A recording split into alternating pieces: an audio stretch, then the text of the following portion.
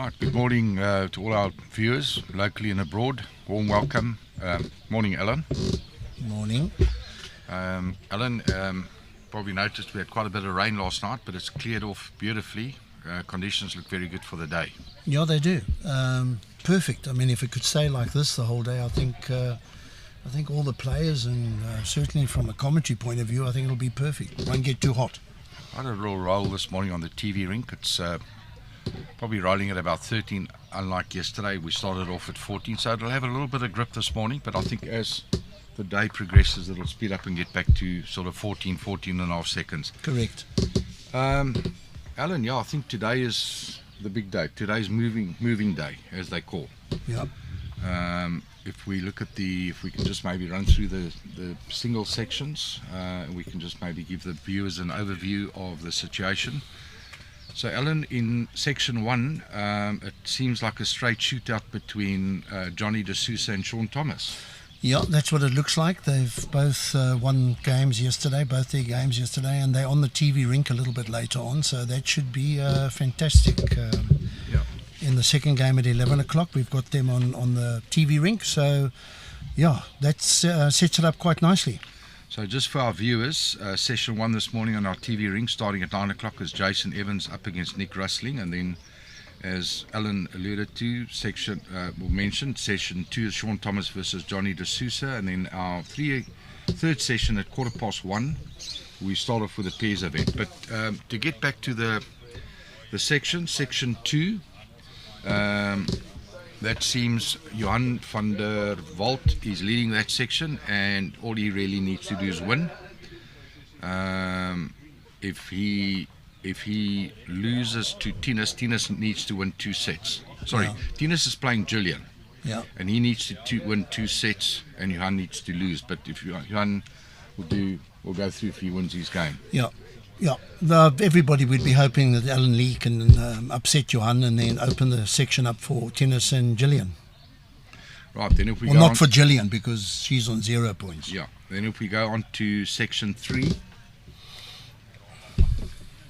Section 3, Stoffel is leading, Stoffel Lambrecht, last year's pairs winner, is leading that section, and all he basically needs to do is win, otherwise Colleen needs to win by 2 straight sets. Right. Alan, section 4, Jerry needs to win his game. Yeah. Simple as that. Yeah. I think Jerry shared Ryan Truter, doesn't he? He plays Ryan. He shared a section, a set yesterday. Yeah. So he needs to win. Yeah, he plays little young Ryan Truter. Alan, and then in section 5, Wally Brown. Dark horse. Yeah. All he needs to do is to win to go through. Otherwise, Petula Fontaine needs to win both sets. Okay. Then, interestingly, in section 6, we got Wayne Roberts leading that section.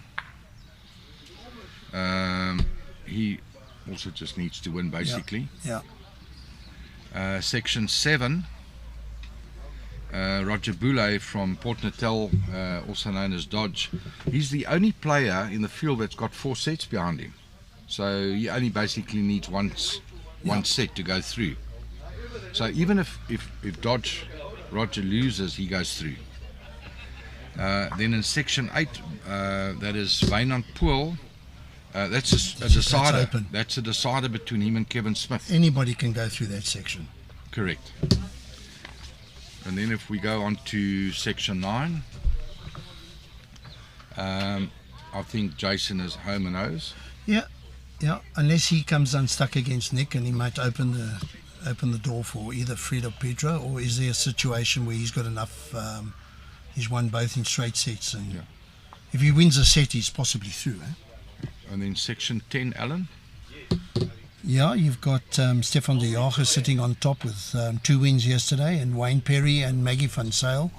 Just to mention Wayne, it's good to see him back. I haven't seen Wayne for many years, and it's good to see him back on the green. So basically, Stefan de Jager, if I've got it correct, needs to lose his game in order for Wayne to win both sets to go through, correct? Yep. Right, then we're on to section 11. Andrew Sturley's leading that section. Yeah, that's also, he wins and he's through. Wayne Roberts on 1 point, Corne Nordia on 1 point.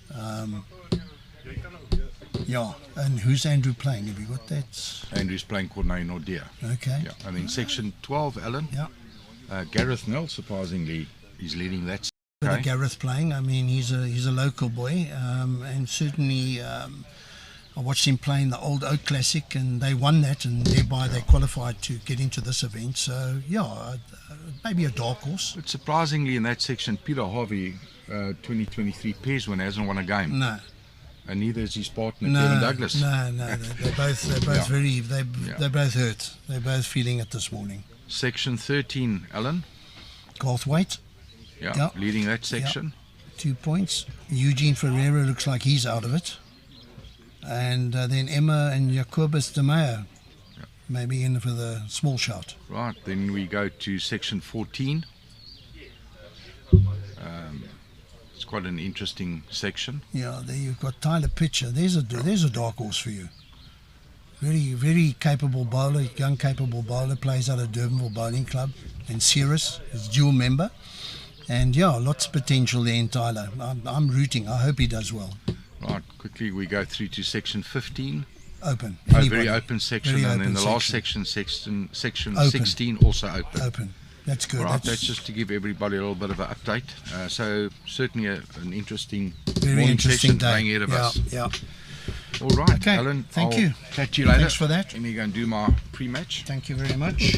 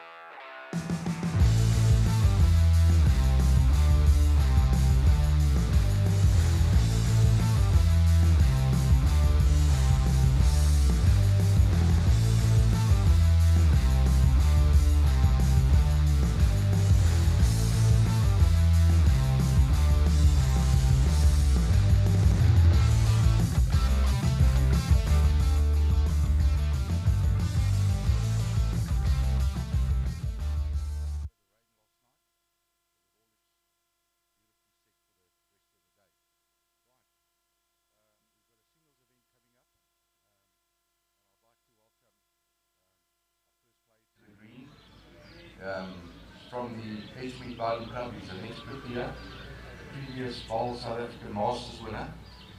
Please welcome, give him a hand of applause, Nick Rustling.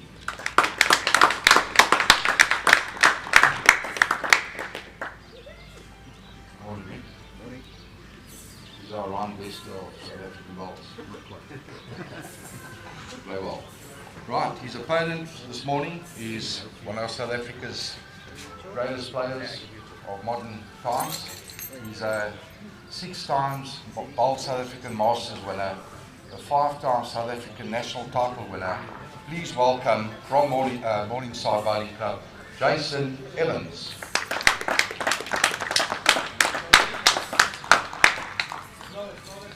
Welcome, Jason. Cheers, mate. And with that, it's over to Oelofse in the commentary box. Thanks for that, Johan. Right, what a game we have in store. I think Johan set it up there beautifully. One former Protea, still very competitive player in Nick Rustling, and the legend in Jason Evans. What he's done up in South African bowls over the last 6 to 7 years, and before that also, is quite phenomenal. If you'd watched the Masters, you would have seen the celebration when he won that 6th title, and well-deserved win. Got to know Jason very well when he was here in Cape Town, started his bowls, played against him quite often. I was on selection in Western Province when made him skip. So I'd like to think I saw something in Jason, and certainly he's proved me right.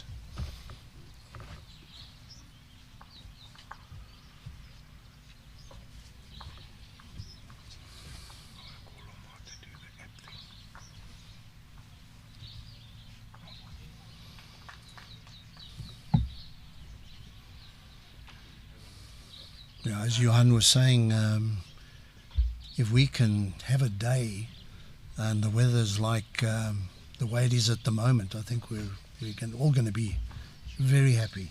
We won't have that heat, but I think irrespective of that, I think this rink is going to speed up through the course of the day.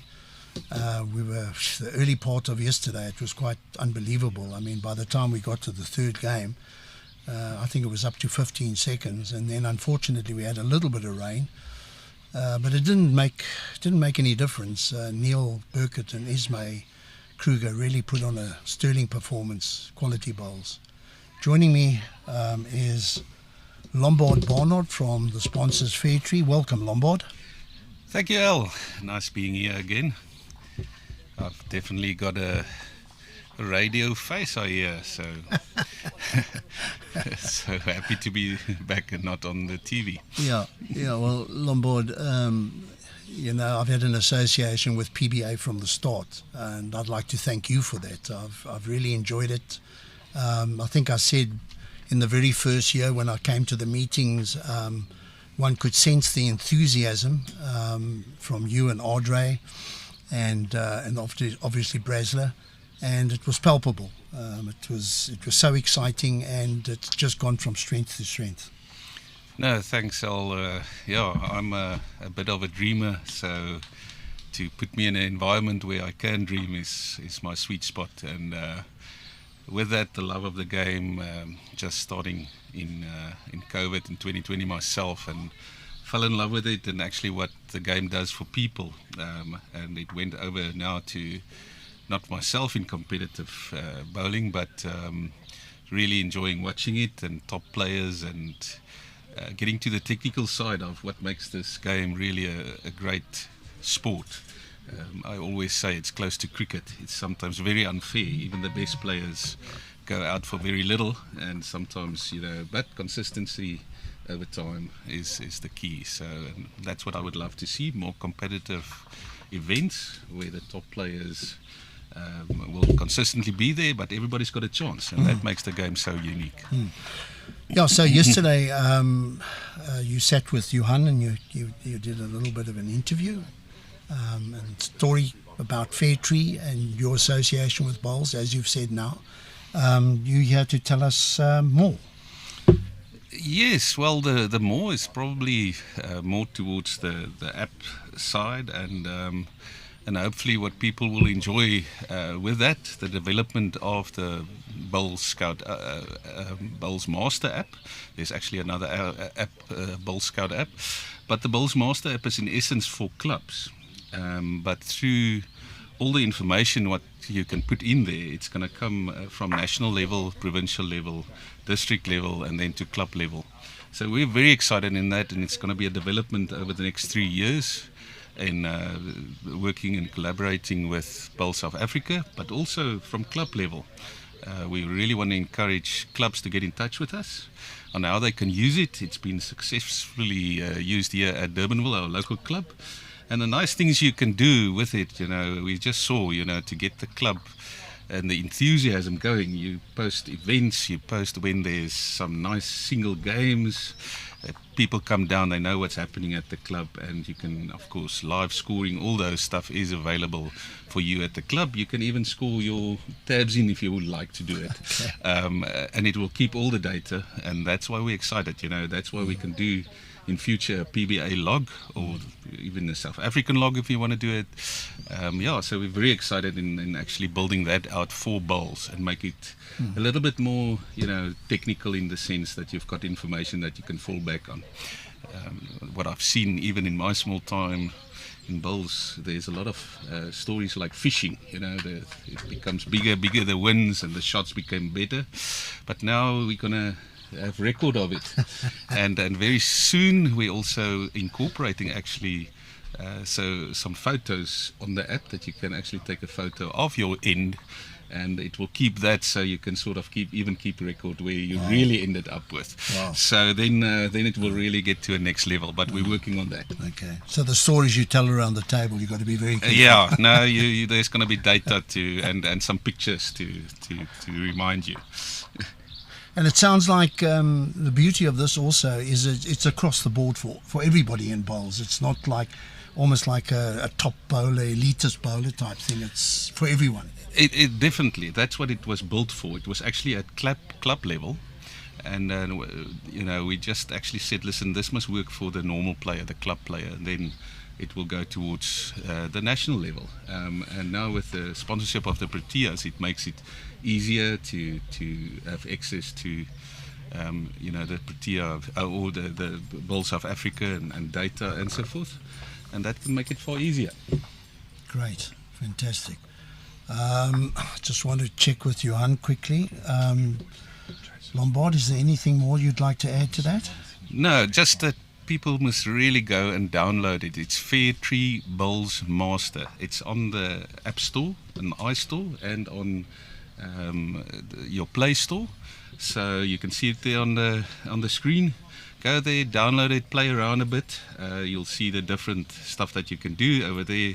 You can go and click on that World Bowls Tour qualifying event. You'll see all the data here, the logs, everything. You'll even see if you go on there, the log is also separately there. You can watch it live. Any event, whether it's the PSA Masters or whatever, everything will be centralized. Yes, you can still go to YouTube and Facebook and all those things, but now it will be linked to the app. So at one spot you can go and watch anything that's live, and it goes directly to the YouTube channel. It will give you the results and so forth. Of course, we're dependent on input, so that's why we're also asking the districts and Bowls South Africa and the clubs to really put the data in. We will help with that, so they can just be in contact with us to help them to do it. Lombard, thank you very much once again. Magnificent job you're doing, and you can never get tired of that, I'm sure, but you are. I mean, that's a fact. I mean, you're doing a fantastic job for bowls, so please keep it up. Thank you very much. And like I said, it's so easy. As I'm sitting here, I'm actually scoring games. So while we're talking, so anybody can do it if I can do it. Okay. All of the best. Thanks, Enjoy. Lombard. I'm now going to hand over to Johan du Plessis, who's going to do an interview with... Are we doing it? Okay. No, it's okay. I don't mind being thrown in the deep end.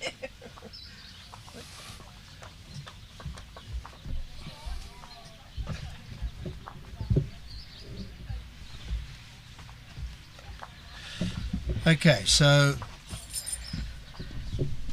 I don't think I'm wrong in saying that Lombard Barnard is becoming a legend in the game of bowls, and I happen to be sitting next to another legend in the game, in Colleen Piketh. Welcome, Colleen. Thank you very much, Alan. It's such a pleasure to be here, and Absolutely. And to talk about Colleen Piketh, the person, the bowler. I see you on Facebook, and we correspond from time to time, and I know my wife Pam is a very big supporter of Colleen. So you've just been placed on a committee. Yes. Am I right? Yes, the SASCOC Players Commission. Okay. Yes, the Bowl South Africa nominated, they had to give nominees, and then we were elected from those nominees, and I was elected. So yes, it's a 4-year term, and our first event, I suppose, is coming up now in April. We're going to Namibia, and it's Sonak. Okay. Yeah. So, All right. No, yeah. And Yeah, that's something different. Something. It's great. It's great for the game of bowls, though. I mean, that's the important part of it. You have somebody like yourself, and I don't know how the qualification process actually worked, but if it was just a case of choose somebody from Bowl South Africa, then you must have been there on the list. Quite honestly, you must have been top of the list. Yeah. No, I think it's important for me, and like somebody said to me, you'll be the voice for bowls. Good. You'll be the representative, because we get forgotten. Bowls sort of get moved aside sometimes, and so at least if we're represented on that committee, we can voice for bowls. For sure. Be a voice for bowls. No, so. absolutely, and it's I think it's been the case as long as I've been involved in the game. It's to actually participate and compete against the other sports has always been difficult, and I know we would have spoken over the years personally, talking about the game of bowls and how do we eliminate this image that the game of bowls has got. Exactly. And I try to tell people that no disrespect to when you drive past a bowls club, any given bowls club, maybe you get the wrong impression, because if you've played at international level, or if you participate in competitions like the nationals and the inter-districts and things like that, it's a totally different picture. Totally, yeah. And I think that's why it's important to get it out there on the screens, get the people watching. I know from Potters, the people were just absolutely enthralled with just being able to see some kind of bowls, So, and it's good. It's good for the game, and it's good exposure. Yeah, well, you've brought up a topic, Potters Resort, and I've sat and watched, I don't know how many different every year watching Potters, and to be able to watch this year and to sit on the couch at home and be so proud of that performance. Yeah. Take us through that game. Oh, I don't know what to say. It was amazing to firstly be there, just to be given the opportunity, and to know that you have to play Mervyn King in the first round was just like so. But I think I am sometimes a slow starter, so to get into the game. But he eventually, once I made up my mind as to what I'm going to do, then it became easy, But in the beginning, if you're chopping and changing, then it's So once I decided, then I felt comfortable, and then I just played my game. Yeah, and once that game was over and you'd got that victory against Mervyn King, how did he handle that? Was he in a state of shock? No, he was a gentleman. Good. He congratulated me and said, "Well bowled," and so fantastic. And even on the green, he was that one shot where I was trying to play, and punch my ball onto his to sit for, across the head kind of thing, and even then he said, Great shot. great shot, Yeah. but it didn't work out kind of thing. I think so. the one thing I picked up from Lombard and Audrey, they went over a couple of years ago when Kevin Douglas and Peter Harvey played. Yeah. And the one thing that they said to me was that all those participants are, so open, Yes. and they, a lot of good banter and camaraderie going on. Absolutely, yeah. No, it's just a whole vibe there.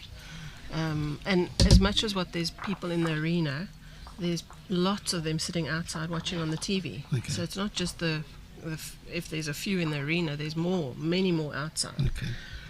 So there's got lots of TVs around, and everybody watches from there, Wow. So, yeah. And I mean, you've done so much, Colleen. You've been all over the world, but I'm sure that was special. It was. I said to somebody before I went, I mean, just firstly to be nominated by the PBA South Africa, and then to be selected out of the pool was special, and then obviously, to get a chance to play. Sorry, for Jerry to not being able to play, but I got the chance and I played, and it was amazing. So. Well, I think the bonus is that the chances are Jerry will have lost to Mervyn King. So. Well, I don't know, but no, this is the thing Jerry and I have got going. So I'm just going to. He gives it to me. I'm going to give it back to him. Okay, no, that's cool. You've got to know us to understand it. But Colleen, thanks very much. It's absolute pleasure chatting with you, and keep going. Keep going through the week. Okay, I've just been told by Johan that Colleen's going to stay with us. Fantastic. Johan and I think we've spent a lot of time yesterday without a break. I know I was getting a little bit tired of him. He must be getting tired of me. Never. Okay, Colleen. Well, let's focus on the game. Yeah. Two very good, experienced bowlers. Yeah. Absolutely. And very good bowlers too. Oh, well bowled, Nick. Yeah. There you go. Is he on the board? Yep.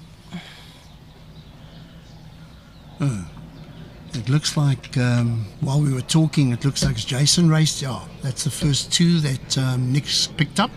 He's on the board. Yeah, I was fortunate. I took a year off from Constantia Bowling Club after 40 plus years, and during COVID, without even knowing COVID was going to hit us, I decided to join Western Province Cricket Club. Okay. And I had one season with Cricket Club, and Nick was there, and we played quite a bit together. We played Western Province competitions and nationals. Okay. And eventually got knocked out in the quarterfinals of the pairs. But what a competitor! Yeah. I know Nick from when I started playing bowls. He was in Sables. He played in Sables, and also used to play. In things if we could or. A lot of bowls with Tians Fraser. Tians, and Merv and Rika Lynn. So and always a fierce competitor.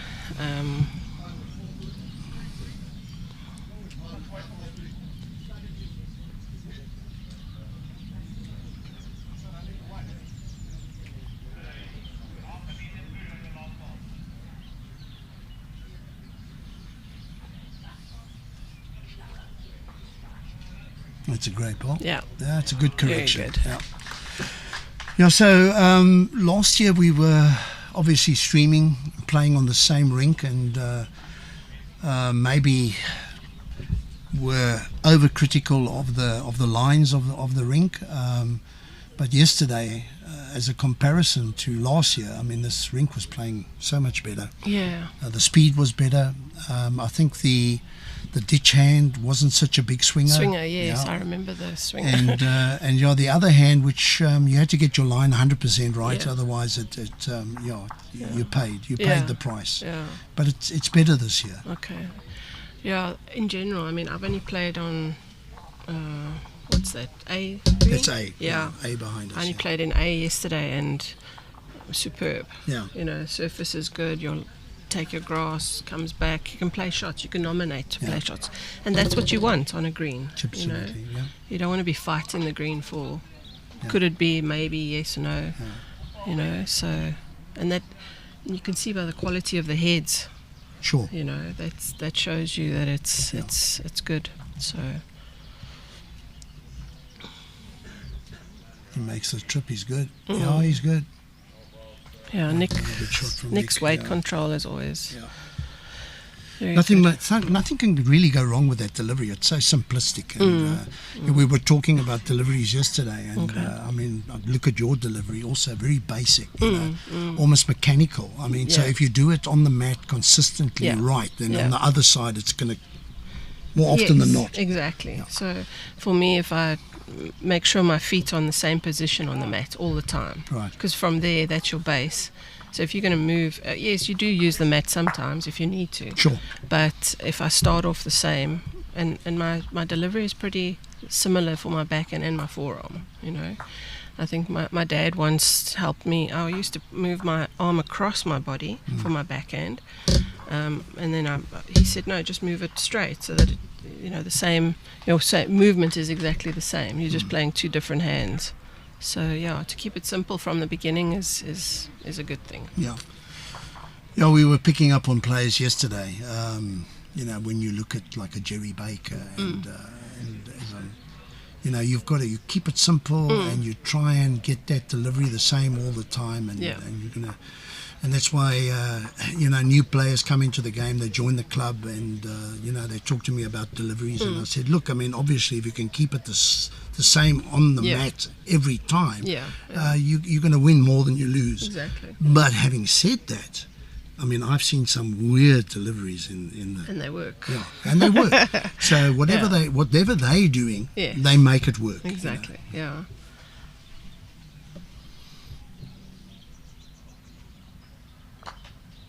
Very good start from Jason. Very good. Looks like Jason's picked up on that swinger, and Nick is playing the slightly tighter hand. Also, the left-hand bowlers get a get totally different line. sure. Yeah. It's a very good So very correction. good. Well bowled. And Nick opting for the tiger bowls as well, which is slightly wider than they tend to come back to the jack compared to the tiger pros that I play with. Yeah, Peter Harvey, a clubmate of mine, also plays with tigers. A very good bowl. Yeah. He's trying here. And you're still involved with Henselite? Yes. I've been teaching these last couple of, a year and a half, and I'm finishing now at the end of this term, and going to be going full time into the Henselite. You're looking forward to it. It's going to be the brand ambassador, and being able to play in tournaments, promote the brand, and Well, it's certainly got longevity because absolutely. I mean, I started many years ago, and I think there were... Oh, great adjustment there, Jason. That's a great shot. I think you could play with Henselite or Henselite. Yes. Yes. Black bowls. Black or brown Black bowls. or brown, yes. Black or brown. How the game has changed, thankfully. Yes. Yeah, no, it's exciting, and I think the colours and the shapes and everything they offer is so much better for the game,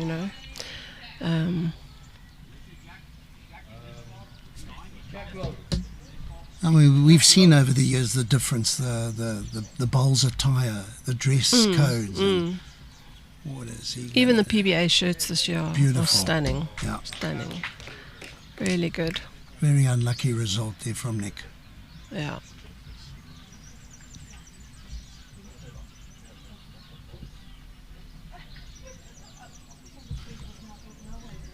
This has become a major event in South Africa and on the calendar, hasn't it? I mean, Absolutely. If you get Bowl South Africa willing to make an adjustment to the calendar so that we can have this tournament, I mean, it's...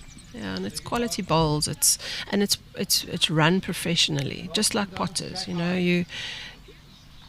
Everything is looked after. you don't have to worry. You know what you got to go and do, and Pitch up and play. And and that takes half your problems away. Well, you know what to focus on. So I wasn't able to get through here on Wednesday night for that little opening. Okay. Were you here?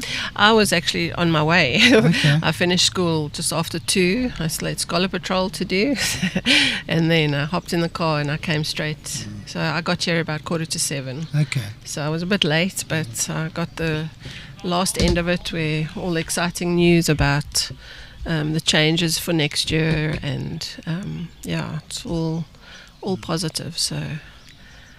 Well, that's what makes it so good, is that we're playing this tournament and they're already looking at next year's tournament, at the changes for the improvement. And I mean, to improve on something that's near perfect, I mean, exactly. That's unbelievable. And I think it's also important to get feedback once the tournament's finished. Get feedback from the players, get feedback from people and whoever, just to know, oh, listen, maybe we thought this was good, but can we change it? Yes, we can. Okay, what can we do? And then build on it,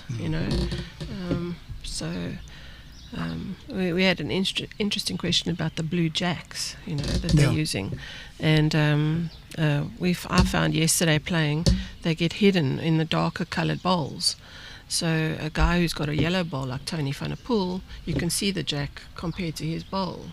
Whereas our bowls, like that if you got a blue bowl, it blends with the bowl. So a guy I played yesterday, he couldn't see the jack, and because mine, it was hidden around my bowls. So all of a sudden your target becomes, so maybe something they could look at for next year, I think I understand that they couldn't see the jack on the TV rink, and that's why they changed it to the blue. Yeah. 100% sure whether the blue jack works.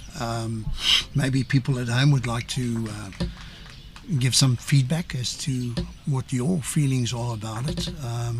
But I fully understand that, and they did a little practice roll and asked if we could see the jack, and that we could. Yes. But the jack was on its own. Exactly. Exactly. Yeah. So I understand where you're coming from, how difficult it can be for certain players. Yeah. I mean, looking at the rink next door to us here, we've got a dark blue bowl and a slightly lighter. Yeah. Yeah. And Petro playing against Fred. Yes. Yeah, Petro and I are going to play in the pairs later on the TV rink. So. So looking forward to that against Niksa and Wayne Phiri. There goes Nick. Yeah, on the run. On the run, got it. Oh, what a great shot! Oh, still the one still down. One down. Yeah, better than 3. Yeah, 2 down. 2 down. Okay. In the ditch, maybe. Sure. That's one thing, Nick.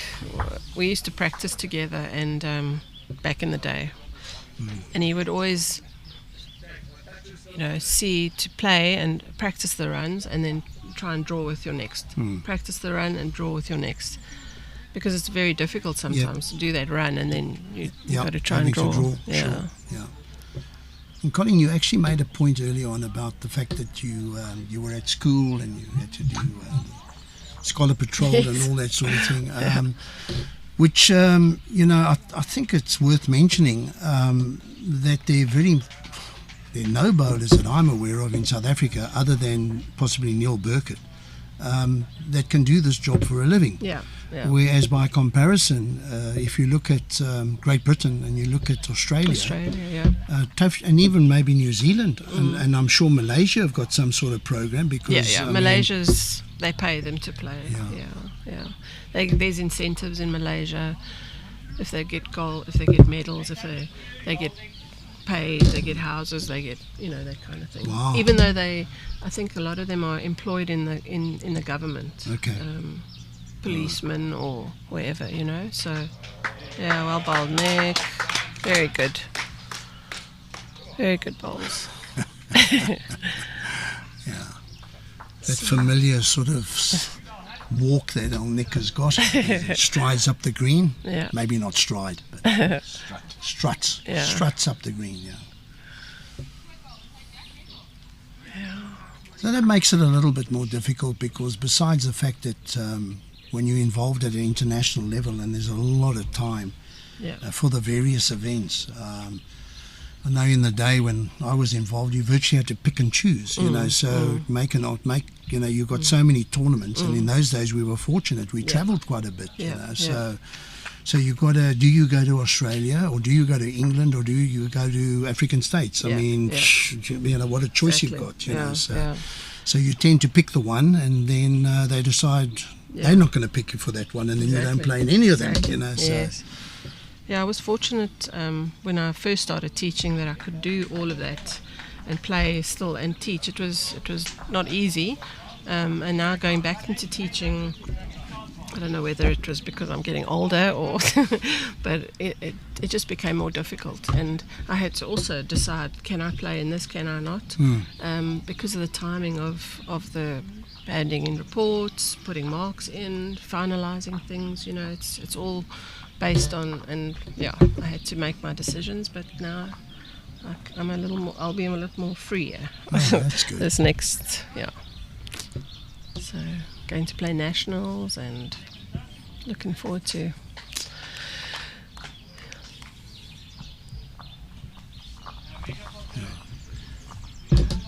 I'm not going to bring up the topic of the gold squad.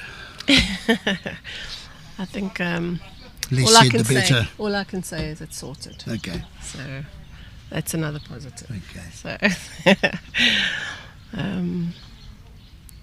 I know my good friend Mornay Skeppers would be asking you all sorts of uncomfortable questions. No, it's all sorted. So slightly under the line here. Good weight from Jace. Yeah. It's rolling away.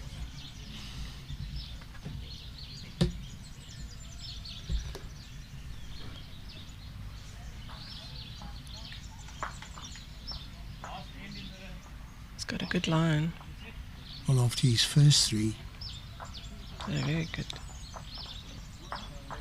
Oh, very good.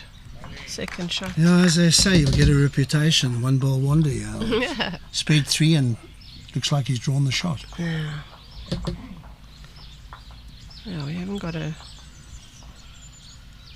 I mean, you've played this game long enough, and I mean, you have those ends that you, for whatever reason, 3 balls go all over the show. But yet the players at this level have that ability just to focus that little bit more, whatever it takes with that last bowl. Yeah. And you see it regularly at this level. Yeah.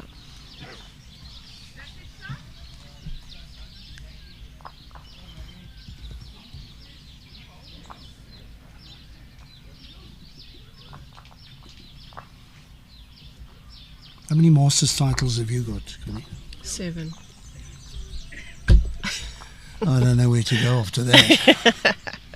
7 titles, oh my word. 7, yeah. Okay. I'm a 7-4-7 now. 7 gold, 4 silver, and 7 bronze. Yeah, I got a bronze once. Yeah. Yeah, it's special. Masters is special. It is, eh? Yeah. Yeah, just to be involved in that is Yeah.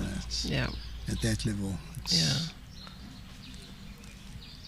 And also, as much as the team sports are enjoyable, you know, when you're on there on your own, you've got to decide, you've got to play, Sure. you've got to, you know, and it's your fault if you lose. Sure. Yeah. You can't blame it on anybody else. And but of the formats, singles your favourite? Oh yes, yes, and I still enjoy the original 21 shots. I feel but going with the times, you got to adapt and.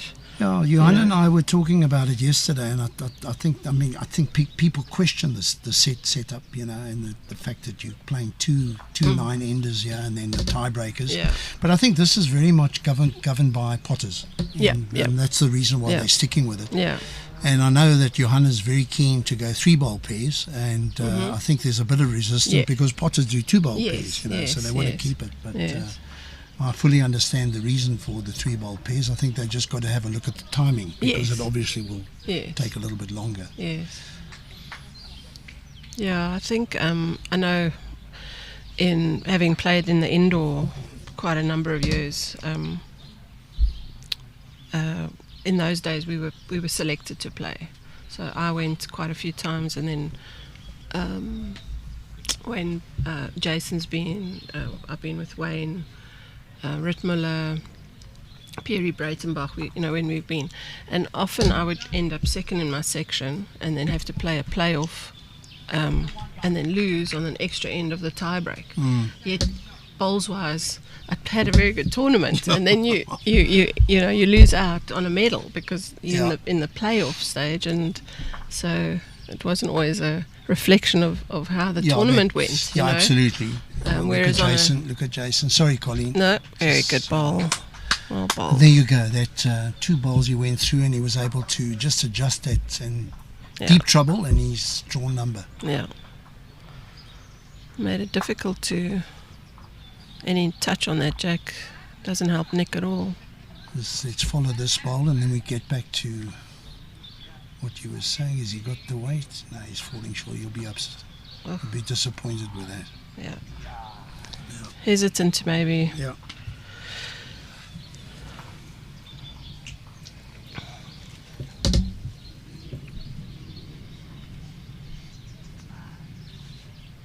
I think if I watched quite a bit of the Masters, I think at one stage you were still knocking on the door there to get through to the final. Yeah. You're in with a shout. Yep. I lost the one against Marizelle, my one shot, and she was unbeaten at that stage. And then going into the last game, I needed to beat Breedt, and Marizelle, she just had to, if she lost, it would have been on shots, I think. Yeah. And then she went and lost, and I went and lost. So, yeah, that's how I ended in bronze. And I lost to Breedt, I think, by 2 shots.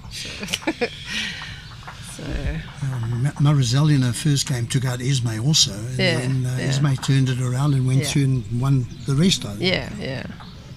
No, Esme wasn't with us.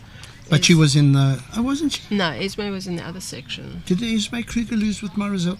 She lost to somebody else in the first round. You're talking about Marizelle Rousseau? Yes, but Marizelle was in my section. Why do I think... I know that Esme lost her first game. Yeah, I can't remember to who. Her confused. She was in the other section. Okay. Yeah.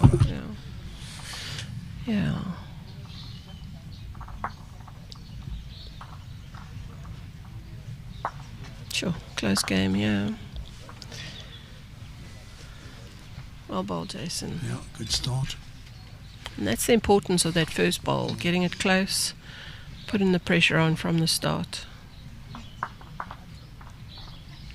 2 shots. Nick is sticking with this hand, which he seems to be... I can see from his reaction he's a little bit confused.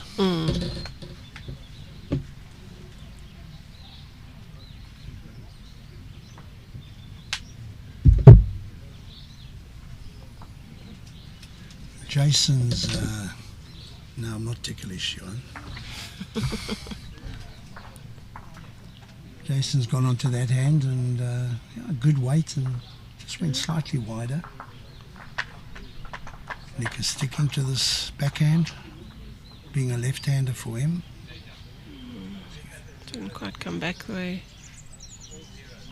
Okay. Okay, he'll take that. Yeah.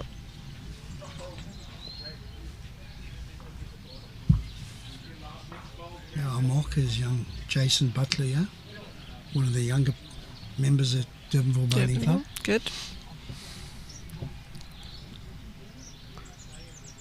Yeah, being a marker is also very important for the players, I think, especially in the singles, because that giving them accurate information is paramount. Yeah.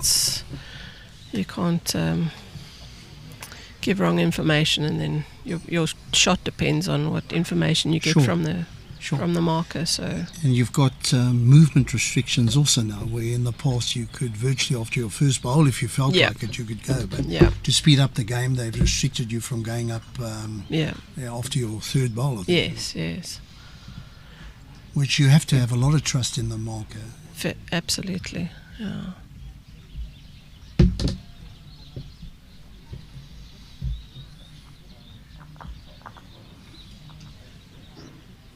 going to bend from there? No.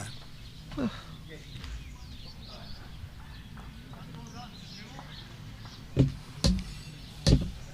I wonder at what stage Nick will turn to the other hand. I think sometimes when you're on the green, you want to get it right. You want to get that hand. You want to perfect it, and yet, even if you just change for one end, go to the other side and see what it. Then your mind shift is then back focus, more focus, probably going back to the hand that you have been playing. Correct. So yeah, That's a good observation.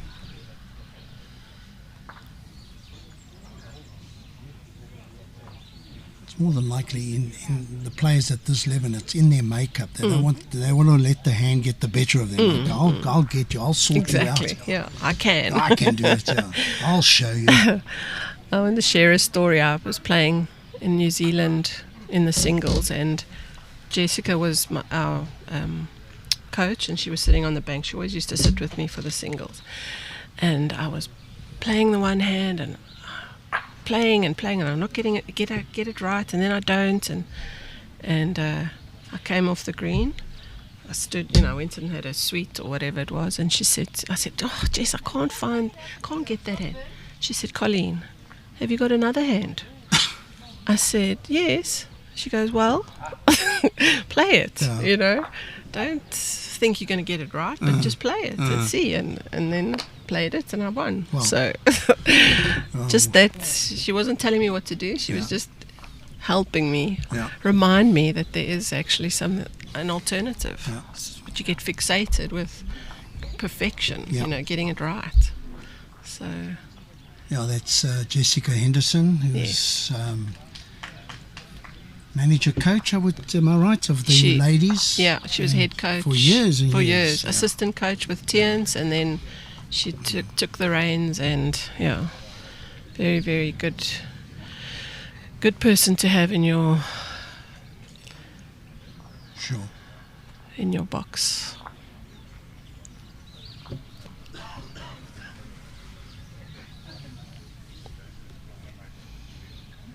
That's a good start from Jason. Very Something good. close. Next, sticking to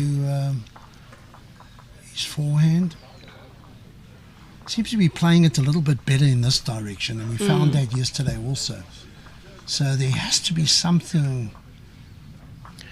sort of difference between the direction they're playing in now, which the head seemed to be better, and going back the other direction. You wonder if they didn't maybe pull the mat up a little bit from that end, from this end, or to play it a bit shorter. If it's doing funny things at the end there, to play it a bit shorter from this end. Let's see.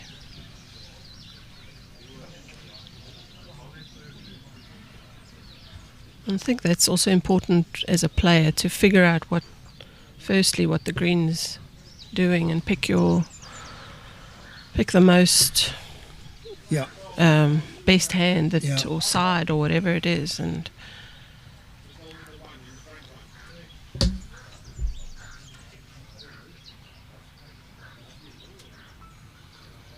I'll tell you the other concept that I quite enjoy, and I wish they change it at every level on the trial ends. We're still having trial ends here this year. I'm almost certain last year they didn't bother with trial ends because they gave every player an opportunity prior to the start of the game to roll on that rink. Exactly. I don't know what your feelings are, but I find that different direction, rolling up and then coming on to playing in the other, is pretty fruitless. Yeah, and I think also you can warm up in a different way. Correct. You can go and warm up and then get your, some people feel they need that rolling.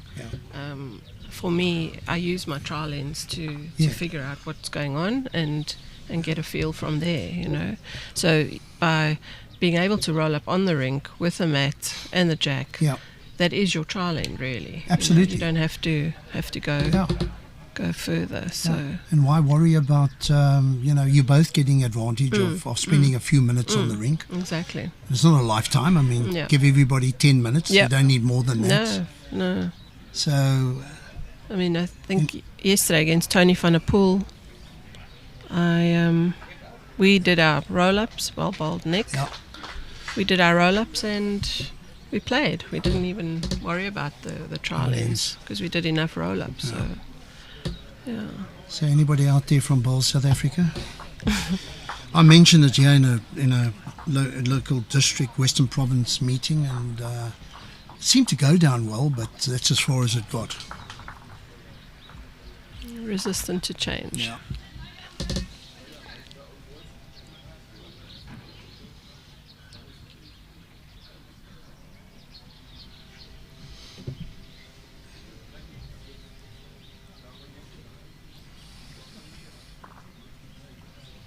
Right, next, Nick has got off to a one-shot start in this end. He obviously needs to bounce back and win this set.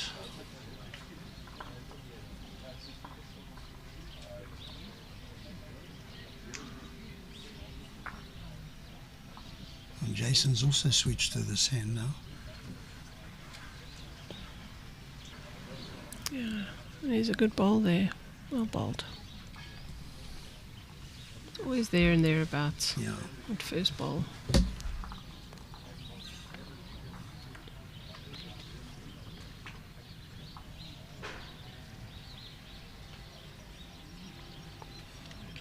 Has he got the weight? Perfect line. Not quite. Yeah.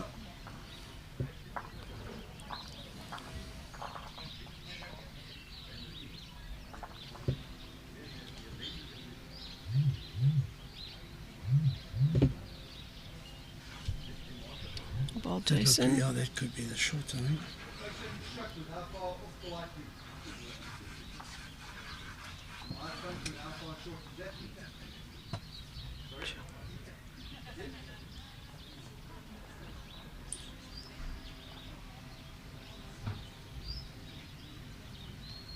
Better switch my sound on my phone off.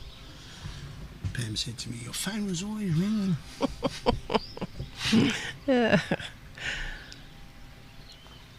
Oh, Well, if he slipped that one, he would have been good. yeah.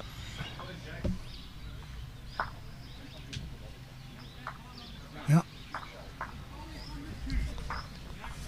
Nick managed to snuck in there.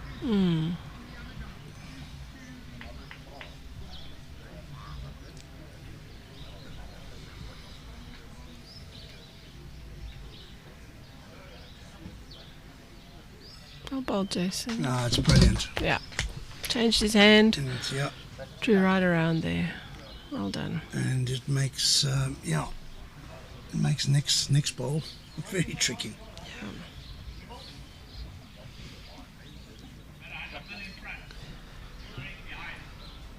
I think he's just having a quick look for second.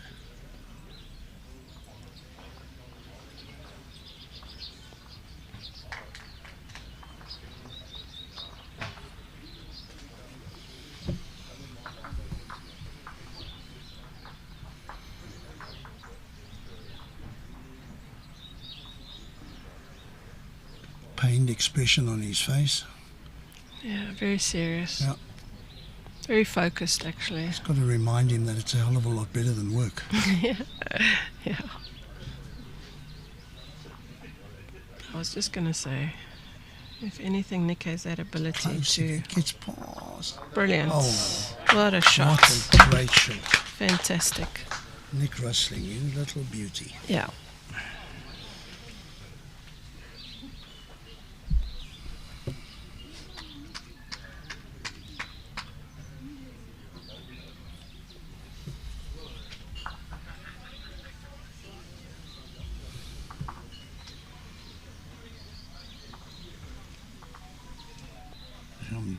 Jason's got a little bit of a target with that level bowl now. Let's Yeah, see if he can something to reach sit that, on. move the whites. He's coming. He's going to get back. Got it. Oh, Oh, very close. wow. Such good weight. Wow, unlucky.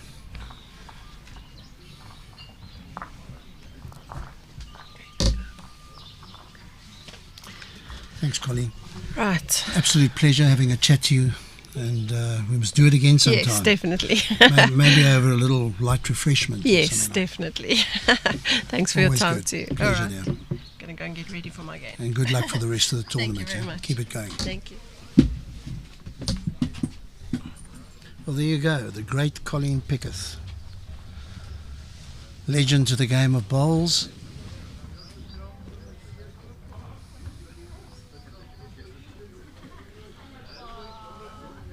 I'm going to fly solo for a little while. I don't know where my commentator Johan is.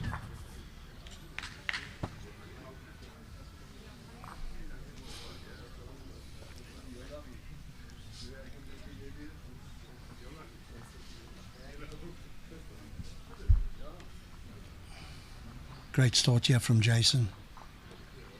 Really top class bowls here today. Right, we found Johan. He's making his way back into the hot seat. Thanks, Johan. Wow, what a fantastic little commentary we had there with information from Colleen Piketh.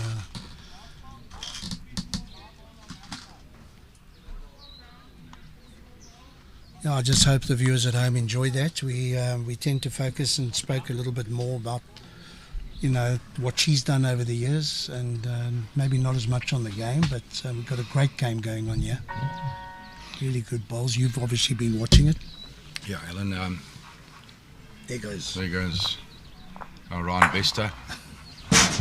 So I think in particular the viewers probably enjoyed the little bit of insight she gave regarding her experience at the Potter's Resort. Correct. Her win and what it meant to her over Mervyn King, etc. Yeah. It's fantastic. Great for South African bowls, great for the PBA of South Africa.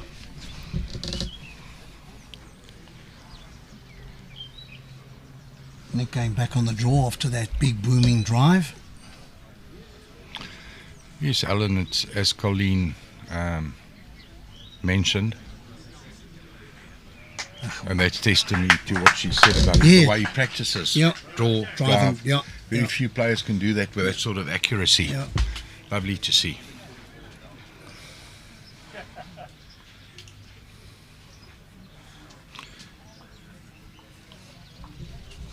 Been a very interesting game, Alan. I think you'll agree with me that first set Jason sort of dominated with his consistency, but Nicky hung in there with that odd one bowl. Mm-hmm. And when it really mattered on the eighth end, when Nicky was holding three and getting himself back into the set, and Jason sort of rushed through with two bowls, Jason actually pulled off the drawing shot by bowling a front toucher, which put the set to bed. So you're going to get back to the jack.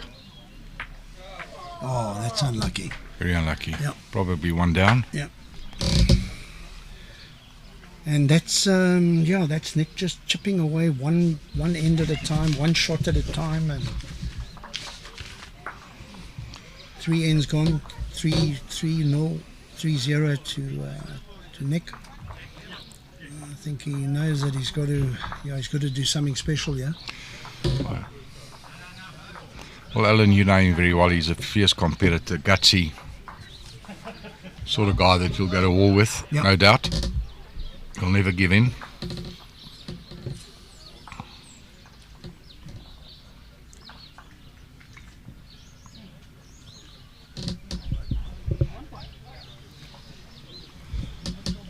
Yeah, one of those special guys. I was fortunate enough, as I said to Colleen, I spent a year at Cricket Club and had the good fortune of pairing up with Nick, and it didn't matter where your bowls were, good or bad. He never got down. He just knew he had a job to do, and if you could help, it was great. If you couldn't, he would go down and get you out of trouble. 100%.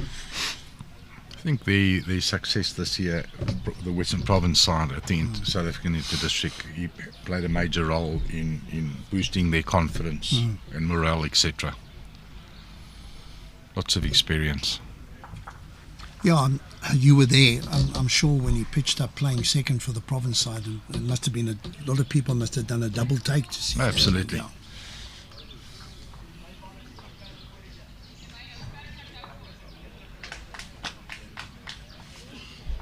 Now, well ball, Jason. He's up.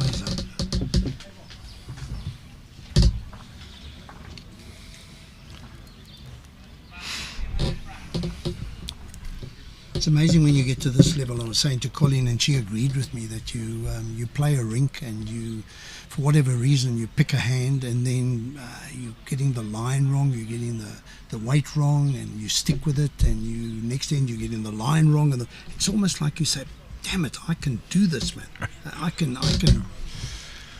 I'll show everybody I can sort this line out and this weight out on that hand. And yeah, I think at this stage, just looking at Jason's game, there's no preference for the hands. He's playing them equally well. Yeah.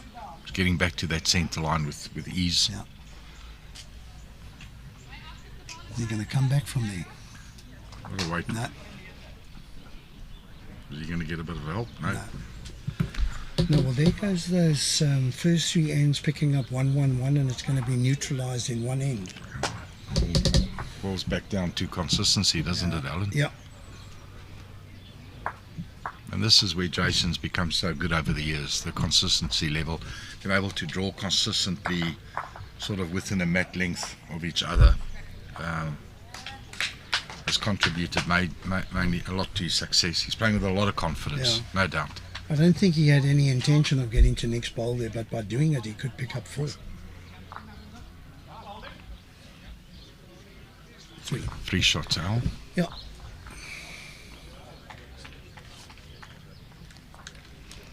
Those are the numbers you don't want to drop. Definitely not. Not against a champion. No, definitely not. And that's over the years, you would also know in singles, if you're going to lose the end, drop a 1. Absolutely. And then try and pick a multiple up, As long as you're only dropping 1, get second shot. 100%.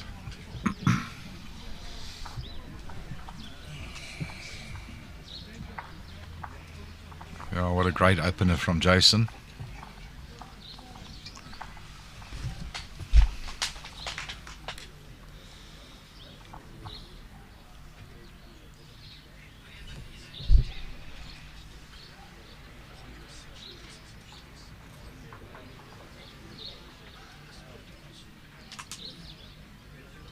As Manuel in Faulty Tells would say, eventually.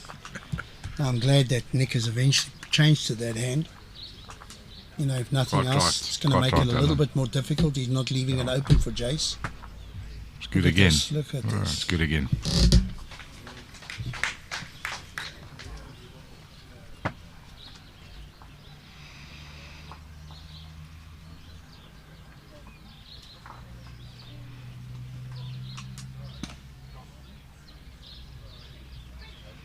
Very unlucky. Alan, it'll be interesting. Jace has now won the BSA Masters, both South African Masters 6 times. He's gone one clear of the great Dougie Watson and Jerry Baker. Yeah.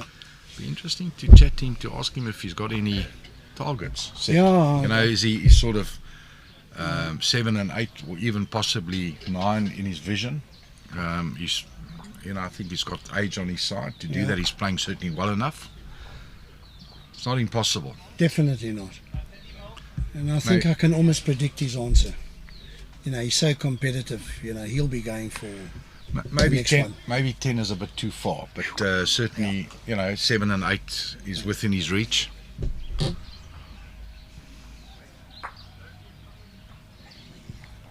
He'd more than likely say to you, look, all I'm looking at is the next one, so won't be looking too far ahead.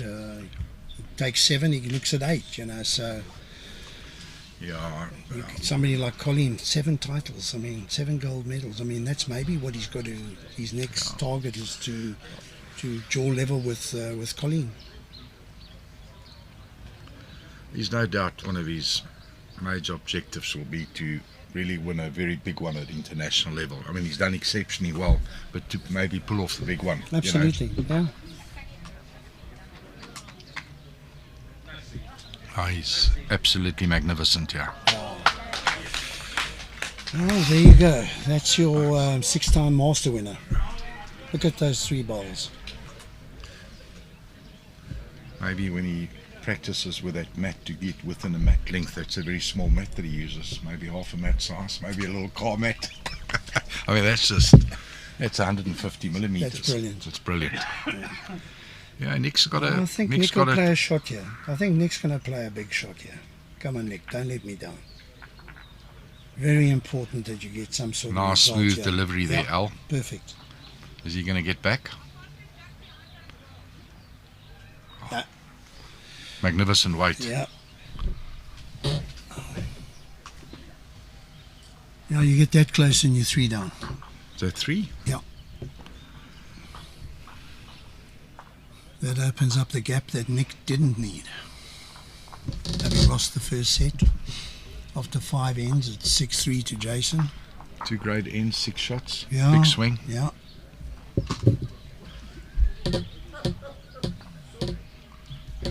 Michiel start feeling the pressure now.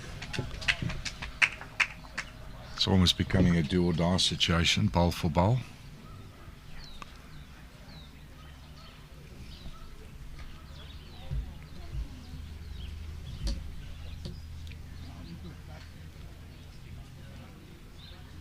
I think overall, over this being the 5th game it's been on the TV rink, I think generally, Johan, I hope you'll agree with me, I think the quality of bowls this year compared to last year on this rink is it's like night and day.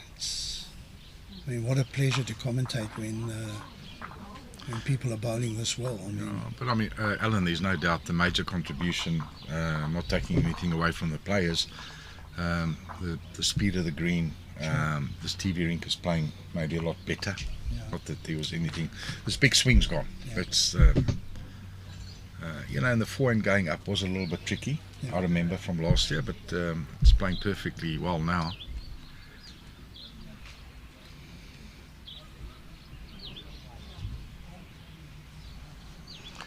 There's no doubt that Jason's got an affinity to this bowling club and the greens. He feels at home.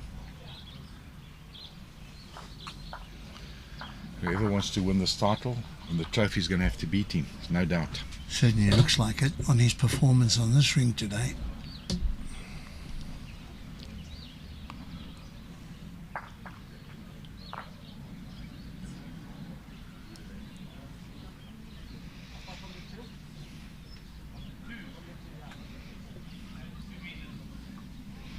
Very interesting where Jason just stepped on the outer edge of the mat to give him that extra bit of bend. See there this time. Dropped a little bit short. Yeah, I thought Nick might have to switch.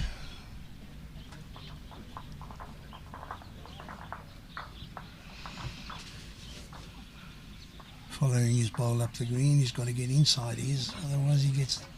Is he going to be a little might bit get a bit lucky? lucky here. No. Quite.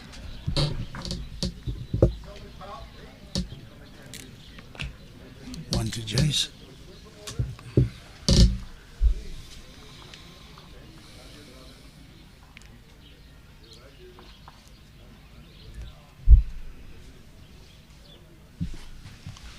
Just a soft draw to the jack will be good enough.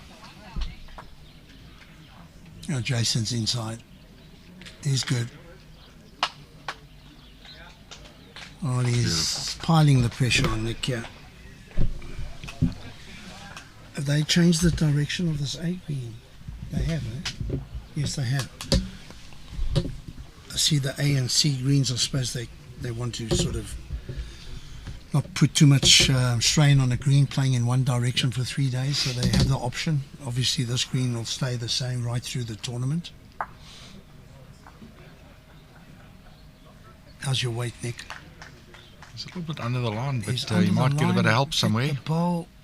Well Oh, done, Nick. got it. Well Well done. done, Well Nick. played. That's great That control. was a very important ball. Whatever you dropped there was going to be open a gap and Absolutely, Alan. Keeps him in with a bit of a chance. Yeah. But one feels he'll have to score on this end, Alan. Yeah. So Jason leads 6-4 after 6.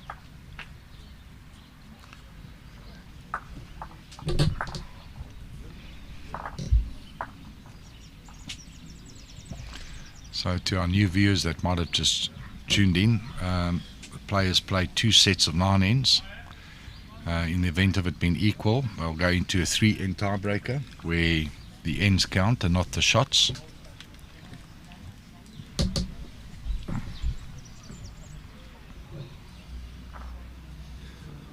Yeah, I think Nick would have worked out during the course of this game that opener is not close enough. I was about to say the same thing. At another level, yes, maybe. Yeah. But there's There you testimony to what you've just said. Yeah. That's the difference.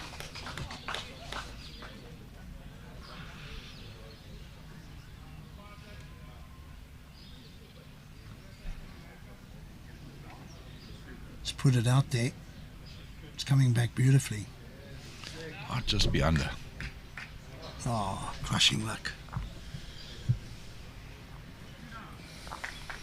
Anyway, Alan, it's very pleasing to see one of our top players as a selector playing this well and with so much confidence. Mm-hmm.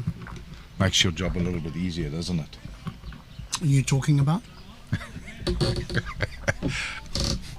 Yeah, no, you're 100%. If you can find somebody like Jason with the record that he's got and the form that he's in, must make your job a hell of a lot easier. You can almost select around him.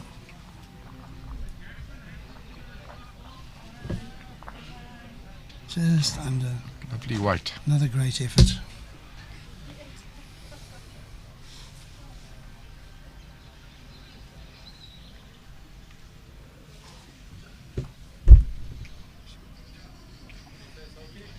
He's got the weight, he's good. He's got the weight, he's good.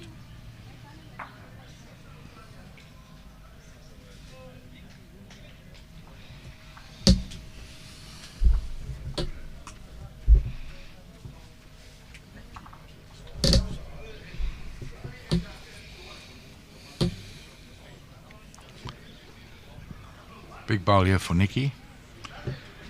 If he plays the perfect shot, there's always a chance that he can pick up a double or even a triple.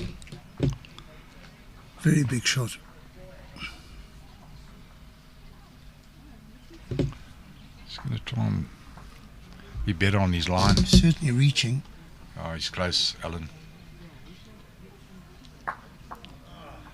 Oh. What a great effort. Yeah.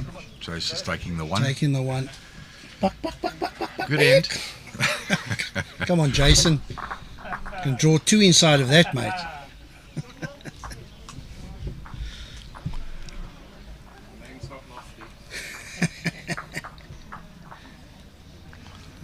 A little bit of banter between the two.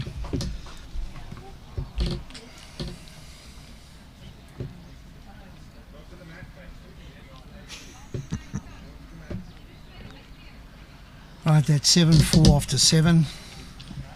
What's his name? Jason Butler. He's been very good. Yep.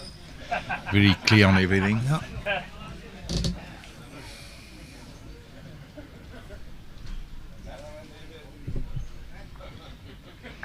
One of the younger members at Devonport Bowling Club, whose membership I think is touching 300. It's as we were saying yesterday, I think it's a case of three bowling greens is not enough. They've got so many members here.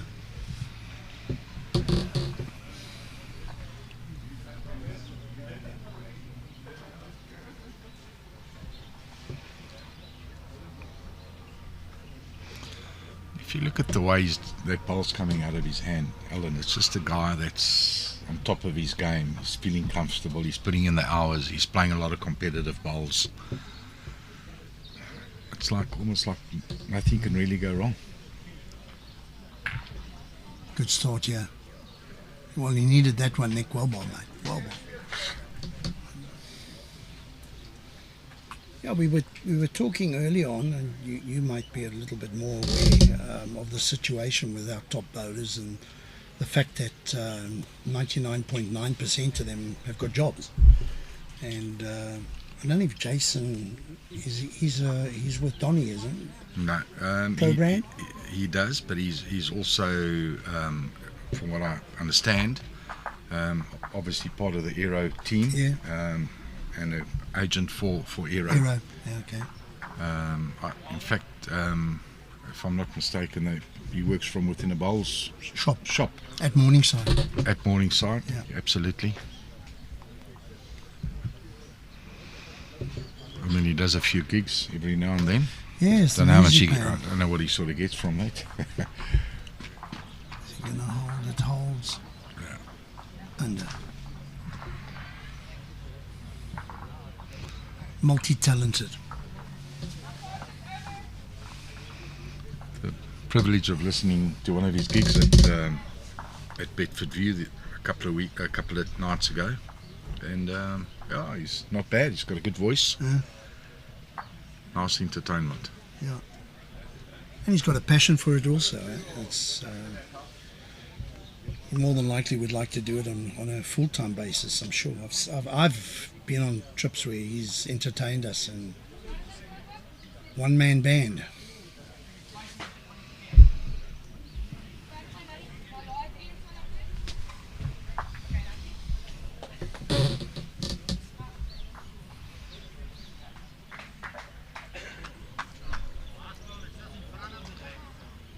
Oh, that's such a great bowl. That takes away the opportunity from Nick playing a plastic shot, sort of turning the jack over for 3. Right.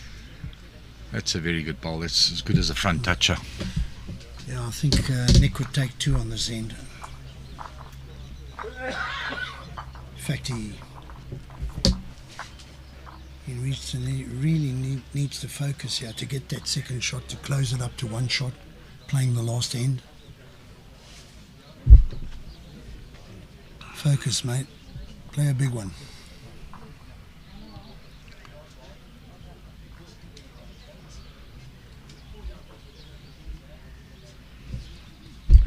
Strokes it away. They're going to make the trip.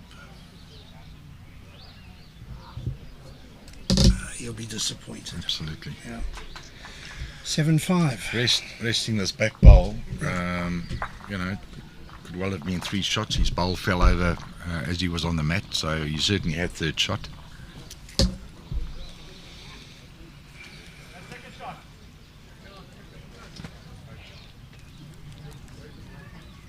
So Nick needs a 3. Well, Alan, needless to say, against the consistency of Jason Evans, it's tough task. You wouldn't no think doubt. so. No. But then Not the again, way I Jason didn't is playing. see Esme getting 3 against Neil yesterday. Absolutely. Got that wrong.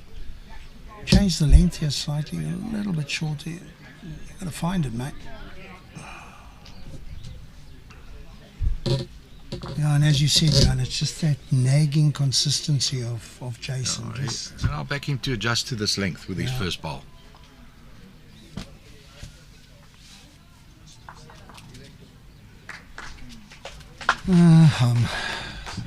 Another one close. It's no good predicting when the bowl's halfway down. No. It was just left his hand.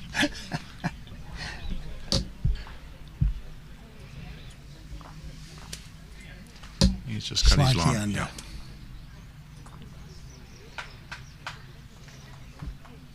Yeah, Jason's thinking, I'll just leave it alone and Just slip get the one arm. between the 2. Absolutely, Alan. Just take away any chance that Nick might have of picking up a multiple here. Yeah, that's a great bowl. Just to go from one hand to the other and make that adjustment and put it in that position is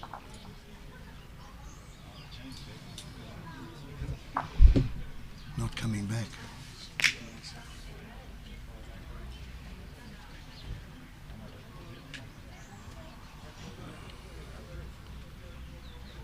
Just got to just leave it alone and match these 2 at the back.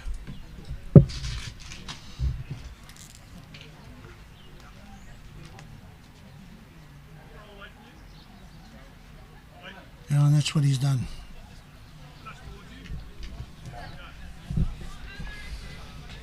No need to go close to the end now. He's started off with a cracking first bowl and now he can just play position. I mean, I don't think it's going to help Nick, but it almost looks like he needs to run the the front bowl, Jason's shot bowl, onto the other bowl.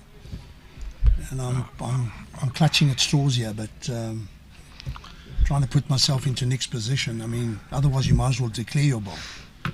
Yeah. And obviously you're still leaving 2 meters open for Jason to draw. Absolutely. You've got to play a shot.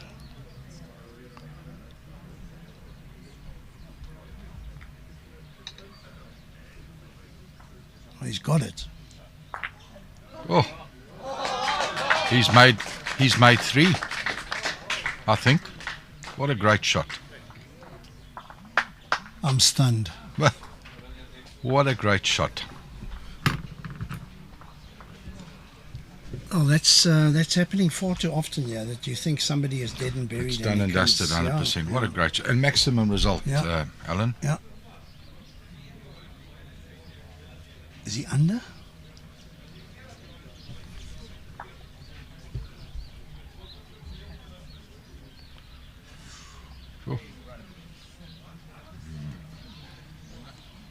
Don't know if it's enough. Oh, Nick fancies his 3.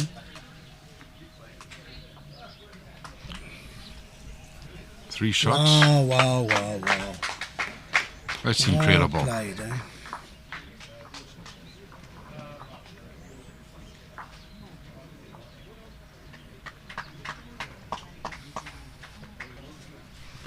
You seem stunned, Alan. I'm thinking of retiring.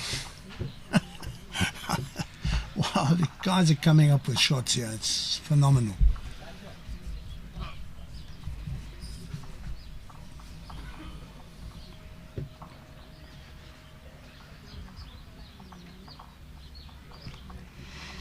Gone for extra short here. First end of the tiebreaker.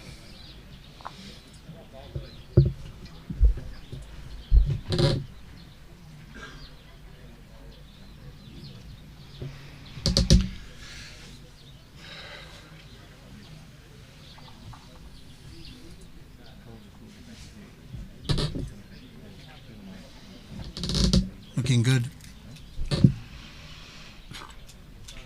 That's a very good start. Well bowled.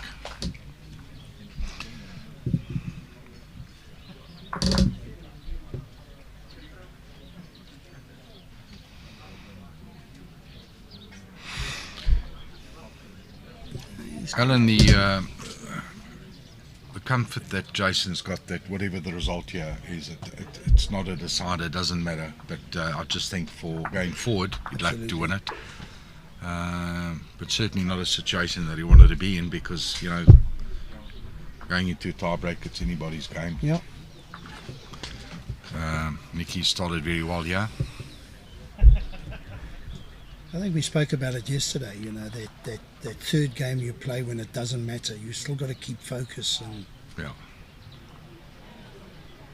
But win or lose, I think overall Jason will be happy with his performance. He's playing well. absolutely. So there's no alarm buttons. No.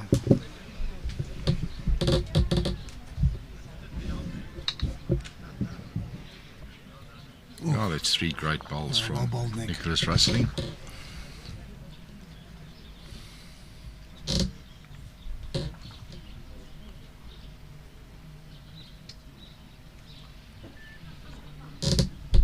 I think Nick is trying to do what his football team Sheffield Wednesday haven't done in a long time, and that's win a game.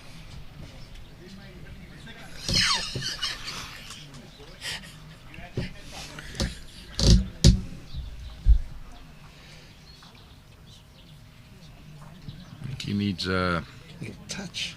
front touch. Yeah. He's got to hit that centre line, just make it awkward for Jason. Looking good. He's got the weight. Is he going to get back to the jack? Bend Not to quite. It, bend to it. Oh, great effort. 4 great bowls. What a time to produce them. Yeah.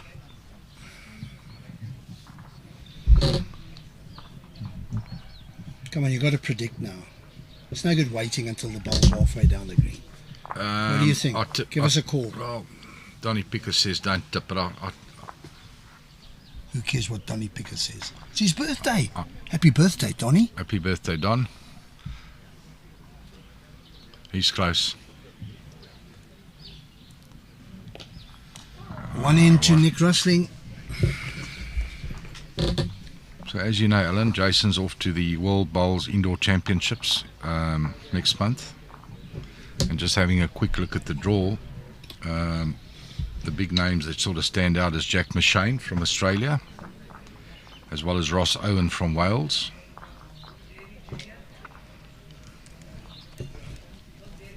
Sounds like he's got an easy section. The draw hasn't actually come out. Oh. It's just the players have been announced. Oh, I see. This is the sort of thing you need to know, and I'll find out at some stage. But well, it's great that Jason's going there to compete against other countries, and we've spoken about this. You know, the competitiveness and playing against other nations and things like that. It's crucial. As you know, he's obviously going over with Esme. Yep. Kruger, and she's got the likes of Kelsey Cottrell from Australia. Heard of her? Yeah, very good one. Abdullah from Malaysia. Probably seen her around.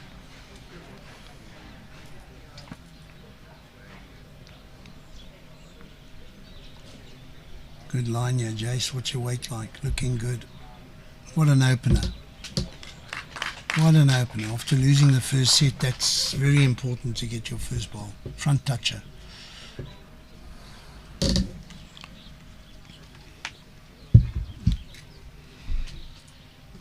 You're going to get back from there, Nick? Good Not effort. wasted. Good Alan. effort. Yeah, absolutely. Nice receiver. Good weight. There's no doubt that Jason doesn't want to extend the width of that shot ball. No. Anything behind will be good. That's what he's doing. He's Yeah. putting it in at the back. Found the centre line, which is good.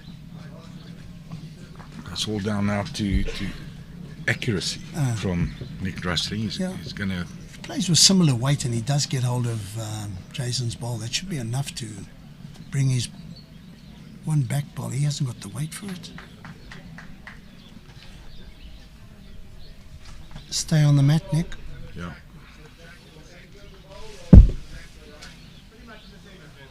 No, he looked at his hand as if to say maybe there was a bit of a sweaty palm, but I think you're quite right. He was quick off the mat there. Jason might just look to cover these two bowls. That's exactly what he's doing. Yeah, it's good. Yeah. Very good. Great spot. Perfect ball.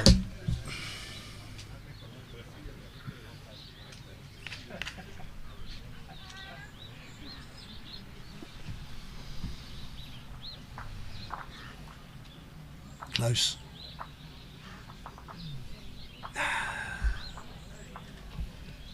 One set all. Go to the final three ends. Third end of the tiebreaker.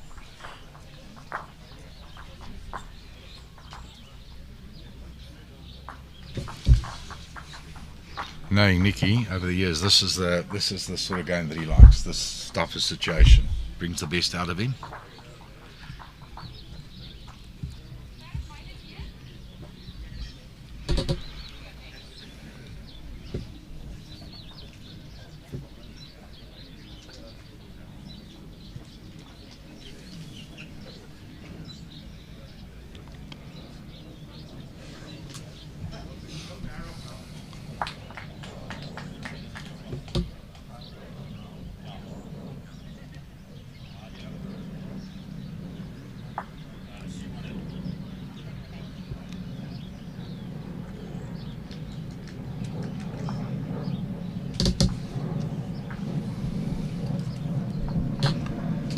Looks very good. Very good start.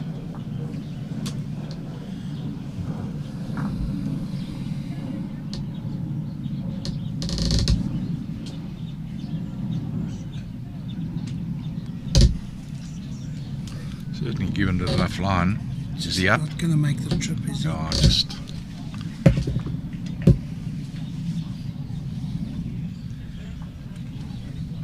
Well, we're getting into that situation with, especially with somebody like Nick on the rink, where you can nominate the burn. So I'm sure if Nick gets into a bit of trouble, That's a great ball. it's a very good He's ball. playing both hands with such ease. Yeah.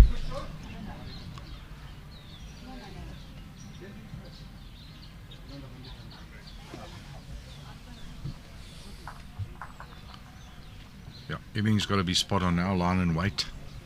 Not much room for Nicky.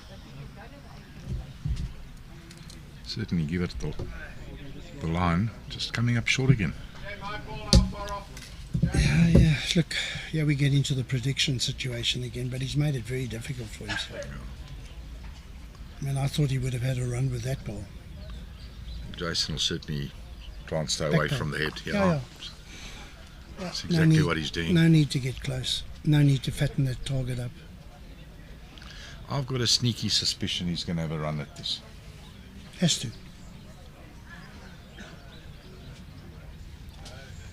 Did he nominate the burn? Hasn't yet.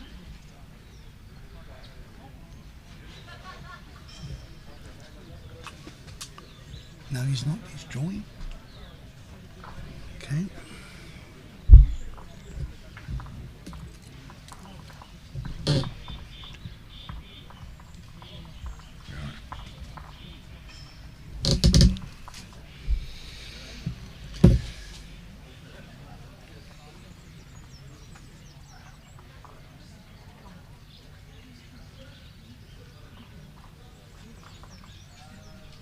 About Jason's option of maybe playing the backhand, his backhand, and dropping one a couple of meters short on the draw line.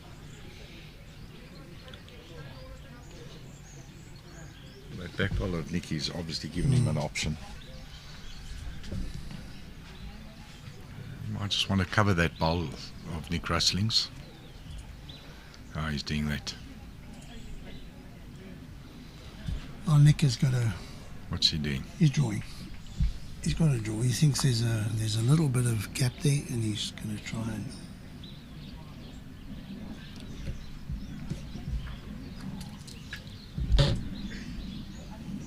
I don't think he's hit All it. in the weight now. Very close. Very close. He's drawn it.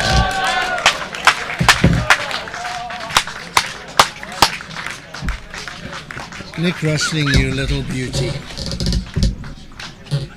You know, I think that whole game was basically spent for that shot. He just said, I'm just going to be here on the rink and I'm going to wait for the last bowl and I'm going to pull out an absolute corker and get all the applause from the crowd.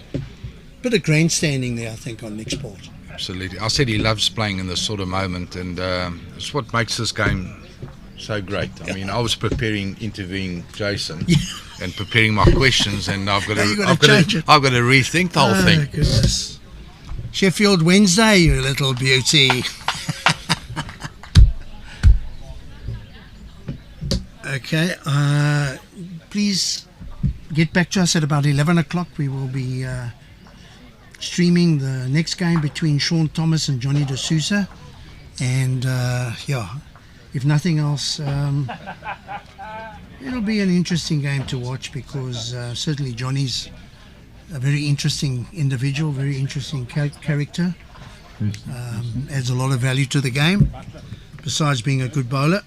Very competitive nature. So and Mr. Bowles, Shaun Thomas, should be an interesting game. So we're just going to hand over to Jan du Plessis to now interview Nick Rustling. See what his views are on that game. Well, what can I say? Congratulations, Sheffield Wednesday. Thank you, Nicky. I was preparing to interview Jason Evans. You sort of stuck it out in that first set, probably outplayed on consistency, but managed to get that odd bowl close to hang in there. Went down that first set. Played a sensational shot in the second set. We made a bit of a mockery of myself and Alan. We didn't see that. We thought you were going to play something different. What a great three you made there. And as I said to Alan, that you live for these moments. How did you see the game? Yeah, I think you summed it up pretty well. I thought Jason was his consistent brilliance with his first wood. It's being in the white first set. Had half a chance to get a peel just inside, but fair play. He was the better player. And yesterday I had a good long chat to Cheryl's son Ryan about never give up, because the ball is round, anything can happen, and the proof is in the pudding. I trailed the white for a Phiri. I expected Jason maybe to have a little trundle, sit the 2 woods, trail the white, but he went to his strength because he was drawing well, and then hung tough in the tiebreaker. Absolutely. Nikki, you out of the section, out of your singles game. Looking forward to the pairs game playing with Ryan. Yeah, tremendously. I think that's what we've come for, to see if we can do well in the pairs. Let's be competitive, and we'll see what happens. The week is still long. Great. I'm sure everybody will agree with me, both the crowd and the viewers from all over the world. That was a lovely game to watch. High quality. Again, when you play a top bowler, well, number 1 in the country, top singles player, he's going to Aberdeen in April. Yeah. You want to be competitive. You want to still show the boys that you can play, and I think I had to get one over JBA for Western Province. Yeah. Well, you go. You showed what makes this game truly fantastic. The old saying of never give up, and you were a great testimony to that. Yeah. Well done, and enjoy the pairs. Thank you. Thanks very much.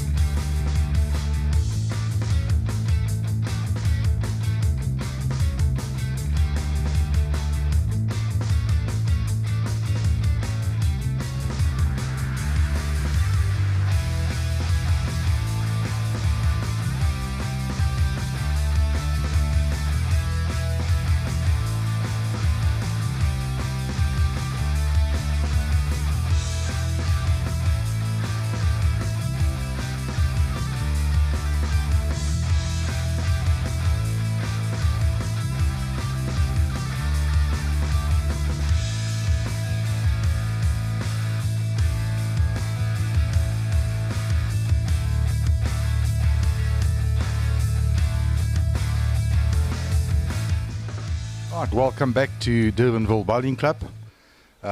This is the 11 o'clock singles game. It's Section 1 singles event. It's a decider between two. Hello. I'd like to welcome our very first player. He's a previous Western Province Masters winner. And one of his other accolades is that he actually lost a game of pairs against our two sponsors, Lombard and Ardre Barnard, a couple of years ago. We welcome from Goodwood, Johnny de Sousa. Welcome, Johnny. Have a good game, pal. Thanks. And his opponent this morning is a current Protea player, playing out of Morningside. 2022 SA singles winner, Mr. Bowls, Shaun Thomas. Welcome, Shaun. Have a good game. With that, it's back to our commentary box. We've got Peter Harvey with myself. Enjoy the game.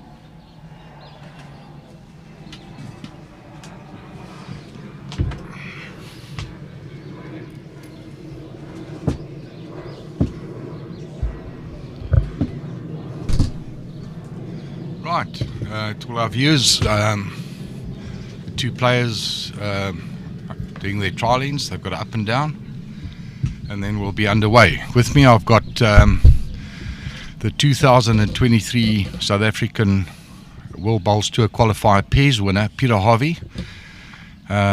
He's got the jump seat next to me. Welcome, Peter. Hi, Johan. Pleasure to be here.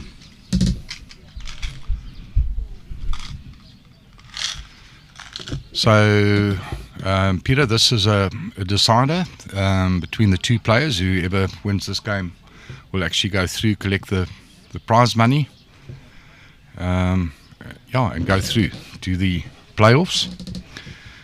Be an interesting game. I think it's going to be a great game, Johan. I like the way Johnny plays singles. Very, very tough player, very tough guy to beat with 4 bowls. And Shaun Thomas, as you said, won the SA Open. No slouch. I think we're in for a goodie.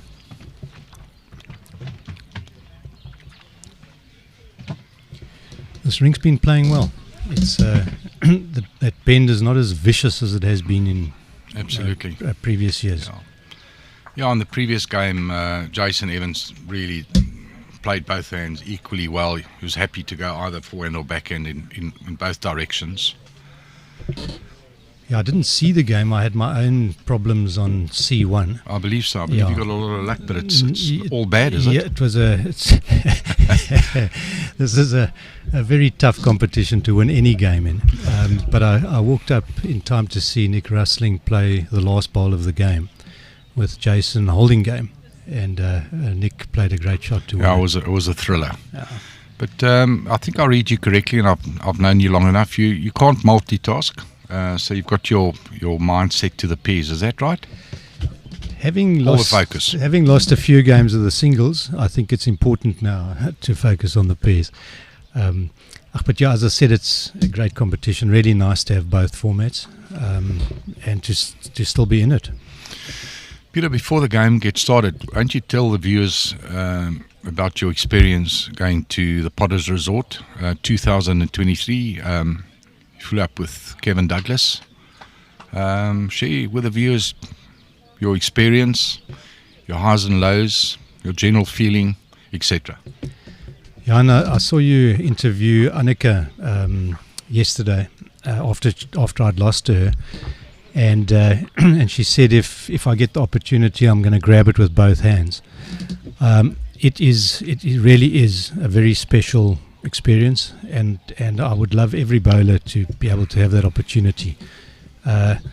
It's I mean the players there, you up with the best in the world. There's no egos. They really all a great bunch of guys, exceptionally talented, and on that slick surface, it's different. For the South Africans, it takes us quite a while to adjust to the speed.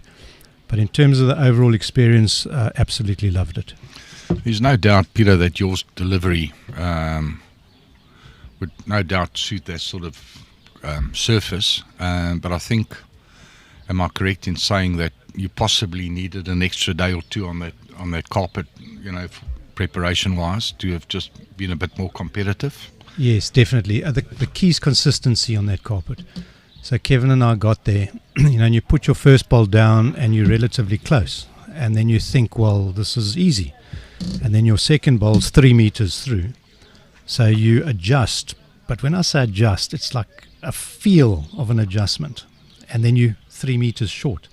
So just to get that consistency is why you need hours on the surface. Absolutely. With what bowl did you play, Peter? Well, that's a good question, because I play with a normal Tiger in South Africa on our grass. So I went over there and I thought, well, I must go for the Tiger Pro, I must go for the tighter bowl. And I spent a day battling with it, and I was really struggling. So I went back to the normal Tiger on that 17, 18, 19 second Which is service. an extremely popular bowl. Well, it proved to be this year. The stronger buyers bowls was the preference. Well, I think once Alex Marshall saw me using a Tiger, he thought he must go with it. Yeah.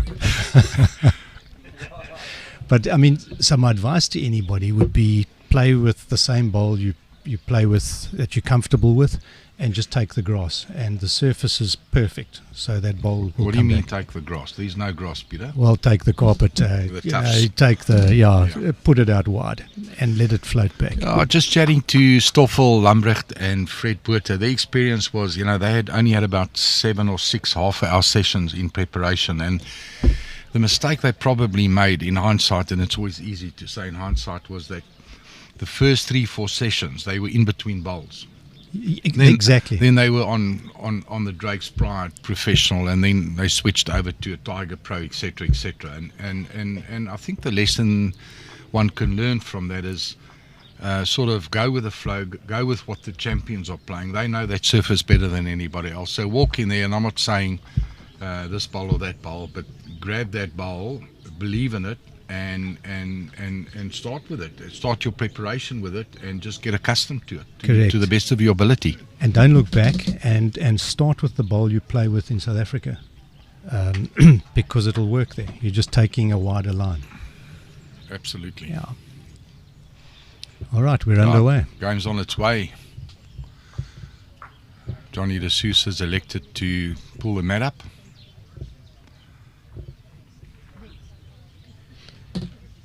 Johnny plays with the Tiger Pro, so it'll be a tighter line to Shaun's. I think Shaun's playing with the Aero Groove. Yeah, correct.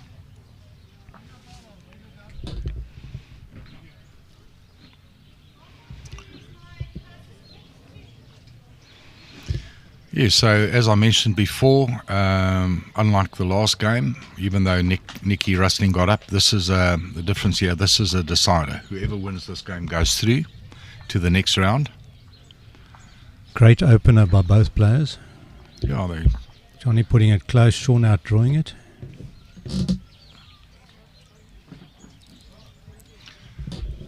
Never wasted. Johnny's last bowl.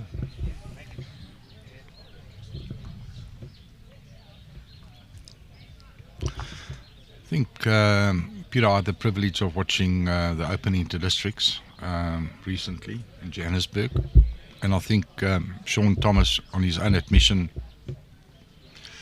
will admit that he's been slightly off form, didn't have his best inter-district.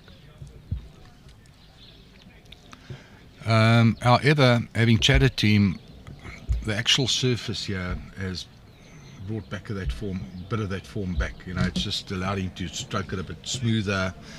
It's perhaps improved his rhythm, etc., etc. And yeah, he's competitive. Yeah, his first 2 bowls here were excellent. You know, and the old saying, form is temporary, Peter. Yeah. You know, a class player always bounce back to his best. And there's no doubt. I mean, their dedication and motivation is certainly there. You know, sometimes a player needs a tournament off. Some tournaments just don't go as well as others. But, I mean, here he is in the running. And he loves the big occasion. You know, even in that final against Western Province, the second half of the game, he just sort of kicked on and had a superb second half.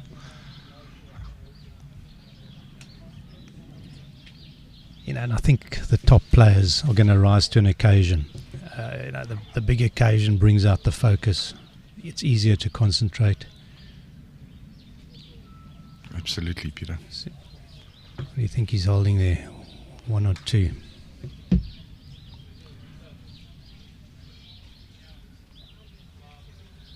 It's 1 and a look to Shaun.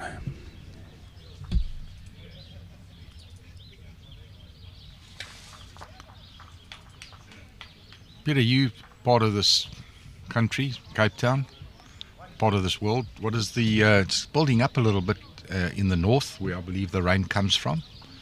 Are we in for some showers later on? What do you think? Weather-wise, there's clouds above those beautiful trees in the background there. I think it's even money, and we could get. If the wind picks up, then I think we could get a bit wet. Right now there's no wind, so cross fingers. Conditions are absolutely perfect, Peter. Oh, perfect.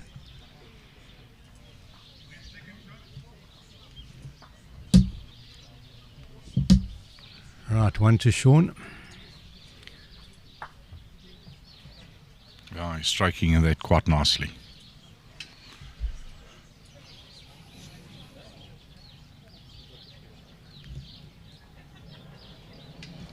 Yeah, good opener, Jan. He's playing with good weight. He certainly found his line on that hand.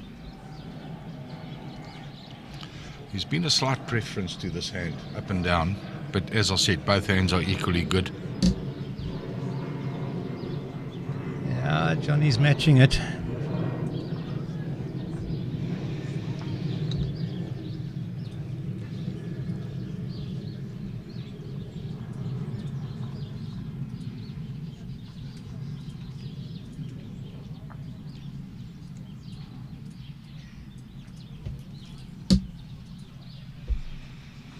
Hard to tell. Shaun might have sold the shot there.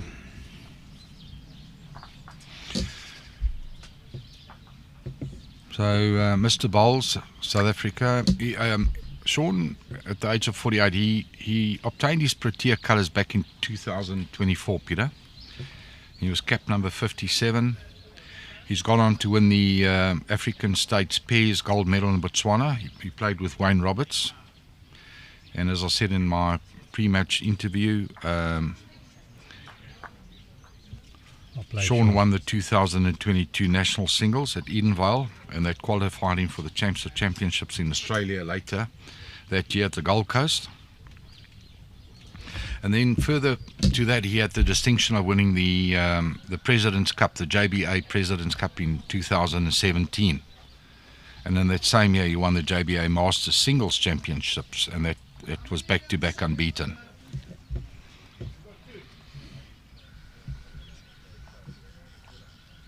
Yeah, Johnny just played a good one to move the jack.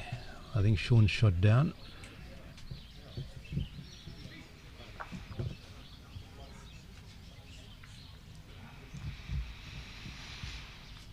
I don't know if he can get to Johnny's bowl, but he asked how many seconds he had. Well, he's got a couple of options here.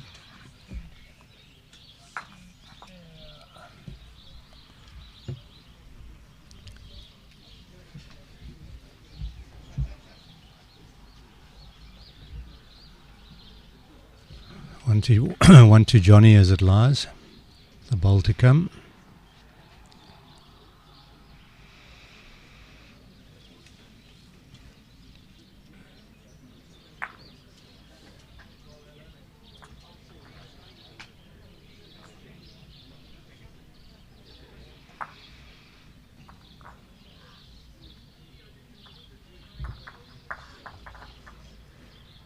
Weight looks good. He likes it, I think.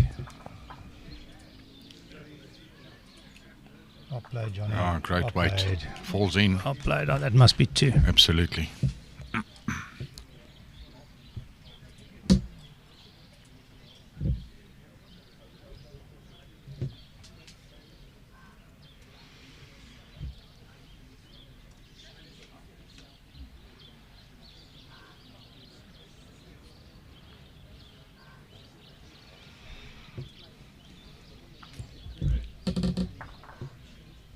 Two to Johnny, 2-1.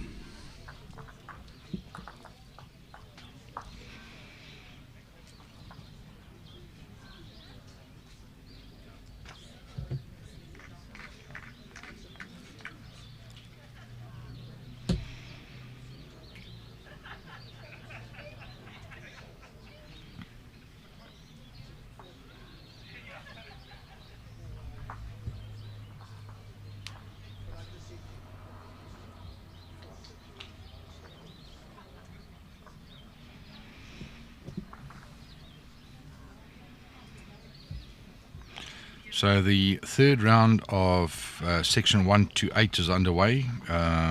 In section 2, Thinus Oelofse is leading Gillian Young 4-0. Section 7, which is wrapped up already, Roger Bull Dodge is up 3-2 against Jenny Jones, but he's gone through. He's through relatively of who wins there, having won 4 sets. Section 7, Warren Steyn is 1 down to Kali van der Merwe, 3-4. I think Warren said he's out. Yeah. Yeah. Section 6, Lydia Maritz is leading Armand Askeray 3-0. Section 6, a must-win for Louis Botha. He's 5-2 down to Wayne Roberts. And then Section 8, Wynand Pool is leading Kevin Smith 2-1. Wally Brown, who's leading Section 5, is up 3-0 to Petula. I tell you, Wally's been playing good balls. Left-hander, slow and deliberate. He's really been drawing well. Well played, Shaun. Great shot.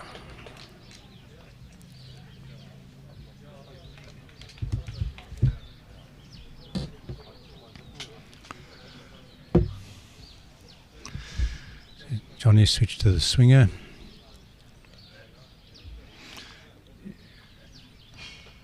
Oh. Peter, you've played on all 3 PBA South African qualifying events. It's incredible how it's grown in stature, popularity. It's wonderful, isn't it?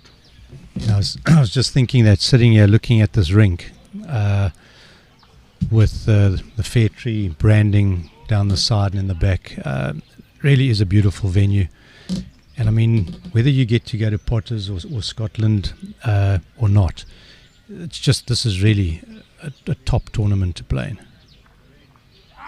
And it gets harder every year, Jan. Quality of the field. There's no doubt, even the top players in the world,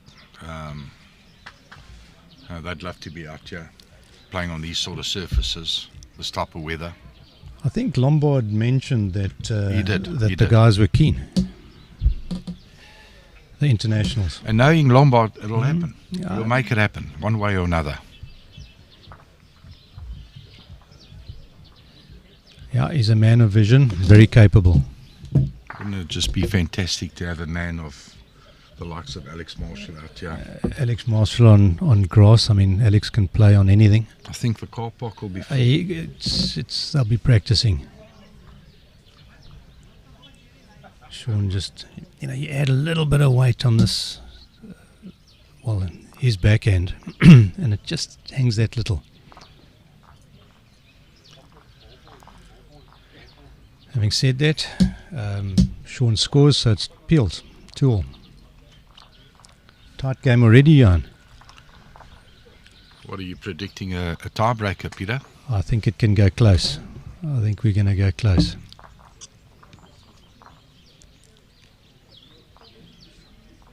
As a bookie, I think I'd put even money on these two.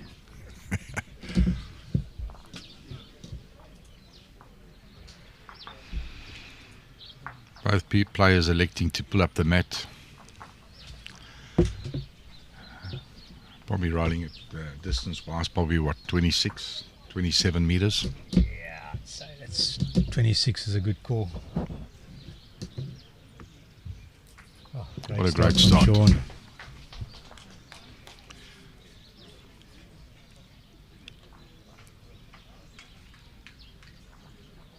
It's the importance of that first ball.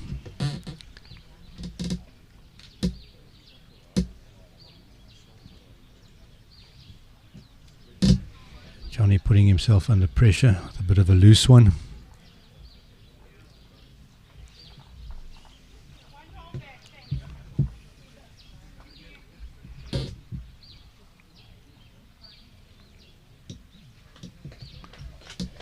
Two good opening Yeah. bowls.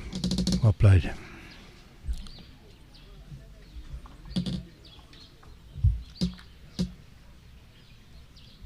Looks like a better line, all on his weight.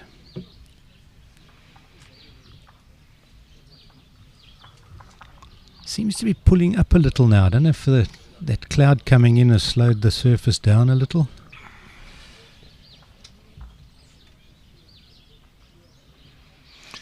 Yeah, also maybe, Peter, that bit of rain. We had quite a bit of rain last night. Maybe that's pushing through as well. Another great bowl from Shaun.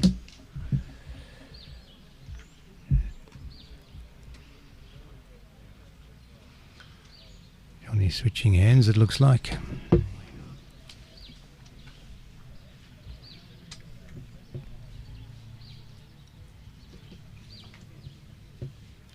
Is he under it? Yeah. Yeah, in this two-set format, Peter, there's no doubt, this first set is always important. It's nice to have one set under the belt, in the bag.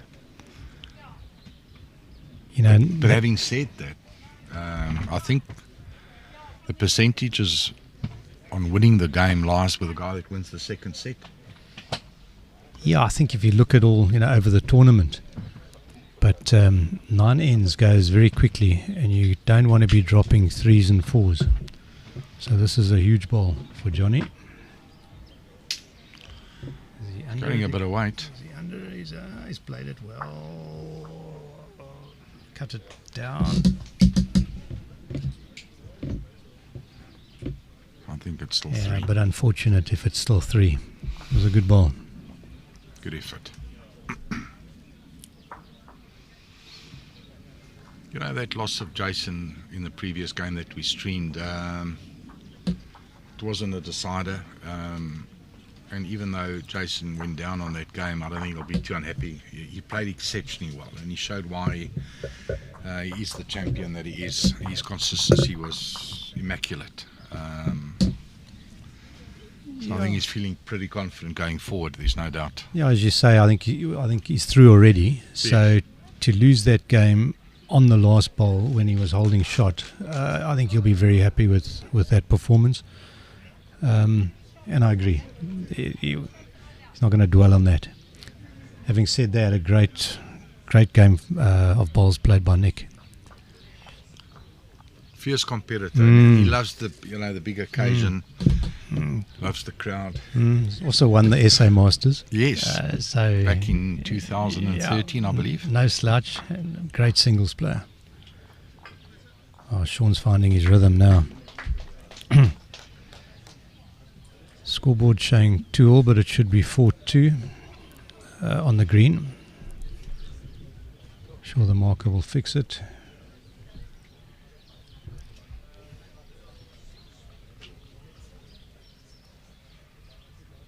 Johnny playing with good weight, just missing that line slightly.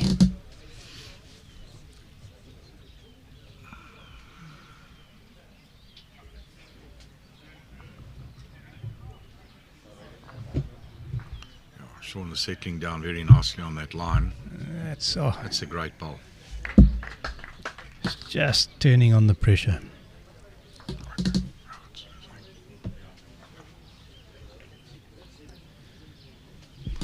Are you going to get there, Johnny?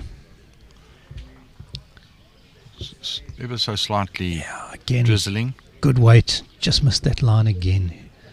See, his first was wide, his second was a little under. Shaun will possibly be looking at tucking the jack away. Seems to have gone He's a gone little wider. wider. Yeah, he doesn't like it. He's playing a back one. Maybe a bit is of he? cover. Has he got the weight to go Yeah. through? Yeah. The best back as it stands. Good ball.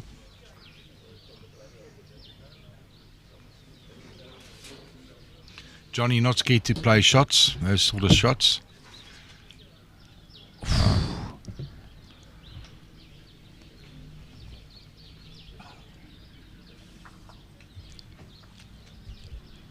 Didn't miss by much, but there's plenty of room for Shaun to draw another. Johnny will start feeling the pressure. Still early days, but dropping a 2 or 3 won't help the cause. No, and he was under the cosh on the last end, so he'd like to see something change. Shaun's back to the draw. Yeah, and he's played it well. That's a great ball. Well played.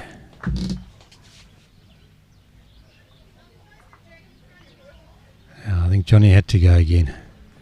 He likes it. He likes it. He likes it. I think Well, he's cut down. Yeah, It's perhaps only 1 to Shaun. it's hard to see on the ankle. It's definitely not 3. It's definitely 1 to Shaun, but on the measure, I'm not sure. Yeah.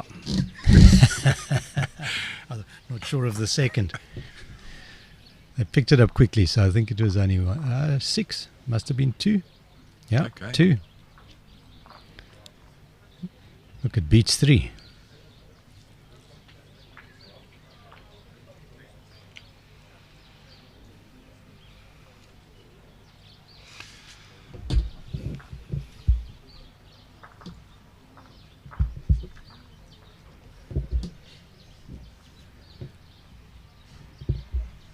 Right, Johnny 4 behind with 4 to go.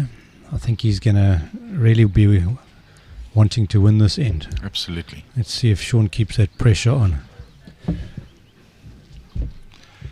Yeah, Shaun is really getting that ball down out Oh, nicely. that first ball.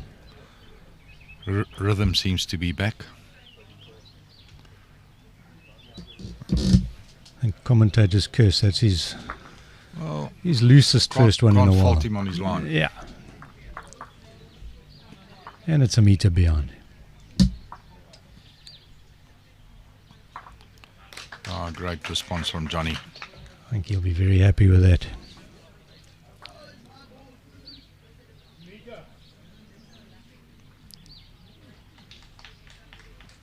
Green just getting a little damp now. Guys are having to wipe grass off the bowls. That should slow it down a little.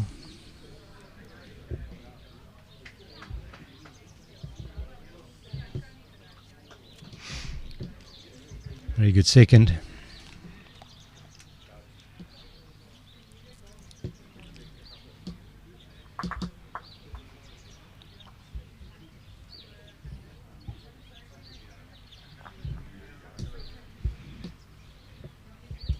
Just holds with that extra meter.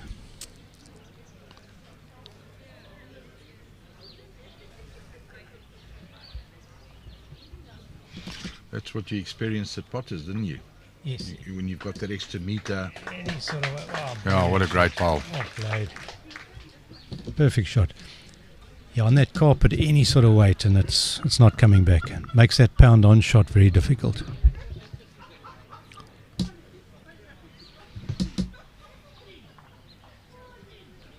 Very tricky for Johnny here. It's on target. Yeah. He's got more room now.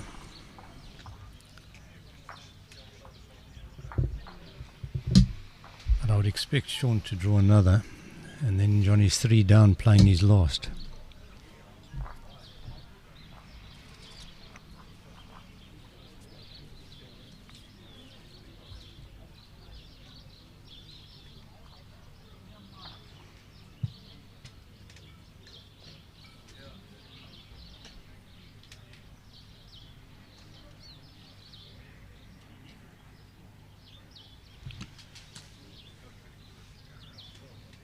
Probably stone his forehand. Yeah. Add that extra yard or two. Taking his time. It's a big ball.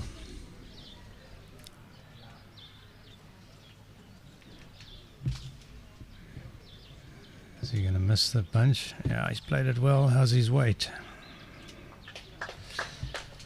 There's room for Johnny, but you know, when you're 3 down, drawing to the ditch.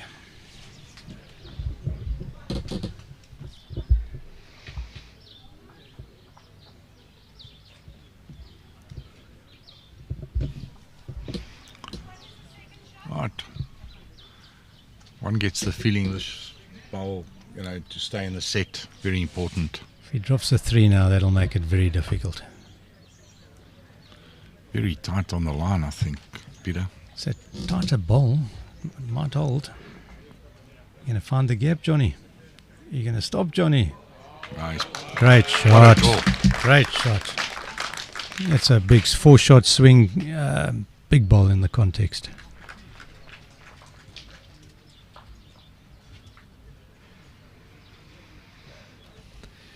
Yeah, that keeps Johnny in the game, Johan. Absolutely. He'll want a good opener now. Small crowd out here is definitely supporter. It's building nicely. Of our local boy. Definitely the crowd building as the day goes on. A holiday in South Africa, which is very nice. They're starting to get more vocal on the grandstand.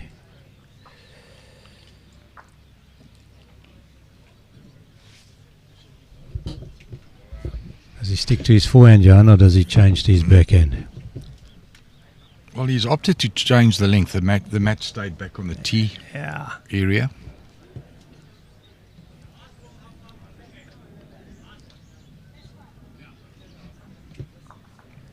He's on his forehand. Yeah, sticking to the forehand.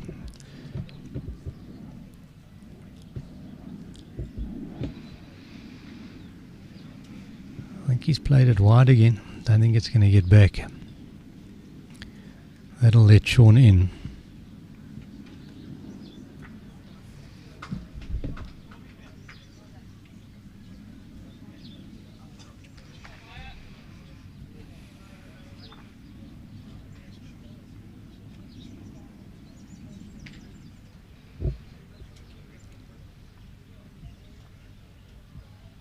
Yeah, well played. Good starter. Well played. Yeah, Shaun's getting that late, nice bend with good weight. Gets back to the jack. And, Johnny with a tighter ball is just struggling to find a line on that side. Well, I it's think, close now. as I say that, he plays a great shot. Well played. Well played. What a great reply from Johnny.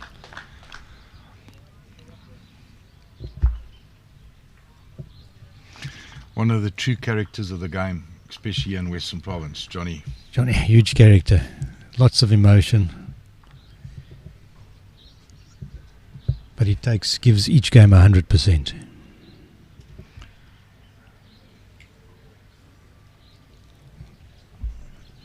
Shaun may be trying to be too neat.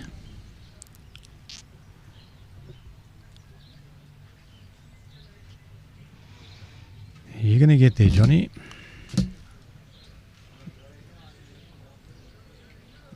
Yeah, just pulling up short as well.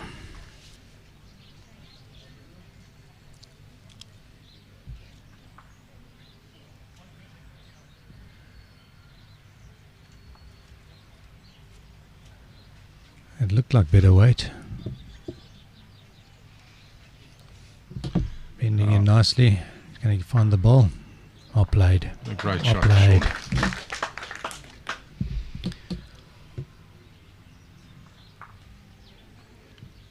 Johnny very quick on the mat. He's on a line, I think. And on the run. Is he going to hold? He's going to hold. What a great effort.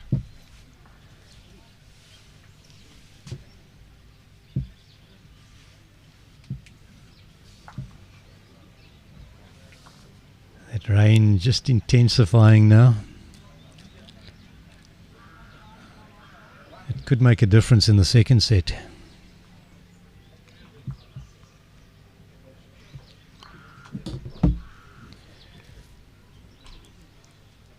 Johnny a bowl. No, Johnny, no balls to come. Shaun can draw another here.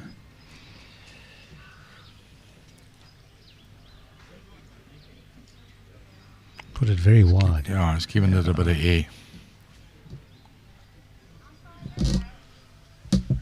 He won't be happy with that one.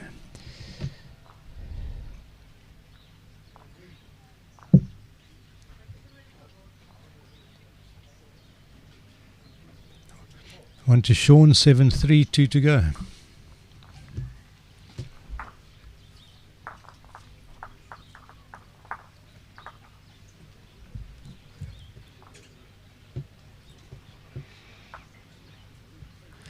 You don't want to be leaving it to the last end. It's very important for Johnny to score here.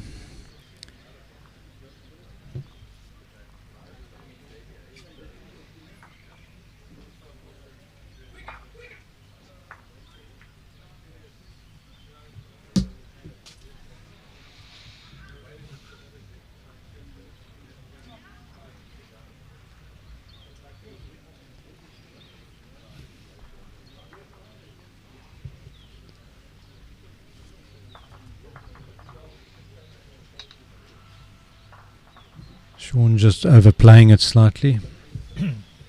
Finishing a few meters through. Leaves the door open for Johnny.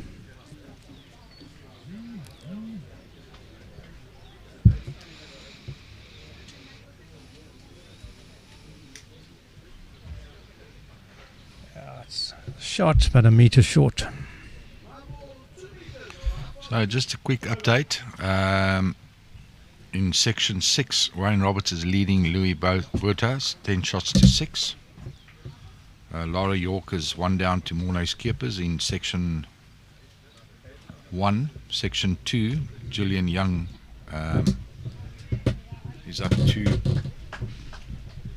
2 shots to 0.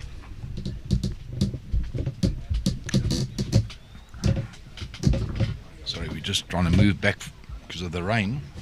Be back with you now.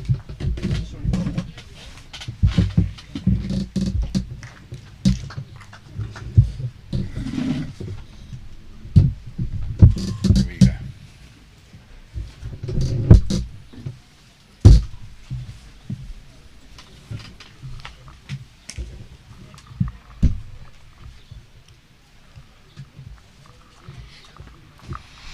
Go and fetch our raincoats for the commentary box, Shaun.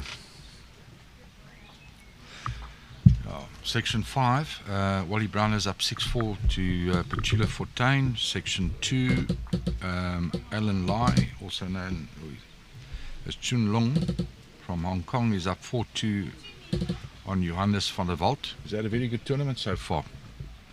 Peter looking forward to seeing him later in the pairs, pairing up with Jerry. Will be a good pairing. Kevin Smith leading Wynand Poole 6-4. Mark Bevis Cherry-Nor is up 7-3 on Kevin Douglas. That's in section 5. And in section 3, Colleen Piketh is up 11-1 on Stoffel Lambrecht. Sure. Lydia Maritz is leading away against Armand Askeray. She's up 8 shots to 5. Yaku Donation in section 8 is up 7-5 to Robbie Robertson. Tony van der Poel is leading Ian Hampshire 9-6. Big ball coming here from Shaun. And he's just in pulled section up 1, Peter Cully van der Merwe is leading Warren Steyn. That game has just got underway. He's leading 1-0. Jerry Baker is up 6-4 against the young, exciting Ryan Truter. 6 shots to 4. Well, yeah, we've got Johnny playing his last bowl. I think he's holding. He's dropped 2 short out of 3, so he's not going to want to be short. It's coming down just a little bit hard at the moment. Shaun's bowl just fell over. Might open the forehand up for Johnny. Swing it in. If he beats Shaun's 2 back bowls, he scores another.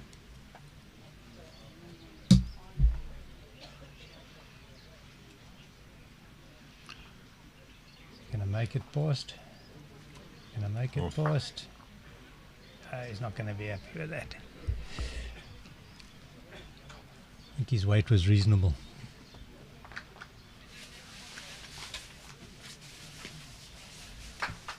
One to Shaun, I think. That was costly. Yeah, that's the set. I think they have to play the end anyway for shot aggregate.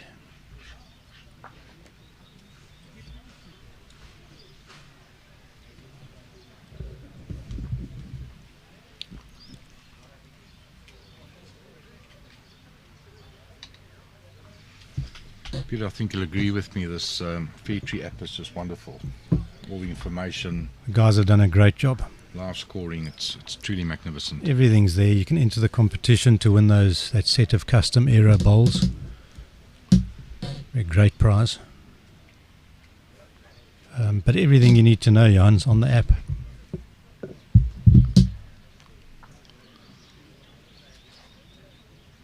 Yes, Shaun. and just to get back to the sponsorship, isn't it just magnificent to have such a great sponsor in Petro, as well as the addition of Aero Bowls, Jerry Baker. It's an absolute privilege.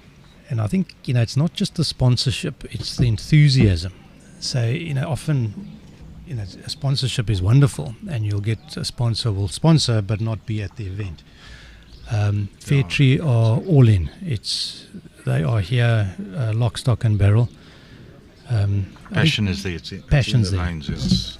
And I think Jerry can be very happy. I mean, probably half the field at least are playing with arrows, If not more. if not more.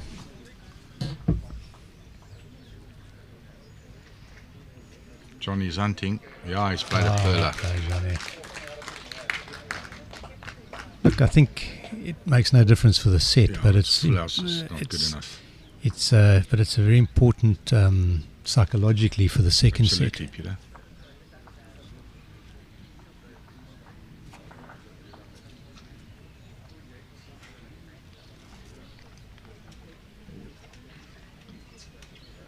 Yeah, Shaun will be happy with that. Jack Eye ball Yeah, in the area. I mean it's a great ball.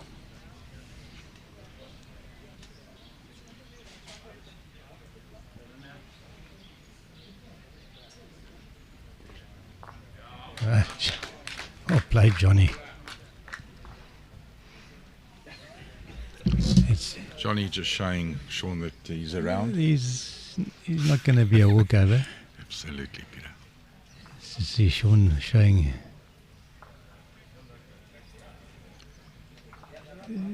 Just not going to get back. just overplaying it.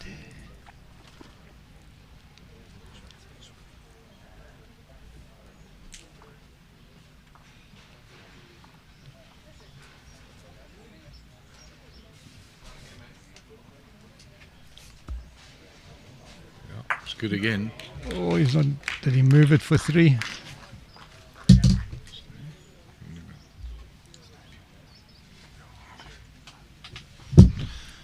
Right, after the conclusion of that first set, I'll hand you over to Alan Lofthouse. Peter Harvey's agreed to stay with us.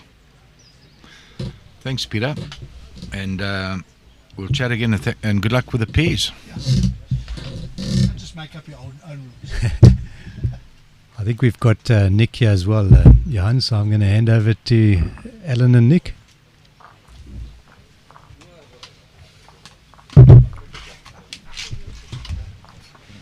Leave the peppermints here. There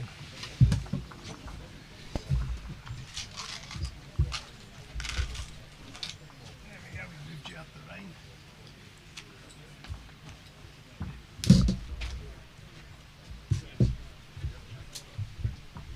You need these. Yeah, definitely. I do actually.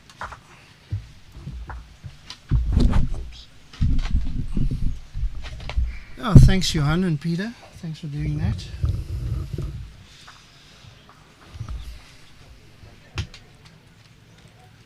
Welcome, Nick.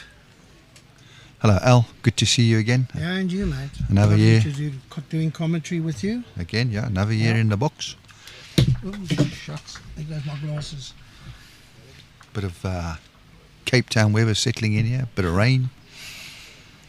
Speaking to Ian Gordon, the greenkeeper, says he'll be here for about an hour.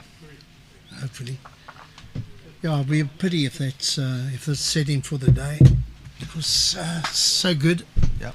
And that first game of yours, I think I've got a touch on it. Seeing that I've got you in the hot seat.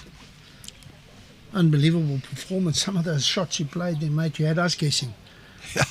Yeah, just hung tough, when you're playing against the history maker, Jason Evans. A couple of loose ends. He wasn't loose, and just hung tough when I had to, eh? Yeah. See, Johnny started the second set with a back, almost a back toucher. So, feisty player, Johnny. I think you've been watching. Never gives up.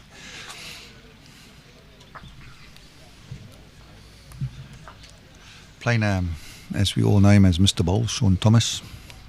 I refer to him as Steady Eddie. Always in the area. He's won the South African singles.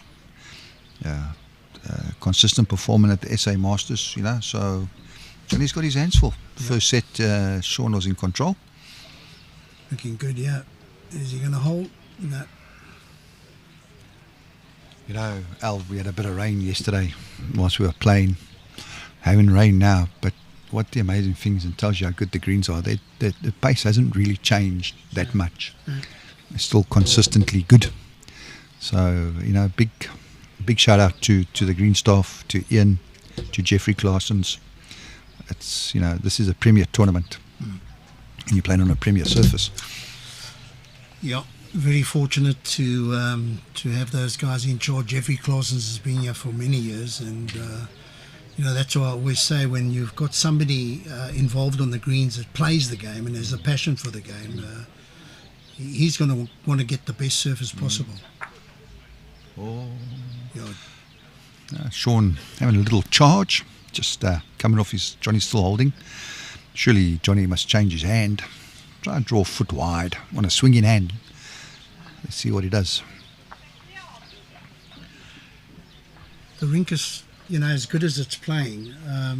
One doesn't want to be too critical, but you call it as you see it. And that ditch hand, once again, is still looks to be the more consistent drawing hand.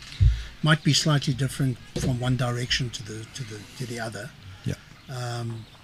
But the hand which you opted to play right from the start was, I consider, to be the one line. You've got to get it on that line. There we go. Well, that's well noted, Al. You're 100% right. If you went inside, you would swing. If you were a bit wide, you would hang. And I think Jason picked that up in our game. He picked it up and he changed to the swinging hand and was very consistent. He always got woods within that 3-foot area. I think I changed a tad too late. But let's see. I think Johnny, who plays a more tighter wood, the tight hand would suit him, because he always plays a tight line with always good weight. So us being left-handed, the line is slightly different from myself. So let's see what Johnny does here. I like the change. He's gone ultra short. He's pulled the mat. Let's see what he does. It's coming down a little bit harder now. Yes, I think we'll have this for the next hour, and then I think hopefully it'll disappear for the pairs. Let's hope so. Crunch game. Crunch game this, just for the folks at home. I think the winner here will go through, I think. Correct. Both have won, both playing solid bowls. This is winner takes all.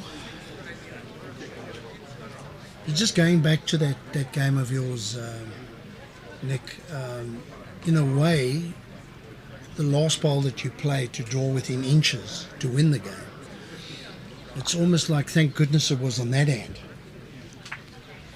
Yeah, 100%. All you had to do was, you knew more or less where the line was. You just chuck it out there and it would come back. I found the wider you went, it came back a bit more. Maybe the woods I'm playing with the Tiger Pro, compared to the Era. And I stuck it out there, and then hopefully the weight was good, which it was. Yeah. But again, you're right. That swinging hand gives you a chance. I see both players have opted to go on the tighter hand, which surprises me ever so slightly. Johnny with his first about 6 foot through, and Shaun taking full advantage. That's the one thing at this level which is important, that first bowl, to get it close and try and put your opponent under pressure.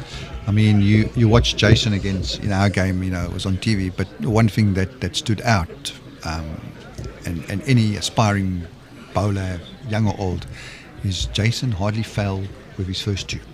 His first one would be reasonably close. If he missed with his first, he always made sure that he was in the area with his second. And that's the essence. It just builds pressure. But and again, singles is a test of a person's technique. That's why we love singles. Shaun just going through about 4 foot.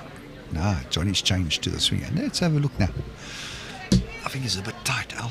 When he plays that, as you're saying, he plays that tighter line. Tighter line, yes. And you don't necessarily want to be tight on that end. No. Over grass, if anything. Hey, he just had the line. Yeah. Just a bit short.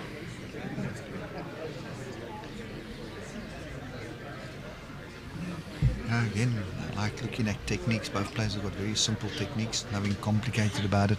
They just get down and play. Yeah, that's one thing, we've been emphasising through yesterday and today, the technique of the players that play at this level that have got records.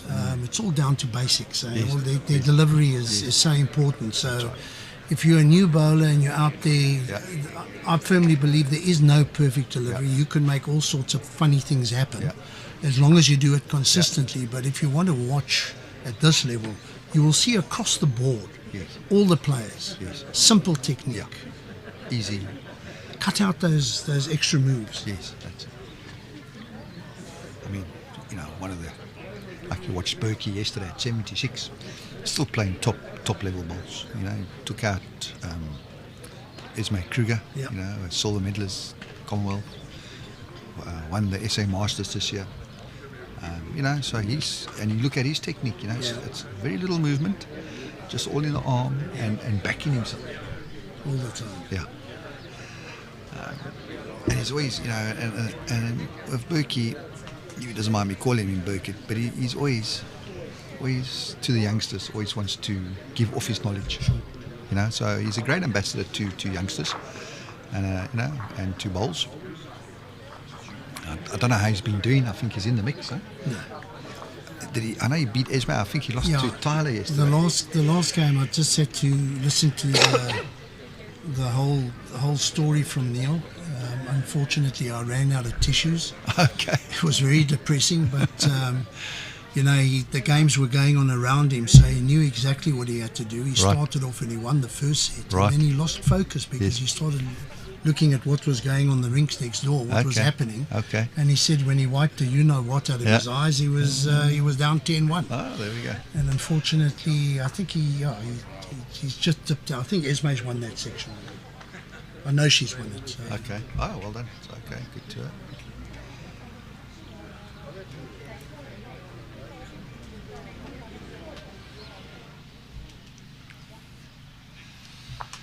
So, just as you watch the opening salvos of the third end,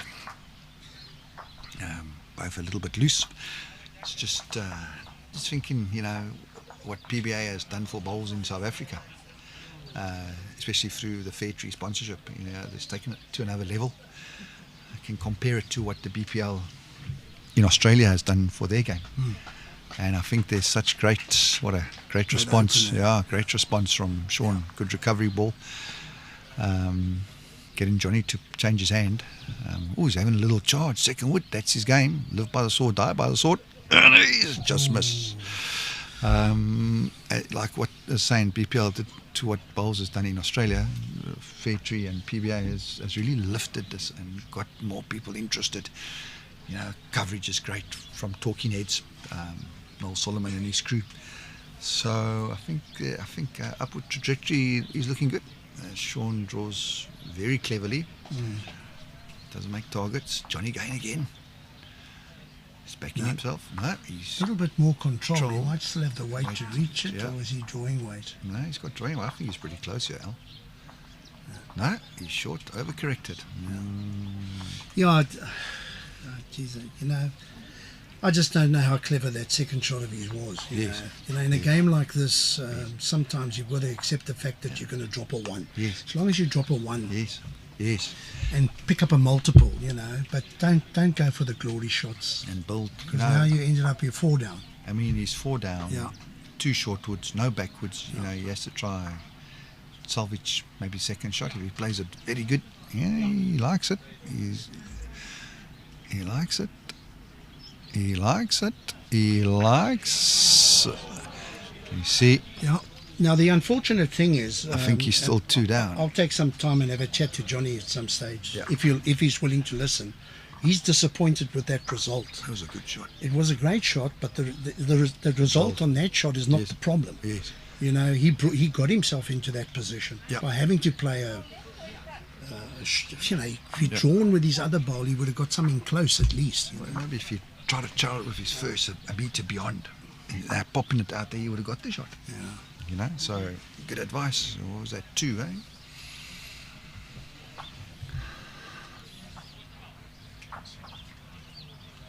Score was 3-1 after 3, sorry. The nice thing is that Shaun won the first set, so he can relax a bit. Correct. He can play a few shots, because the worst thing is going to happen to him is going to a tiebreaker.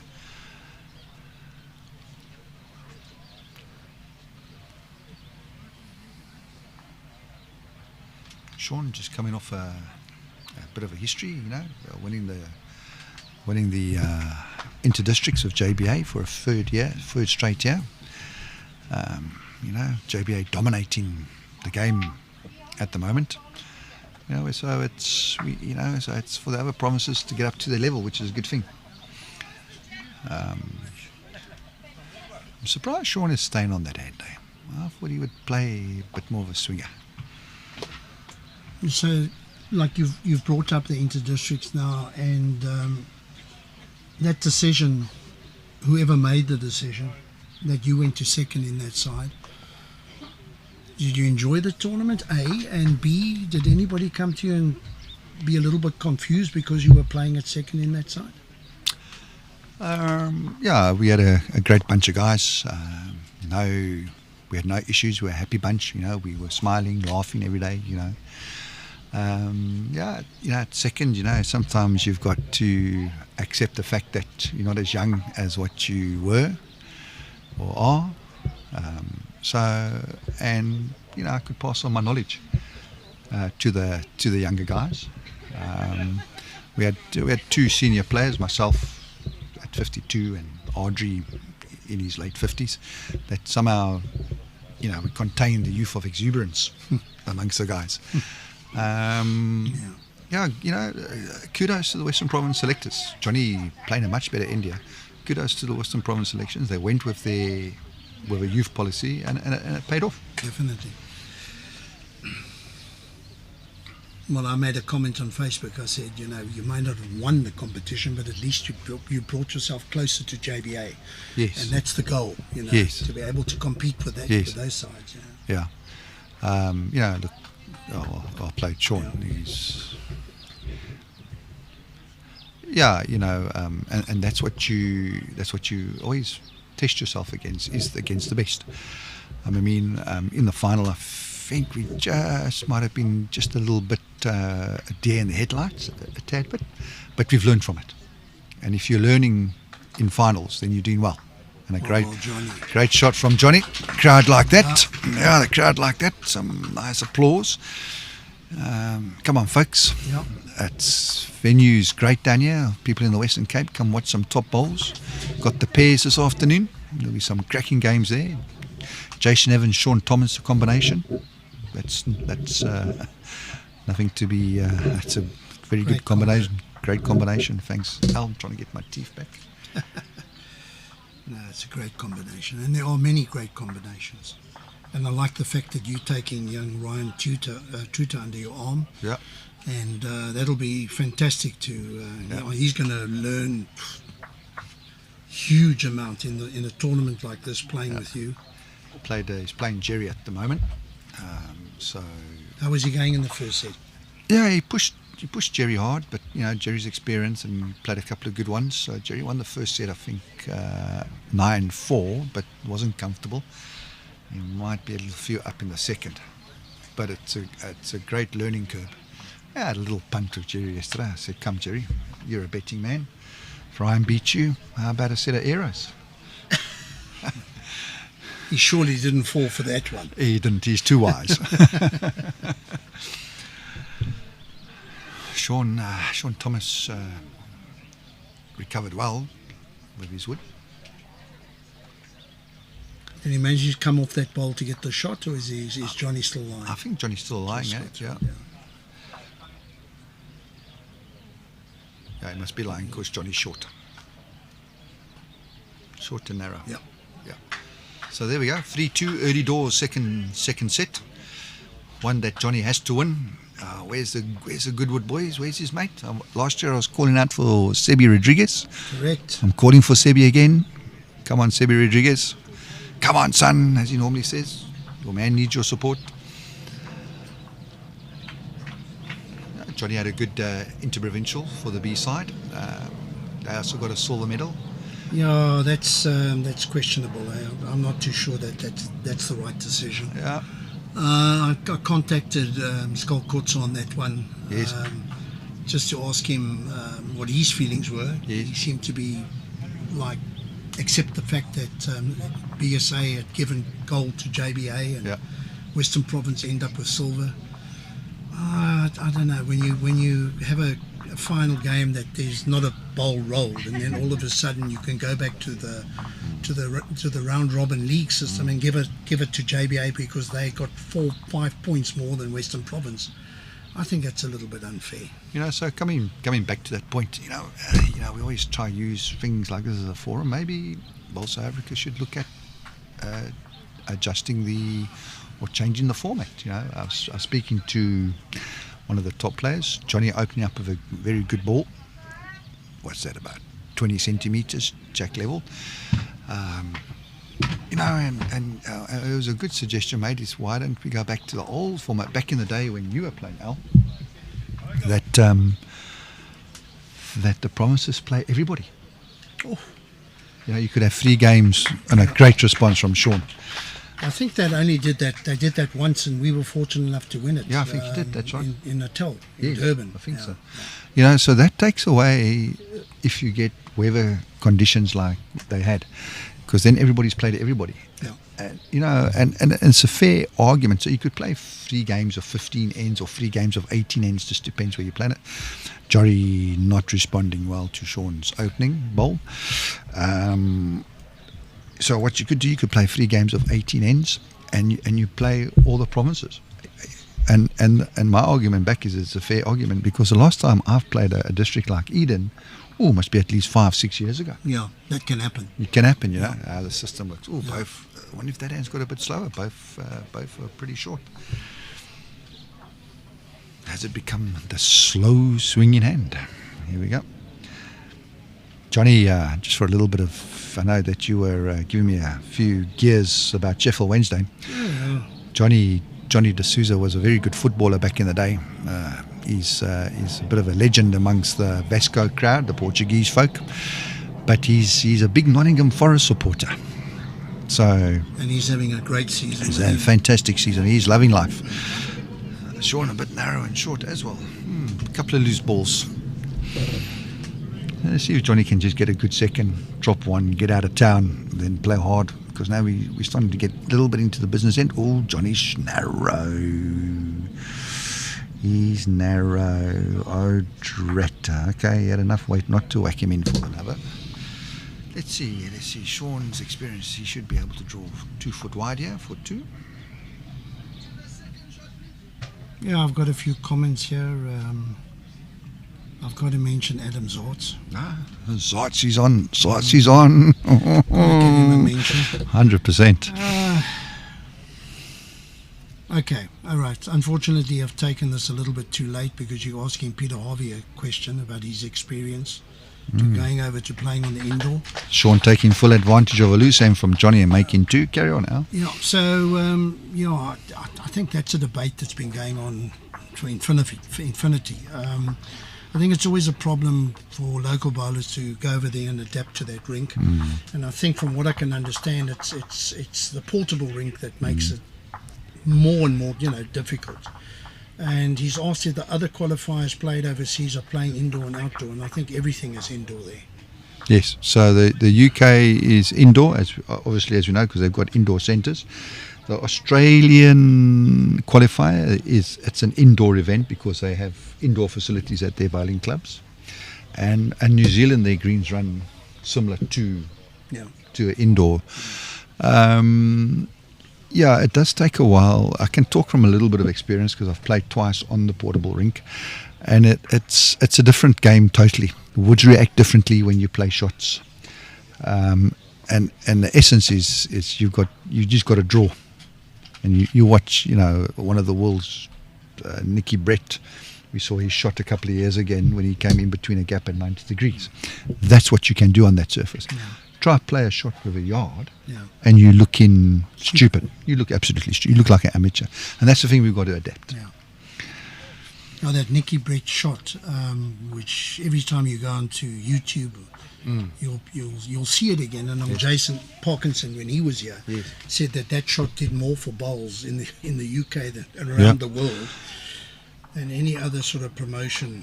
And you know what's interesting is that, like I said, I've been a couple of times. So the first time we played with I'm going to give a bit of a punt here. We played with a straighter wood, and we watched the professionals like Jason Greenslade, Robert Wheel, Foster, Marshall, Navigators, David Gourlay. They all played with bending woods. They'd play with like a Taylor Ace or a Henselite Tiger or a Drake's Professional. So that was surprising, but because of that bend. So the next time I went, I played with the Tiger with my normal fours I was playing with at the time, and I was competitive because I understood it. So Shaun taking full control of the fifth end here, sixth end. Johnny in a bit of trouble here. He needs to score to stay within. Taking his time. That's good to see. Your comment about the bowls over there just brings me to Craig Remington's comment here. Yes. We all know Craig. Yes. Remington. He was very involved in the PBA. Yes. And played at Potters on quite a few occasions. And he says all the top bowlers at Potters use a strong bias bowl. Yes. Yeah. Well, there you go. Thanks, Craig. A strong bias meaning a bending bowl. Yep. Yeah. So and Craig did well over there. He was competitive. He pushed Robert Paxton all the way. I remember correctly. He was unlucky to lose.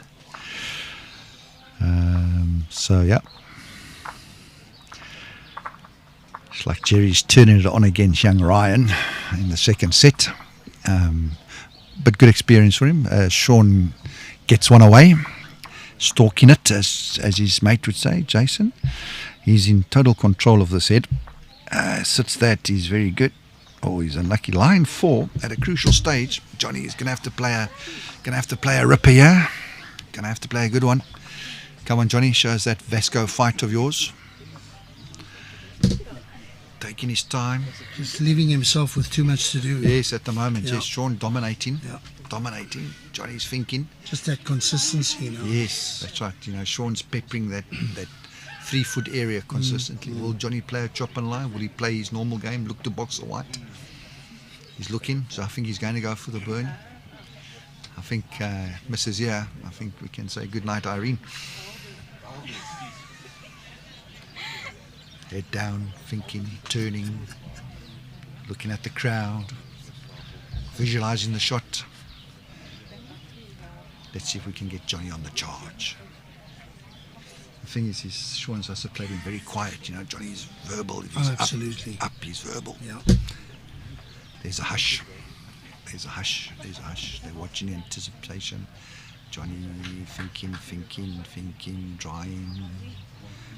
Let's see. I think he's going to play it. Yes, he is. He's on the charge. He's close, Oh, he's just wide. Oh, and that's it. Good effort. Body language. Yeah. 9-2. I can't be too critical. I think I was a little bit like that in my youth. Yeah. No, it's obviously a passion. He's got a passion to win. 100%. Yeah. Never dislike a person that shows his emotion. So yeah, listen guys, those of you who have been posting and wil jy later gaan. Yeah, he's talking about obviously this blue jack has caused a little bit of conversation and questions. I mean, he's saying, you know, you have a range of colours and then you leave it up to the players to determine which one to use. Can you imagine that? That could be interesting. Probably that could take forever, mate. Yeah, That's like picking up a national side, you know, you can never please everybody. So, yeah, I mean, they've gone for the blue this year. I think they just tried to be different and add value to the game. bit of colour. Add a bit of colour to the game, so... The one thing I noticed with a blue jack is playing against Shaun, against Jason, who had a yellow and green ball. And, well, my eyesight isn't the greatest, but if he drew a back toucher, it was very hard to see the clash of colours. So, yeah. Johnny needs to respond here. Yeah, Colleen was saying earlier on when I had the interview with her, she was saying that when it does become difficult is if you're playing with somebody that's got a blue ball, Yes. and it gets close to the jack. Yes. It almost becomes blurred. You can't see it. Can't see it, that's right. You can't distinguish between, And you know, it's an interesting thing, especially the aero bowls that got that similar blue. There's a lot of guys that play with it, and this is a Taylor blue. She's quite right. It's difficult to judge that perception. Johnny just struggling with his weight at the moment. Quite a few woods outside the target area. There we go. Big Eugene, Andrew Sturley. He's through in his section. Boy from EP, Port Elizabeth. looks good, yeah. Has he got the last yard? Yeah. Has he got the last yard? He's Yeah. got enough. Holding another 2. And he's getting Johnny to think about it. Johnny changing his hand. Business end of the... Go. There we go. So what was that? That's 1-2, Mr. Bowles. 1-2 bowls, yeah. Okay, that puts him 8-2 to the play. 10-2. 10-2, 8 shots, yeah. So I think that's it. That's the section for Mr. Bowles. Can relax the last 2 hands, get his rhythm going for the pairs with his good friend Jason. Yeah. So... Yeah, we're sorry about that interruption. Cole, our technical person here, has just asked me to just tell everybody, hopefully you didn't go away, you're still with us. And yeah, that's just one of those unfortunate breaks. Somebody threw the wrong switch or in the club and... maybe put the heater on. Yeah. So, yeah.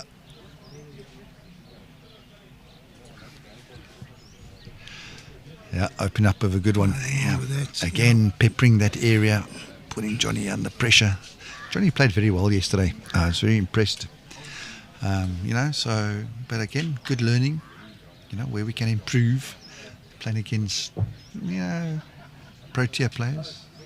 Absolutely. Yeah. I would have thought this would have been the ideal situation for Yeah. Johnny, you know, with his background in sport. Yes.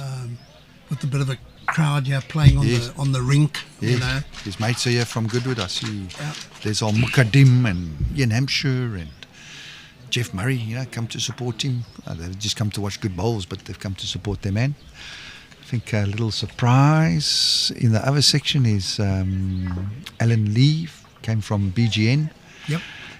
He's performing quite well. Got him in the pairs, so looking forward to that. It's a good acquisition for Province.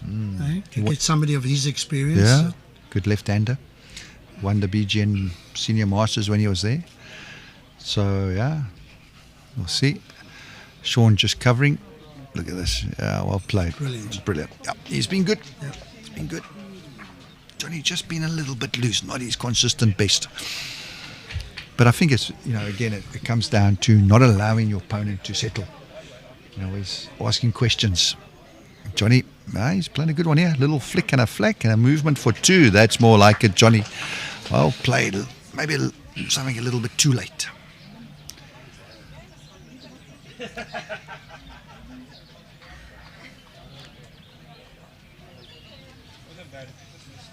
like Jerry was won his section, so he goes through there. He was in a bit of a tough section. We watched the game yesterday. Great effort by Shaun, just dropping inside. Played Herman first game, half, and won the second set, or won the first set, peeled the second. Yeah, good to see Herman playing some good stuff again. Johnny drawing for free, just through. Playing the last end. 10-4, over and out.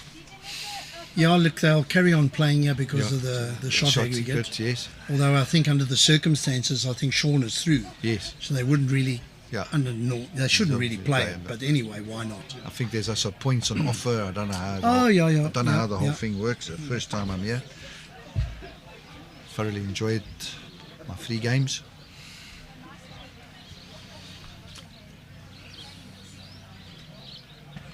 Oh, I wanted Johnny pulling the mat. I wonder if he'll try box the white. Oh, you took the words out of my mouth. I tried it yesterday against Petro from Eden, and missed, and she drew a back toucher. That was it. Lesson learned. Okay. Yeah.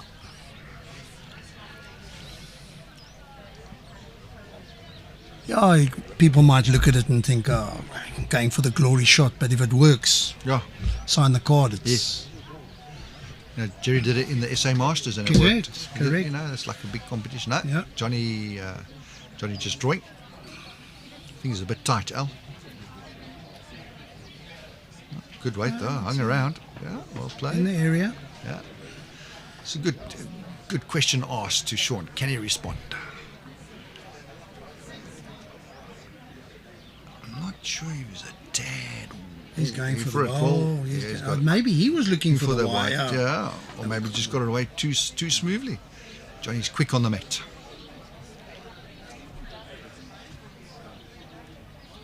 What's his last yard like, Al? Ah, he's well played here. What's his last yard like, Al? Wow, what a line! And that's been his problem. He's played to a good line, but just dropped it on the wrong side of the white. One doesn't want to look for excuses for the players on the rink, but maybe that intermittent rain on and off just slowed it down just a bit. Makes a slight difference. Shaun drawing, what's that, about 2 foot short? I just think overall the quality of the games we've had this year on the TV rink have been very good. If you have been watching and streaming, and please let us know if you feel the same or you don't think so. Good shot from Johnny. Yeah, I think it's a marked improvement this year. Good response. I wonder who's lying. Can you see what Derek Keely's showing there? No, he's not short, Shaun. Maybe just going through the emotions. I think he is. He's through. Yeah. Can drop a 4, still wins the set. Johnny playing for pride. Come on, Goodwood. Is he up, Al? Is he up, Al? Is he up, Al? He's enough. It's enough. Is he up? Is he lying 2? Derek Keely shows 1. I wonder if Shaun will play the swinger chopping line on that shot with a couple of yards, turn his onto the white. Yeah. He's listening to me. Yeah, and he's playing it with a couple of yards. Positive. Yeah. Can he drop? He's playing it with more than positive. For 1. Well done, Shaun. Yeah, comfortable. I think a comfortable victory for Shaun. Johnny didn't come to the races there. Yeah. Johnny can play a lot better than that. Maybe. No question. So now we look forward to the pairs. Yeah. And the playoffs tomorrow morning. Playoffs of the singles tomorrow, and as Nick was saying, we go to pairs in our next streaming. Join us. There are 2 games this afternoon. I'll give you an update of exactly. I think we've mentioned it before, but if somebody's just tuning in now, we've got Thinus Oelofse, another former South African bowler, playing with Warren Steyn. That's a good combination, Nick, against Mathews, Phiri and Jenny Jones. Okay. And that's a 3:15 game, 13:15, and at 15:15 we've got a corker, Niksa, Benguric and Phiri making a comeback. I had a chat to Wayne early on. He's been out of the game for about 8 years. Yeah, we saw him at the Interprovincials for Southern Free State about 3 years ago, and now he's moved up to Pretoria, and he's watching him, he looks like he's getting back to some of his former glories. He's really looking good. So and he's a class player, Commonwealth gold No medalist question. 2010.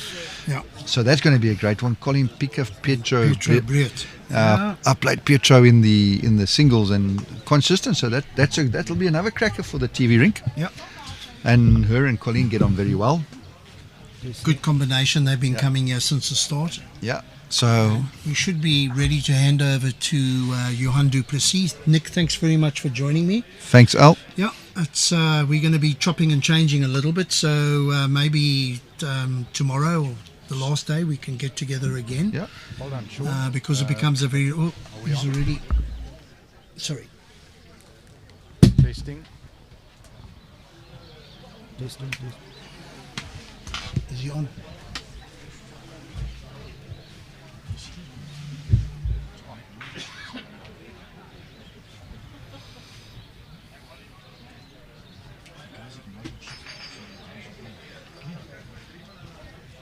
Testing. Right, Yeah. we're ready to go. Are we ready now? Right, Shaun, well done. Congratulations. Good win there. One step closer to the trophy and 1,000 rand in the bag. How does that sound? Yeah, thanks, Johan. I enjoyed the Durbanville surface here today. It allows you to stroke the ball away. I think the difference in the beginning, my first ball was I was getting to the jack first, and then I know Johnny, he likes to play an attacking game, so he got unlucky on a couple, but if you've got quite a few balls in the area, the rubs tend to go your way. Yeah. There's no doubt you always knew you were going to be in for a tough game against Johnny. He's a fierce player. How did the downpour affect the speed of the green, Shaun?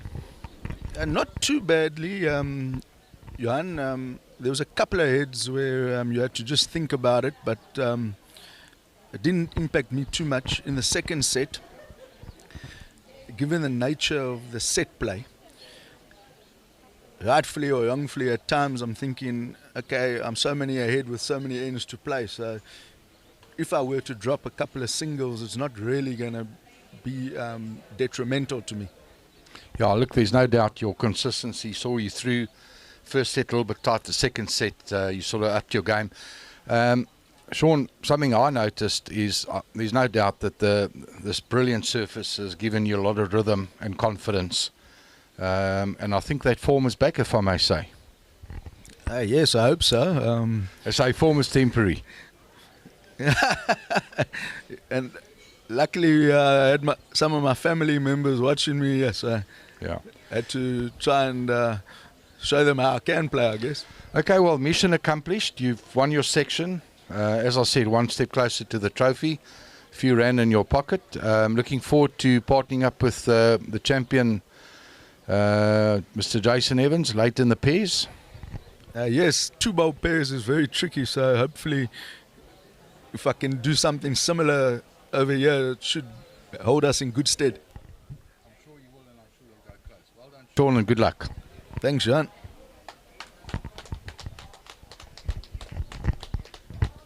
I'm not sure if it was on now.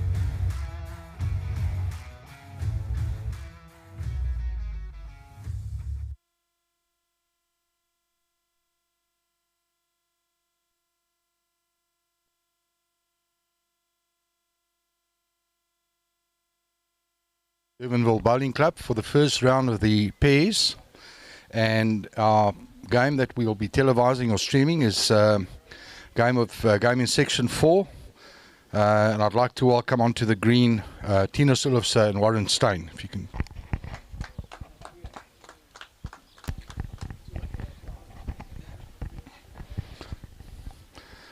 Hello Thinus. Hi Johan, how are you? Well done. You sneaked through in the singles, I see. Yes. 1,000 rand in the bank and step closer to the trophy. You must be pretty chuffed. I think you know, you had to win both sets to edge in, which you've done. Well done.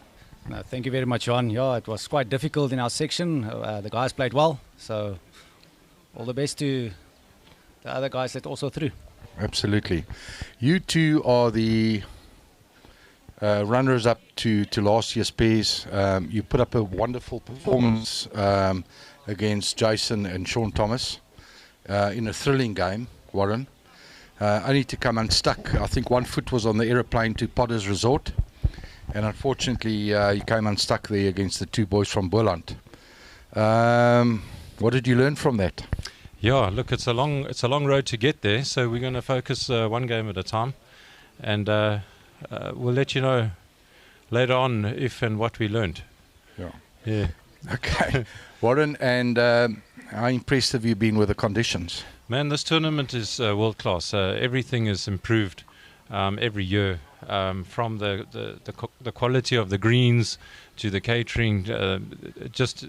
There's nothing that's not better. And yeah, you need to come down and get here and be a part of it and see what's really going on.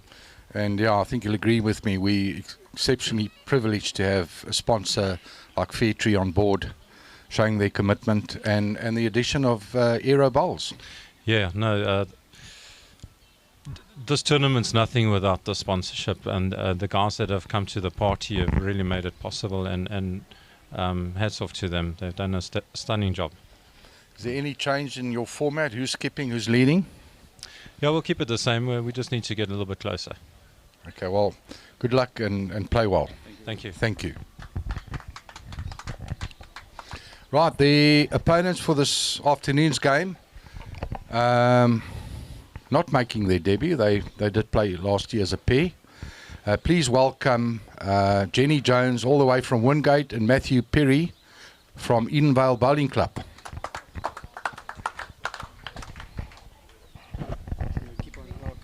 Yeah, absolutely.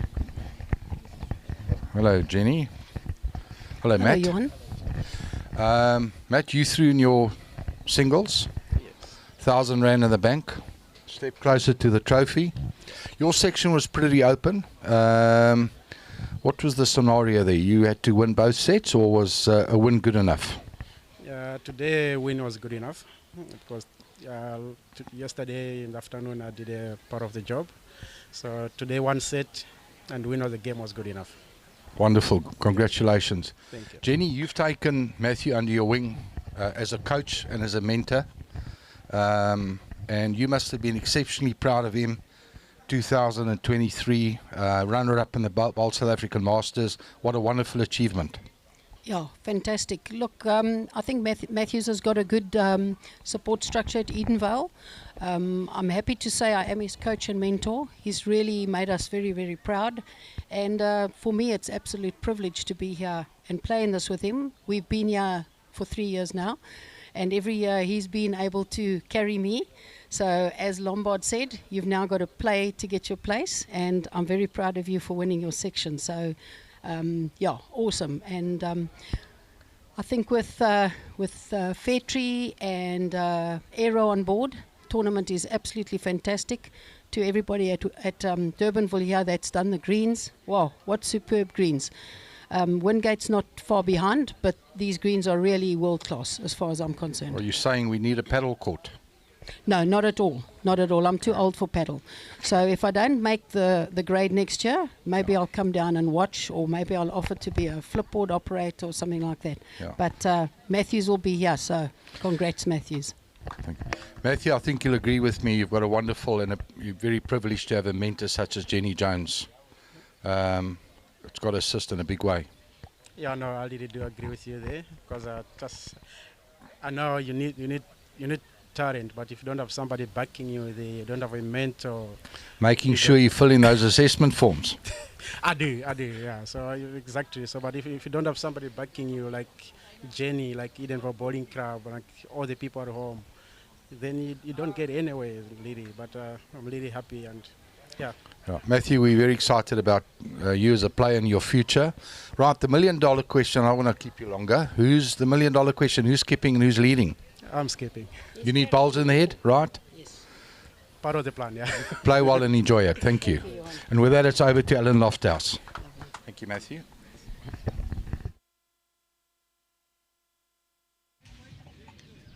Thanks for that, mate. Thank you very much.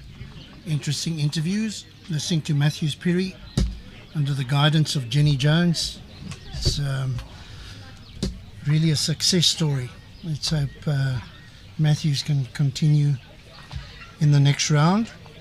I'm not too sure of the quarterfinals. We'll keep you updated. Obviously, we'll let you know tomorrow morning before that starts. But this afternoon we've got pairs games. So stay with us. And hopefully the bowls will be as entertaining as we presented yesterday and this morning. Just to get back to some of the comments, and once again I'm taking this possibly an hour or two after they were made, but yeah, John Wood, sometimes that hand is tight line, too narrow and it cuts, too wide and it hangs. What are the theories around this? Well, that would be something to do with the greenkeeper. I'm afraid I'm not qualified to answer that, other than to have played the game long enough that you do find that. Very unusual, I think, certainly in the Cape, where you get two hands playing equally with the same amount of bend. There's always tends to be a swinger and a tighter hand. Maybe it's got something to do with the cut of the green. So you don't go every time from corner to corner, you adjust that slightly, and maybe even times you go straight up and down the green. But if there are any greenkeepers out there that can tell me exactly the reason why the green does that, then please let me know. Yeah, thanks Gerard Jacobs, the quality has been very good. We've been very lucky this year on the rink. Makes the commentary a hell of a lot easier when people are playing that well. Makes it really worthwhile commentating on, and gets exciting. So hopefully everybody else is enjoying from Cape Town Bowls Talking Heads, what they're seeing. And if you are online and you've joined us, please share it, because the more people we have, I'm not 100% sure. Let me just check with Cole. How many have we got? Do we know how many we've got? Be interesting to find out. But anyway, let's go to the side. Yeah, it pops up and down, but it's around 220. So thanks for that, and share it, and hopefully we can get more people watching the game. And if you're in the area, please come down. We've had drizzle on and off today, but it could have been a lot worse. So it hasn't really affected the rink, the TV rink, and I think everybody that's playing on the other greens is they've been very, very impressed with the surface. Welcome back, mate. Thanks, Al. Alan, for those that are maybe not connected to the app and haven't got the final section winners, I'd like to just read them through to you, section by section. So that's the singles winner of each section. Section 1 was won by Shaun Thomas. Section 2, Thinus Oelofse snugged in there. Section 3, Colleen Piketh. Section 4, Jerry Baker. Section 5, Wally Brown. Section 6, Wayne Roberts. Section 7, Roger Boulay. Section 8 was won by Wynand Poole. Section 9, Jason Evans. Section 10, Wayne Perry. Section 11, Andrew Sturley. Gareth Nell won the section number 12. Section 13 was won by Garth Waite. Section 14, Ismay Kruger. Section 15, Mathews Phiri. And the last section, Section 16, was won by Niksa Benguric. That's about like the who's who of bowls, eh? What do you think was the surprises, Alan, or the disappointments, or the unexpected? Well, certainly, I think there were some people that would feel extremely disappointed, like guys like Kevin Douglas and Peter Harvey are a couple that come to mind. Warren Steyn, for the first time, I think he'd be disappointed. I agree with you, Alan. He's had a fantastic 2 years with us. Wayne York was another one that's missing. Wally Brown is one of the ones that came out of a lucky draw, and he's in the playoffs for the last 16. Which Dark is horse, and apparently phenomenal. playing exceptionally well. Yeah, no, Wally's plays in the Western Province senior side, veteran side, and he's fully deserved. He's had a fantastic record. So Gareth Nell is another one, young Gareth, lots of potential. As I said earlier on, he actually made it through that Old Oak Classic qualification, him and his dad. And sorry, Alan, to interrupt you there. I think Neil Burkett maybe feels a little bit disappointed. He got pretty close, won 2 out of the 3, went down on net. He finished on a -2. Ismay on a +15.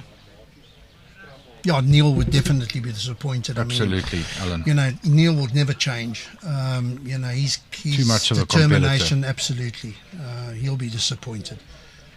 Jerry Baker, wow, what can you say? I mean, he's through. Colleen Piketh, the names are there. If you look through the sections, and I think most of the individuals that have got through, if I had to have picked, I would have got, I think, most of them right. At least, but it's good. It's good that we have those shock results. Niksa Benguric, fantastic to see him through.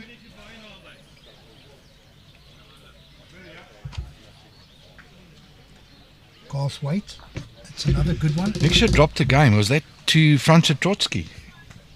Or yeah, I haven't got those results, mate. I think it was against Franca, if I'm not mistaken. Yeah. All right, well, the section winners are done and dusted.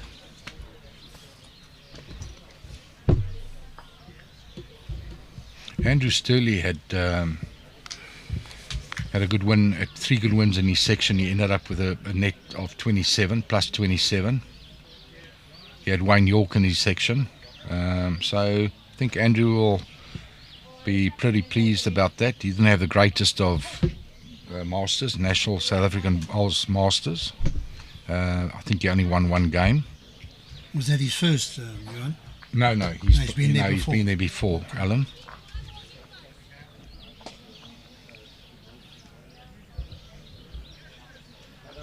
You look at some of those other names, Stefan de Jager, Maggie van Sail.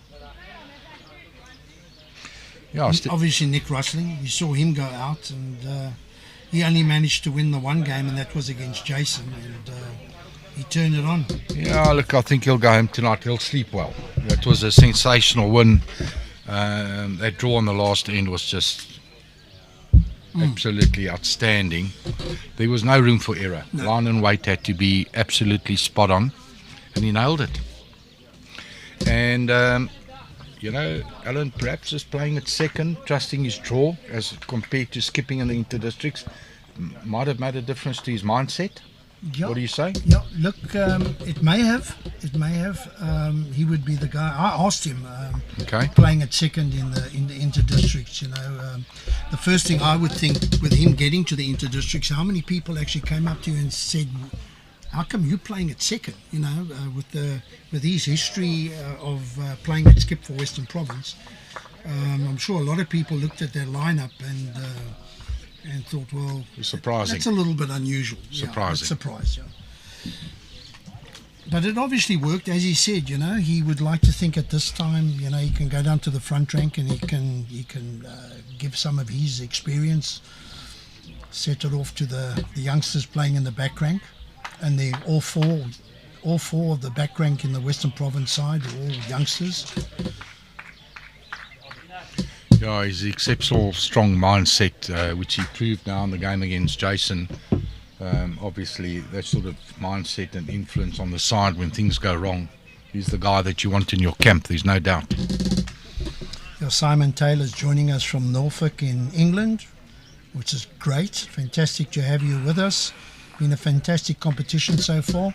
It's brilliant. Thanks for those words of encouragement, Simon. Appreciate that.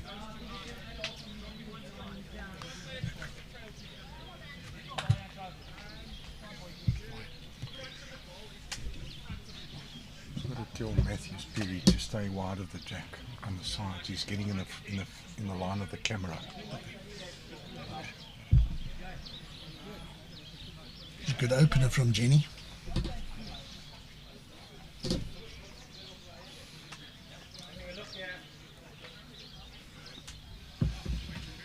Yeah, it was interesting to listen to that interview, Johan, and how much pride Jenny takes in her association with Mathews. And look at that.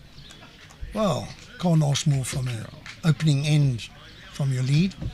I've got to know Jenny Jones quite well over the last year or two, being a fellow selector, and the commitment and passion that she puts into the game, and the hours and weeks that she devotes to coaching is unbelievable. It's next level, Alan. Brilliant. Thinus was asking Warren to play with a little bit of feeling, which he got wrong.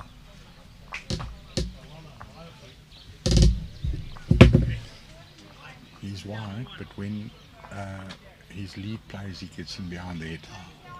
Okay. Not a problem.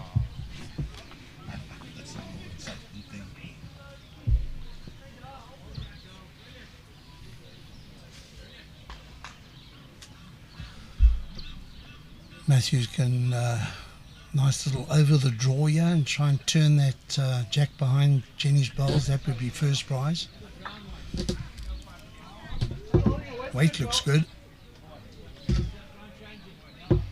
Wow. Oh, good value Good bowl. effort. He had maybe a metre less Yeah. running, you could have got the result.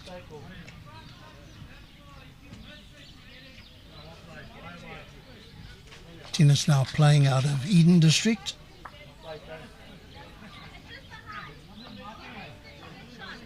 Oh, he's Oh, played there a you cracker. go. Oh, there you go. Alan, he Well, really Thinus- had a very good interprovincials, skipping the Eden side, and they Yeah. got pretty close. Bronze medalist.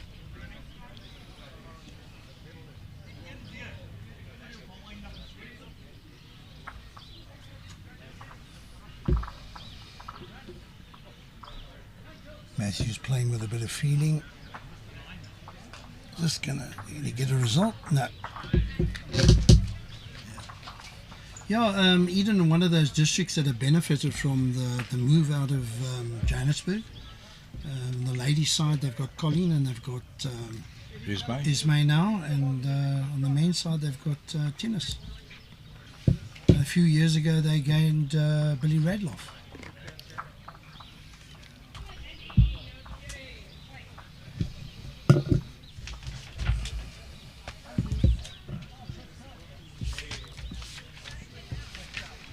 Thinus going to be able to add after that first great shot. Yep, two. Well played, Thinus. Two big bowls on the first end.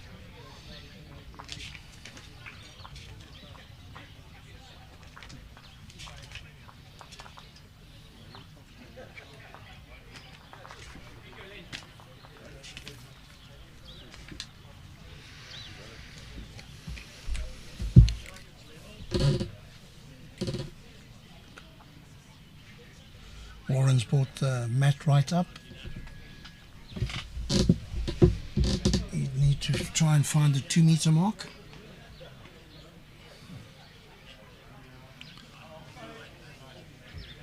Alan, as I said in my pre-match interview, they were very solid last year. Put up a great performance against Jason Evans and Shaun Thomas, and they almost looked unstoppable. As I said, they had 1 foot on the plane. And I need to come unstuck against the two boys from Boland, Fred Butter and Stoffel Lambrecht. But I'm pretty confident they're a good combination. I'll go close.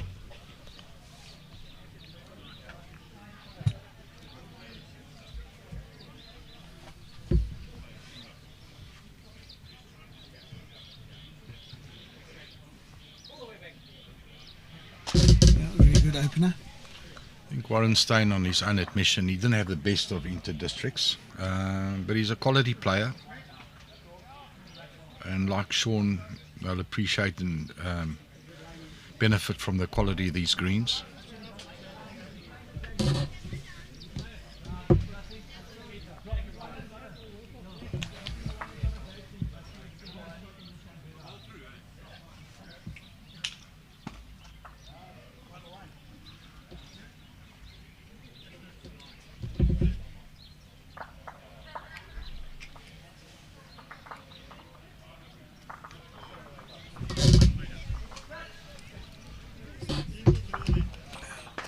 Two good bowls, much better than the first end.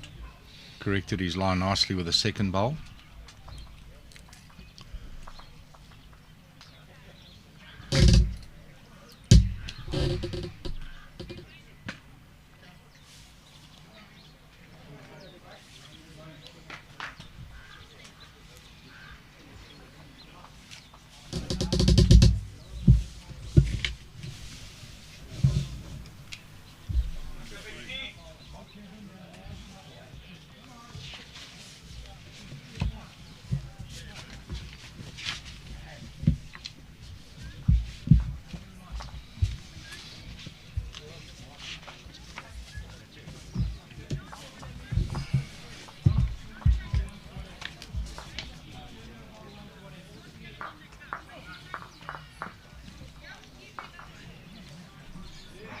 A little bit over the draw.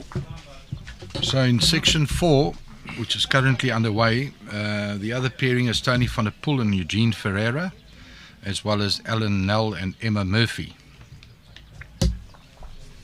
Yeah, they're playing on ring 2 here next to us. Eugene Ferreira back from a stint in America. He'll be going back soon, I believe. Oh, yeah, he said to me the other day he's going not back to the same place, but he's heading out to America, earn some dollars.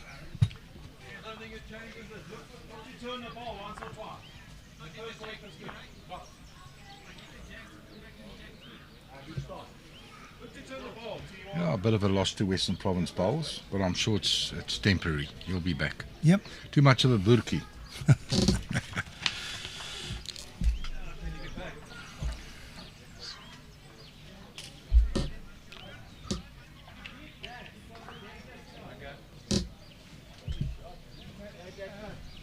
Jenny having a quick look. Not sure who's lying the shot.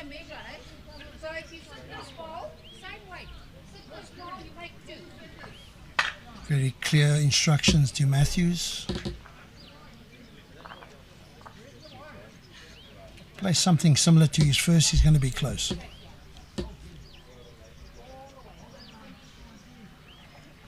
Maybe a little bit too high. He overcooked the weight a bit, you know. So let's wait and see if they're going to have a measure. Yeah, Colin's getting down.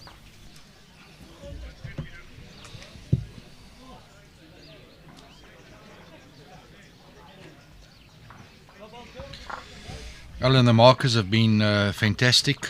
And it's always wonderful that they give up their time to assist with the marking of the games, officiating. Yeah, they're unsung heroes, aren't they? I mean, absolutely.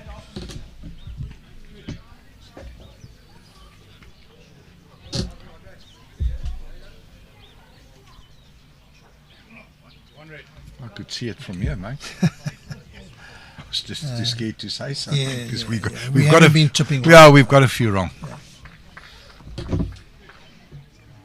Yeah, I haven't really had an opportunity to have a look around on all the rings to see if they got markers from other clubs. The ones on the streaming rink have all been from Durbanville, and they've been really good.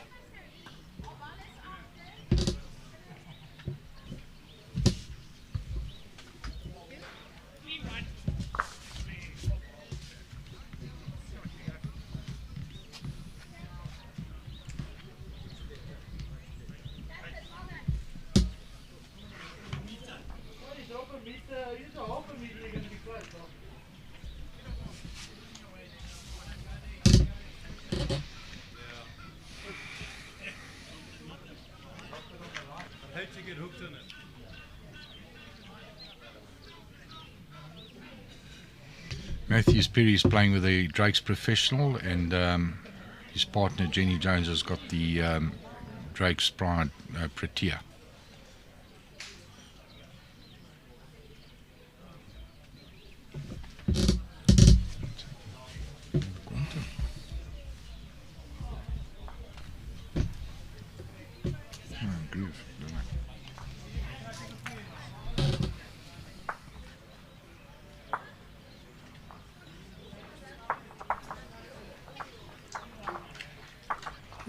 Good weight, a little bit under, but she managed to get the shot with the weight being very good. Both players searching for line at this stage, Alan. They've got to push it out there. Let's see if Warren can correct on that line. Just giving it a bit more air. So you're going to get back. Just running through a bit. Yeah, hunting that extra line and putting maybe a little bit too much weight on. But that is certainly a very consistent drawing hand. When you put it out there, it'll come back. Just with that crossover, you can see there's a lovely, healthy chemistry between Mathews and Jenny Jones. It's always good to see.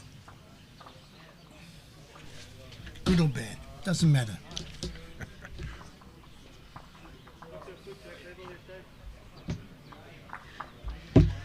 A little different to Neil Burkett and Smithies. Yeah. You want to talk about that, Al? No. Not Stay really. away? No. Unfortunately, Brian Smith is no longer with us. Yes. What a great personality and character he was. Certainly a very interesting character, and him and Neil had a very what's the right way to use without being insulting? It was an interesting combination. I mean, more often than not, they were playing together, and their names were on the same side as the scoreboard, but you would never have said so. Absolutely.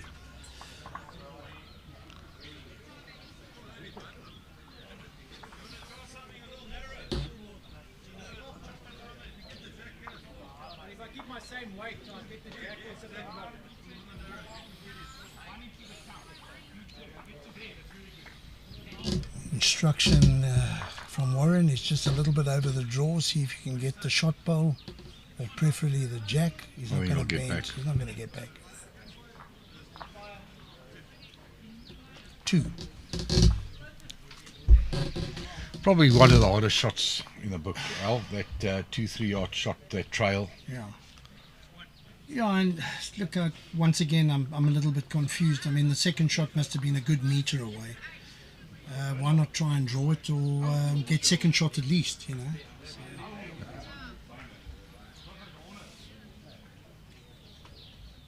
What do you say? Absolutely. When the point I try to make is when you also look at the results, Alan, of the assessments, that's the department where the players score, their percentages are down, is that trail.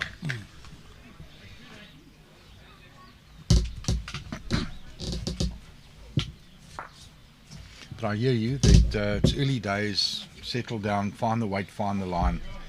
Don't look for the hallelujah type shots.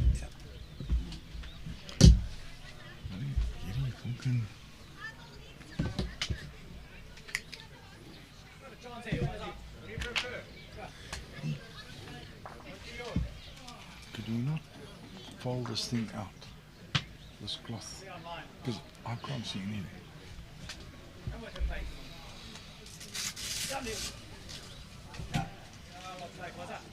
No, what a great start from Warren. Very good, mate. I think once they settle in on that hand, I think it's going to make for some interesting viewing. Oh, the bottom. Trying to move a bit of the gazebo out the way. Just moving some of the architecture here, Alan. Just making a few changes. A bit more, one more. Oh, that's a great reply from Jenny. Shot down, but very valuable ball. Thank you. Can you switch on the aircon? Thank you.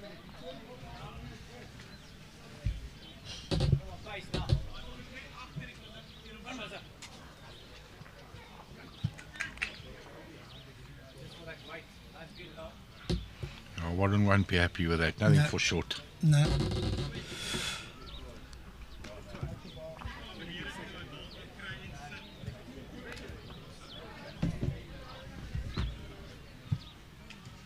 I think I must go onto the app and have a look, see how the other games are going. Just before I go to the app, Arthur Langley is watching from Eastern Cape, Utenate Bowling Club. Welcome, Arthur. Hope you're enjoying it. And maybe Hello, Pat. Arthur. Yeah. My clothing saver. Okay. Arthur knows all about that. Okay. Keeps reminding me that I owe him one. How's the dogs, Arthur? All good? Well, Arthur, if you're hoping for one, don't hold your breath, mate. What's that? Don't hold your breath if he's waiting for one from you. Eh? What is that, a drink you got to buy him? Eh? Whatever. That's perfect.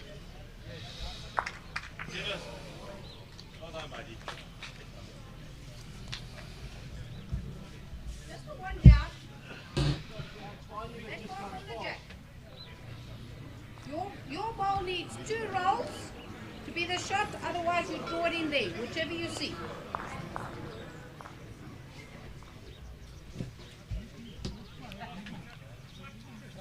Very clear instructions from Jenny on the shot.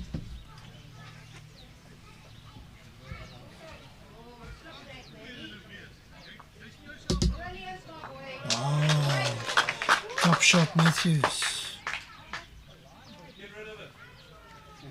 I think that means it's big booming drive. He's got a big one on him. We are a little bit too close to the action here.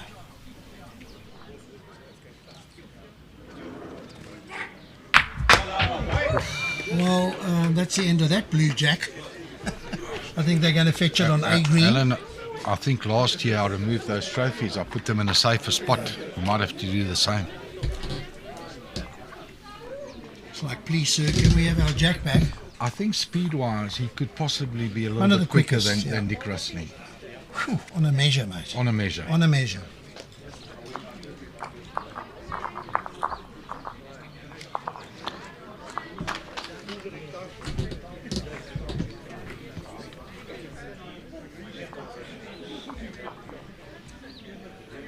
Okay, I'm just scrolling through the scores here. Some of them haven't got been updated, I don't think, but I can give you a few of them. Well, Wayne Roberts and Roger Boulay have got off to a flyer. They 10-1 up against Louis Botha and Fred Botha. A lot of 0-0s. Wow, here's one for the... How do you like that one? Call that one for me. Barry's Barnett and Yaku the Nation 5-1 up against Jerry Baker and Johannes van der Walt. Yeah, I don't want to mention Jerry, otherwise people will think I'm picking on him. How many ends, Alan? Does it give it? Can you go and It doesn't, eh? view If I scorecard? tap on it, a view scorecard. Yeah, go view scorecard. That's a good idea. Here you go. 6 ends. Okay, so that they're in trouble on set 1.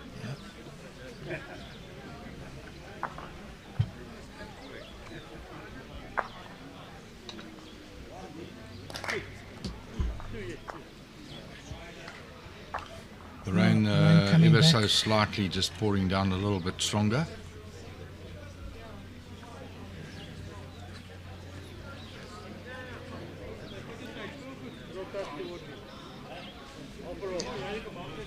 There's another one.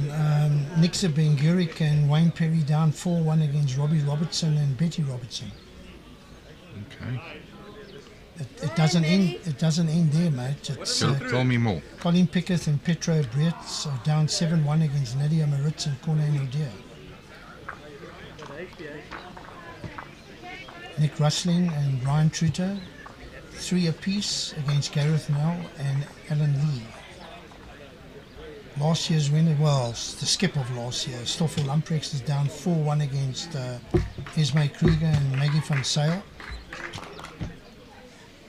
Carl Waite, Miles Norman up 5-2 against Jason Evans and Shaun Thomas. Oh my goodness. Goes on and on and on. On and on and on. Have we got some upsets in the very first round?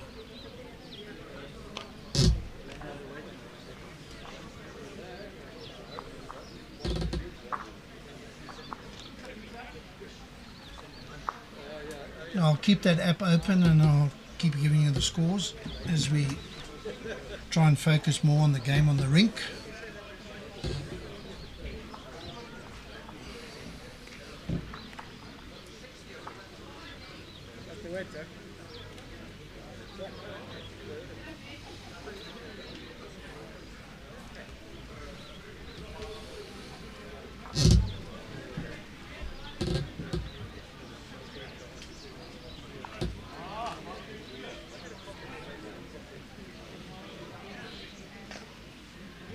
Yeah, I think the this intermittent rain is going to play with the weight control, isn't it? Absolutely. Just adds that, that extra. It's a pity because without this intermittent rain, the bowls has really been so good.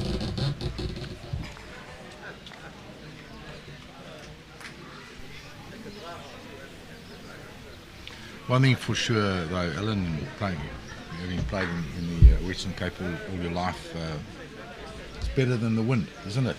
No question.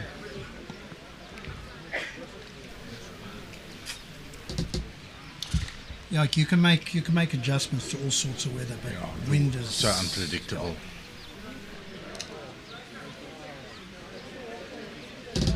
Because you end up actually trying to play the wind, and that's the worst. That's the biggest mistake you can make.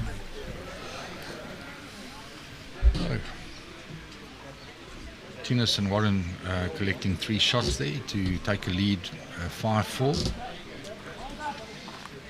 That's after 5 ends.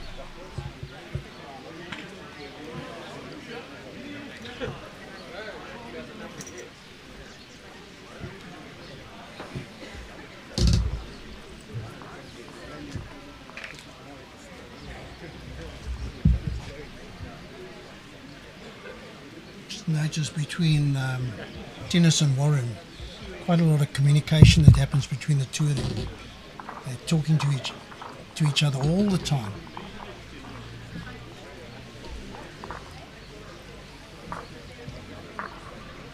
Warren lost the jack, throwing it a bit too short. I'm sure Jenny's going to go long.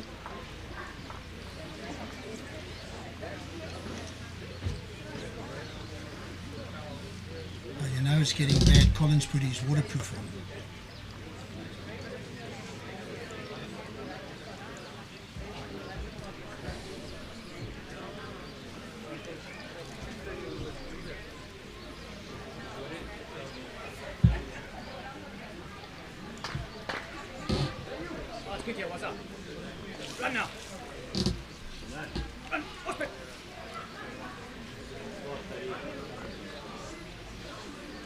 Not a bad start. That's exactly what Thinus said. Not a bad start.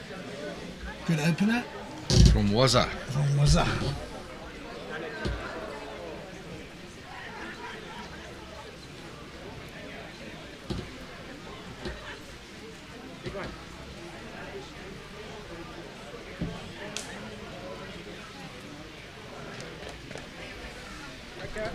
Wayne Roberts and Roger Boulay has taken a commanding lead there of leading 14 shots to 1, Alan, against Louis Buerta and Fred Buerta. That's one hell of a combination, the two of them. Absolutely. See if Warren can make this slight adjustment, couple of feet. This looks better than your first year, Pop. Oh, there you go. He's added that run. foot, I He's think. Has he? Not quite. Marginally. Still a great, 2 good bowls. 2 good bowls. On the centre line. Yep.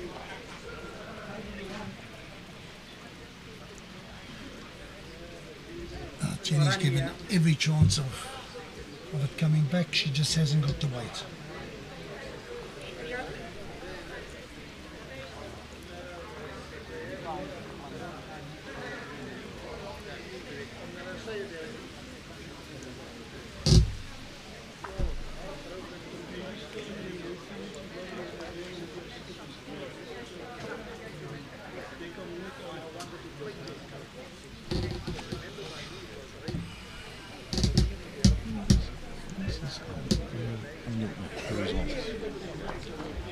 Tikrit, Yeah, Sousa. I'm not too sure.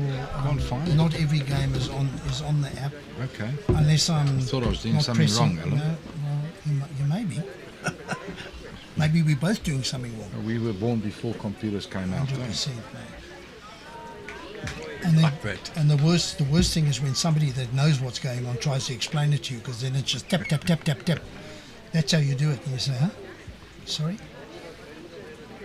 Do it again. Do it slowly. Well-known Afrikaans saying, huh? Huh? What's that? What's that? Here's number 1.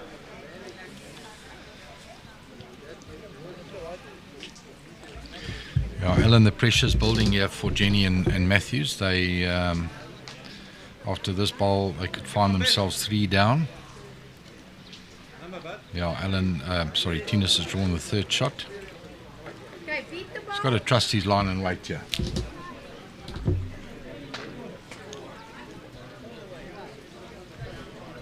Yeah, I can only find 20 matches. As Matthew added that meter, he's close. He might have drawn it. Yeah, it's a top shot, Matthew Phiri. That's a top shot. Very important bowl he's just played to peel on the scoreboard. So they're locked in at 5 all after 6.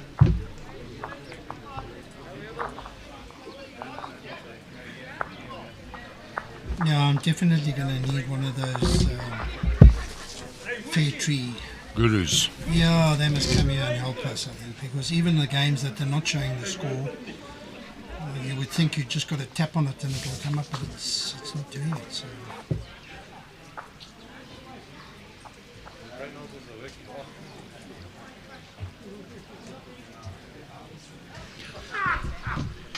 So Alan, you tell me, we our very first year we staged this tournament in the month of October.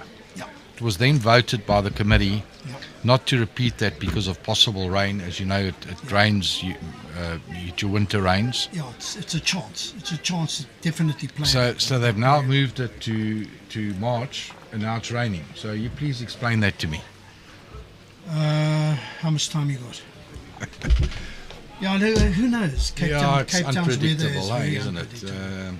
I mean, last week we were playing in howling southeasters. And I think you run a bowls tournament and something's going to happen. Weather-wise, something's going to happen. So. For our views overseas, we're sort of just coming out of our summer. Correct. But it's certainly early rains, isn't it, Alan? Very early. No, this is unseasonal, without a doubt. And, if you, like me, if you've been in Cape Town all your life, you really look forward to February and March because the weather's at its best. The wind should have disappeared by then. But seasons change. I'm sure everywhere else in the world you're finding it the same. It's seasons are just changing,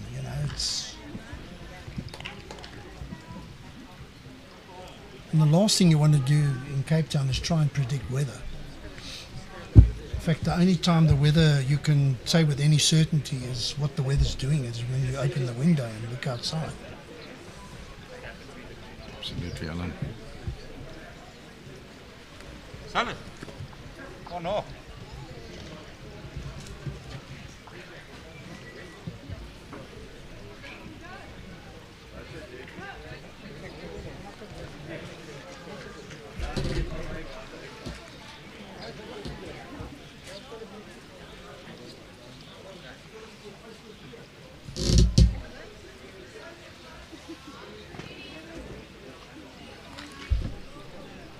Colin Henderson, the marker just indicating that it's a measure at this stage. Lots of bowls to come though. Mathews makes the trip here, he's close. Can he make the trip? Not quite.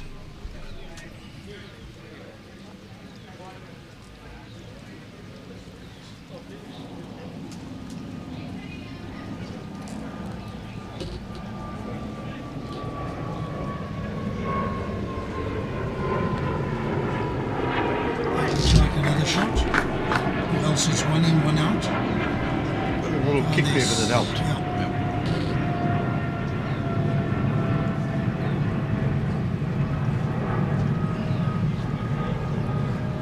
There's another plane gets ready to land at Cape Town International. We're right on the flight path here. It's actually strange, maybe because of the wind or the wind direction. That's why we're not hearing aeroplanes, because that's something you get when you're at Durbanville and Belleville. I grew up in this area, and they seem to use Boston Estate Belleville as their guide into Cape Town International. Is he going to make the trip? I think he's very good, yeah. Is he up? Yeah, could be good enough.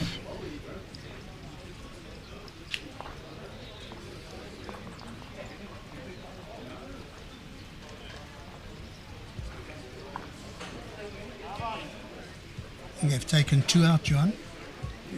I think it's just the 1 out. Alan, they're measuring his Thinus' last bowl. Okay, the one bowl there Yes. might have been out of the counts. Just getting it out the way.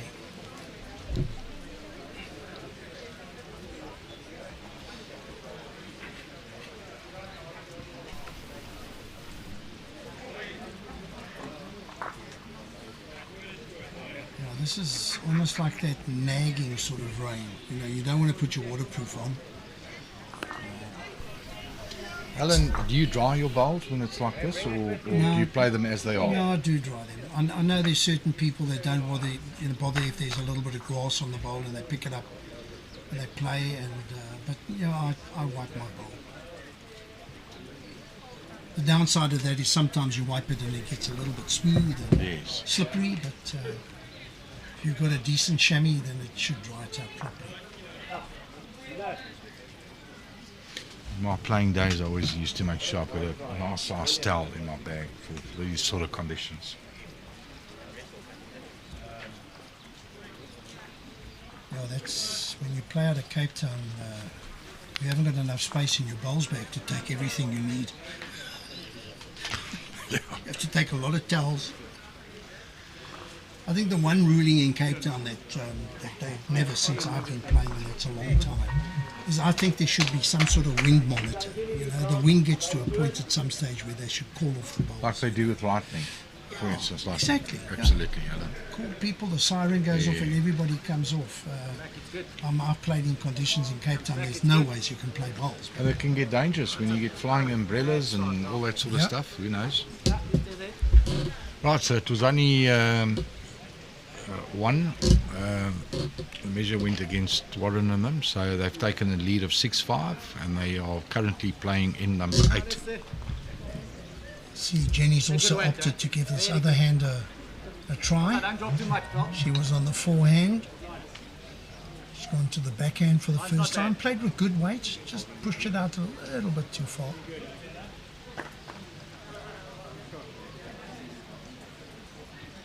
That's a better line, I think. So just a quick update. In Section 3, Barry's, Barnard and Jaco the Nation are currently up against Jerry Baker and Johannes van der Walt, 8 shots to 3. Nick Rustling and Ryan Truter leading 4-2 against Gareth Nell and Alan Lai. Think change, Jenny. Yeah.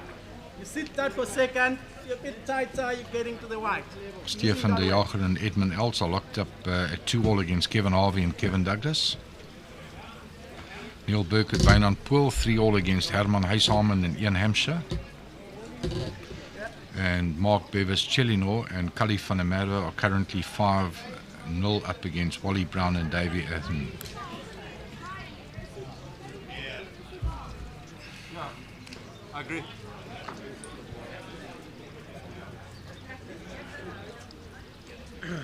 Armand Eskeray and Franz Trotsky, they leading the way at 4-0 against Edward Adonis and Petula Fortuyn. And Garthwaite and Miles Norman are up 5-2 against Jason Evans and Shaun Thomas. Ismay Kruger and Maggie van Zyl are up 4-1 against Stoffel, Lambrecht and Clayton Kleinjans. Good, Thinus. Very good, mate. That's another shot. That's what we want.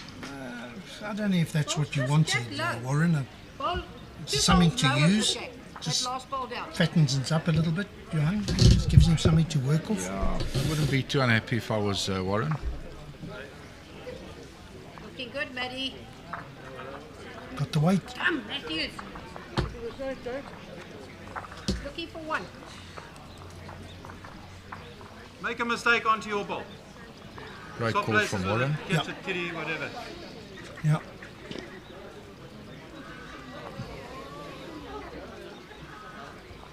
Yeah, I definitely wanted to take that Sort of playing level level ball. shot, Sure, isn't it, Alan? 100%. He needs to swing a little more, And swing a little more. and that's nuisance value. Yeah, it's a great Yeah. ball. I don't know what you see, Maddie. That's a great ball. Fall down, yeah. Oh, Matthew, play with a bit of feeling into this one. Whatever you see.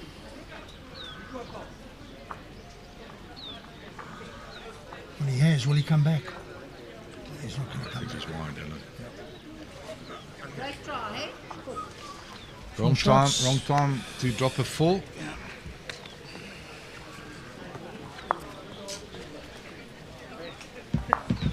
Very, Smart. very good head played by Warren and Thinus there. That's why in this format your lead is so important, Alan.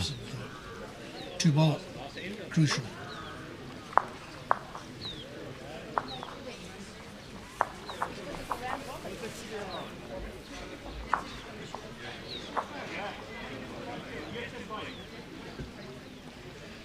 Jenny read the rules.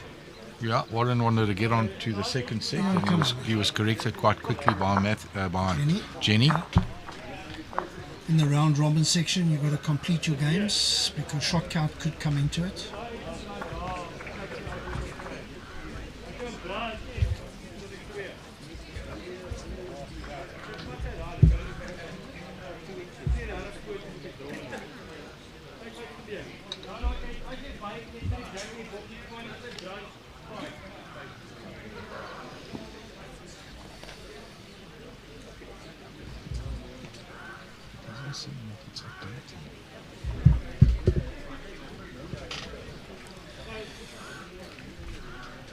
Yeah, I think the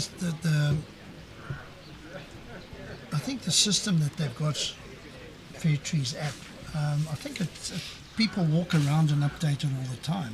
Yes, So maybe because of the rain. absolutely. Could be a contributing factor, Alan.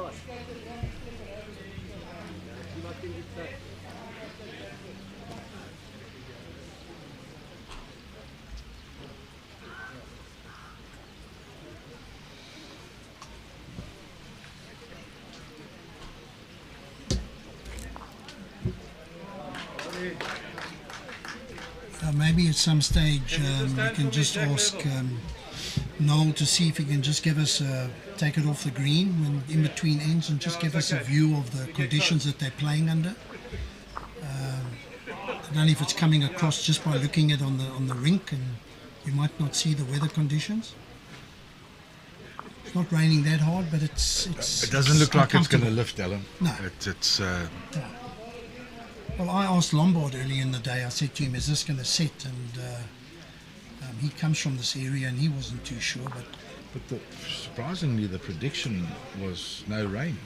Am I right? Yeah, I made the mistake this morning. I went onto the app and I said, no, it's not going to be too bad. And I realised it was on Plumstead, which is where I stay. Okay. So then I turned to Durbanville and it definitely showed that we were going to have some rain this afternoon.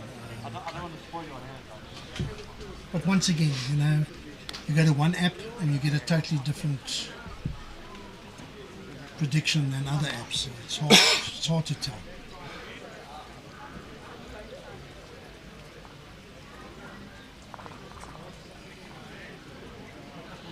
Now there, I've just heard a comment from Peter Harvey, the ball slipping in his hand, so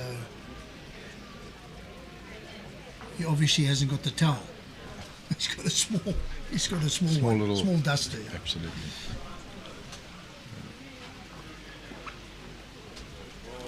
It's annoying rain, but yet once again, nobody really. I think Peter's got a top on over there, Peter Harvey.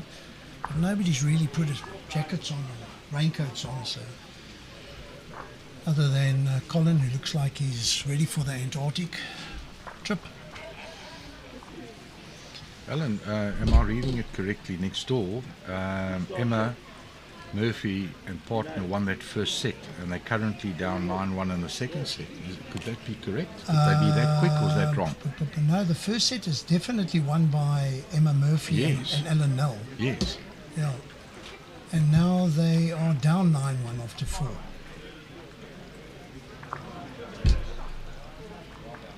Oh, well played by Thinus. Just the one, eh? 2 now. What's Thinus's age? If Would I, it be mid to late 30s? yeah, maybe not quite 40 yet, but late 30 certainly. I mean, he was involved in the national setup, Around it. and he moved to Eden. Did that have anything to do with I think he just went off the boil a little bit. maybe looking after family? Definitely.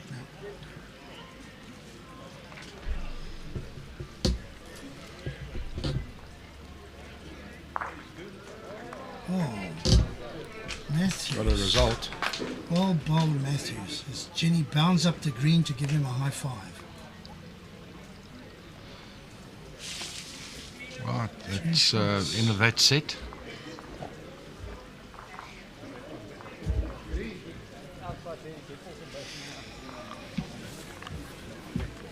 He's got a wonderful personality on Mathews. Eh? He's always got a smile on his face. Always You can never tell. Always a smile. Win or lose, you can't tell whether he's up or down. I mean,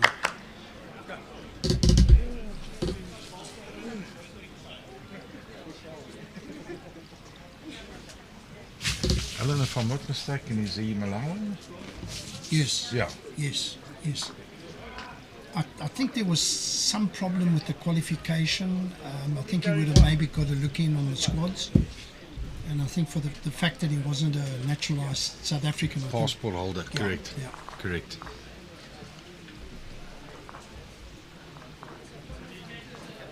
He's certainly making waves up there, isn't he? I mean, he's got a record.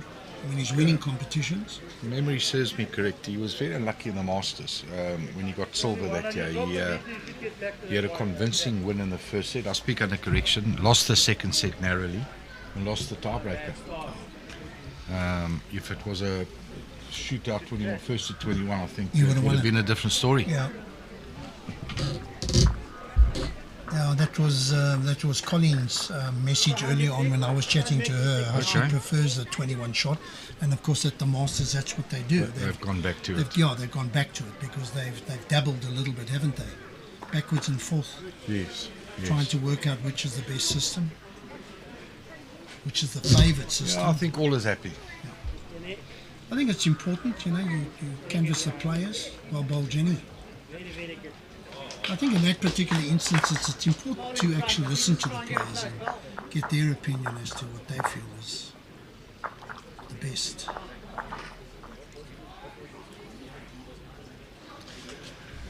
There's no doubt that Jenny Jones's mindset would be to lift her game and give Mathews a bit more support in the front in order for them to be more competitive.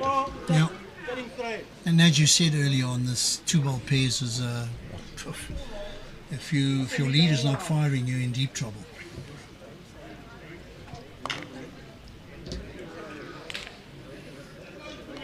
Right, nothing for short, Jenny Jones.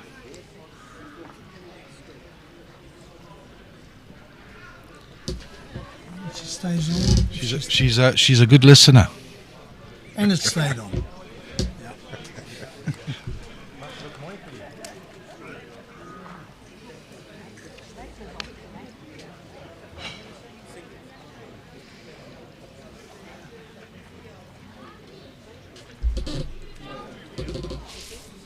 Yeah, I see on the end rink one of our previous winners of the pairs event, Peter Harvey and Kevin Douglas. They won the first set and now they're 6-3 down in the second set. So I think they would definitely want to bounce back after their performances, the unfortunate performances in the singles. What a great shot, Thinus. Shot now. That's far from the jack. Played a lot of those very good shots in the recent inter-districts, Thinus. Warren agrees.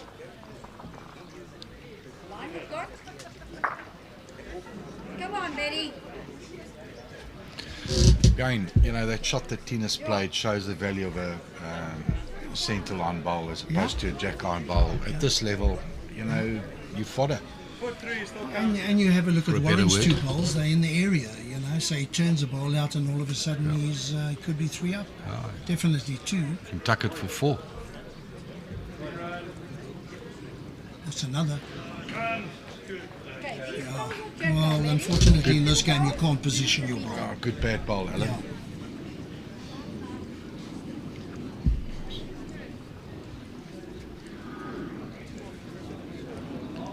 It's all on the weight, yeah. Just slipping past. 4 again. What a great bowl from Thinus. 1 down, turning into 4.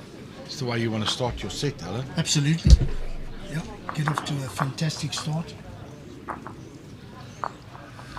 Straight away, Warren grabs that mat and he's well up the rink.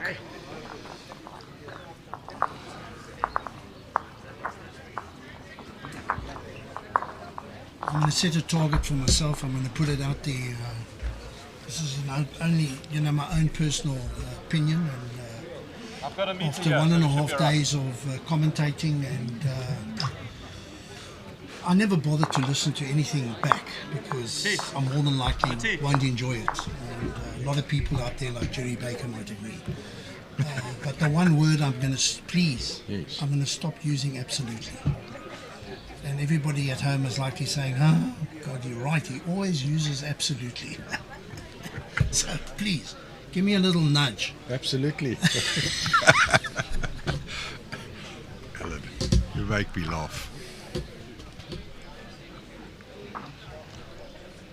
That, Alan, that shot that Thinus has just played, that'll certainly, not that Warren's playing badly, but it'll lift him. Yeah.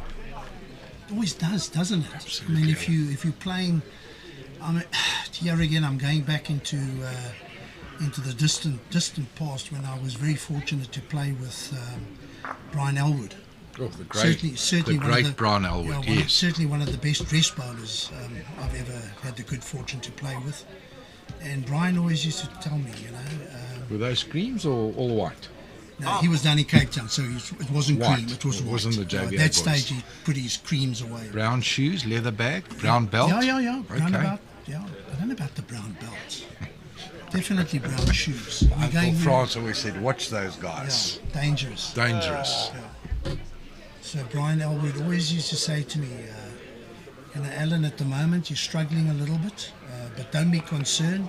He says, because when you kick in and come into the game, we'll breeze this game. Yeah, hands and Real heels. hand, yeah. Absolutely. I just learned so much from the opportunity of playing with that gentleman, and what a gentleman he was. Alan, look, I didn't have the privilege of watching him play ever. You rate him up there with the best of that era?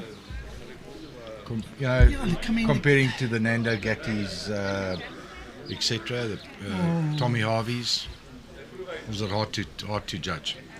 Yeah, look, I mean, just that mere hesitation might give you, an idea of what the answer's going to be. Look, he played for South Africa at that stage, and there were so many. I mean, we were getting results, weren't we, at that stage? I mean, and he was just slightly before the 1976. Yeah. Yes. But a top player, and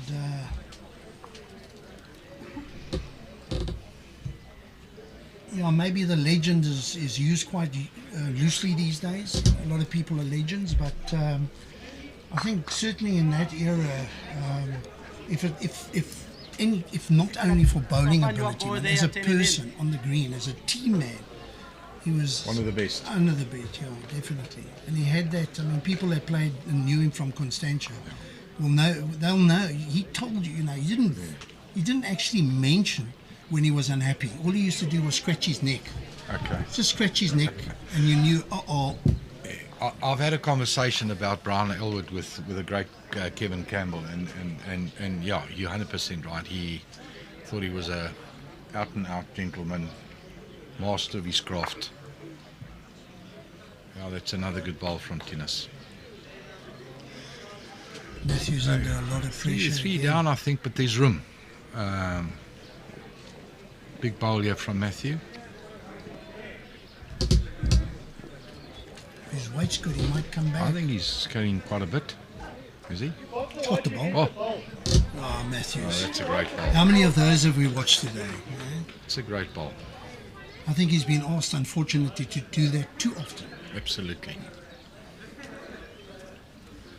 Keeps them in the set. Had it been 3 or 4, different story. So well done, Mathew. I'll probably go T to T, Alan. Yeah.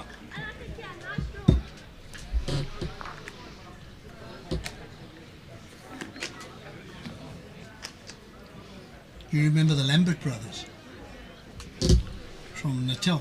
No, there's a Keith Lambert that plays out of BGN, but No. that's modern times. No. Sorry to say. No, Very modern times. The Lambert in those days. He might be related. Where did he come from? Not sure. Oh. Not sure. Well, I mean, the Lamberts in the days when I was playing, I don't know, their parents must have had a very sick sense of humour because they called them Top, Dick and Harry. Tom, Dick and Harry Lambert. And, Is that a true story, Alan? That's 100% true, mate. Because I know Harry Lambert joined us. He came down from Durban and he joined us Constantia. First Fishhook and then Constantia. I mean, I played quite a bit with Harry Lambert. I mean, he was a contender for national colours. He was so good. He was really, really a good bowler. Last bit, was he? And where did Dick play from? I think they were all out of Natal. I think it was only Harry that came down to Cape Town. You want to change? Tom Lambert, I think, played skip for Port Natal.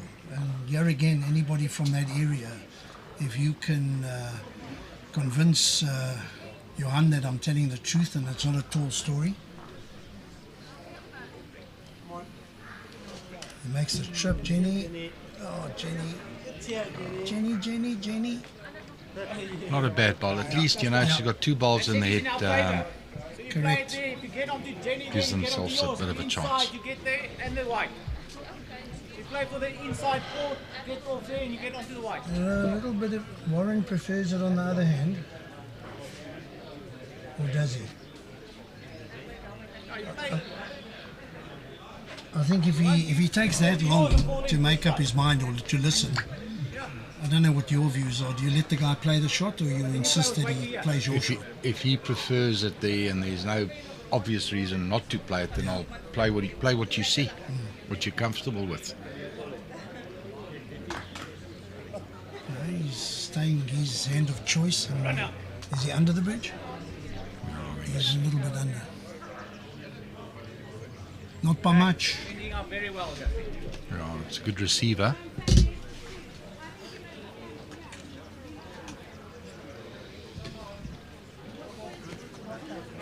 Let's see if anybody's come to my aid here. What you're pointing out. I think I had the stick number wrong. It was on Emma's side. Oh, now they've changed it. They've changed it, you see. Okay. So, yeah, Okay. it looks like we're winning both So, sets. so it looks like Alan. Tony van der Poel and Eugene. Correct. Yeah, are well in control there.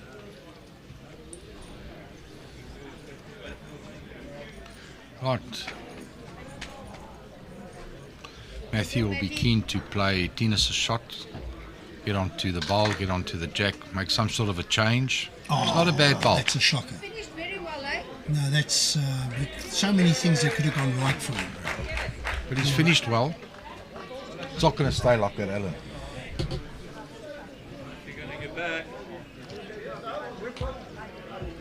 Thinus won't be happy with that. I don't mind your weight. You just got to try and touch the ball or turn their ball. Something similar, Mathew. To your loss. maybe the luck will be on your side now. Nice delivery. Smooth. Very smooth. He's not happy with that. Weight's so good. Can I have a look? Can I have a proper look?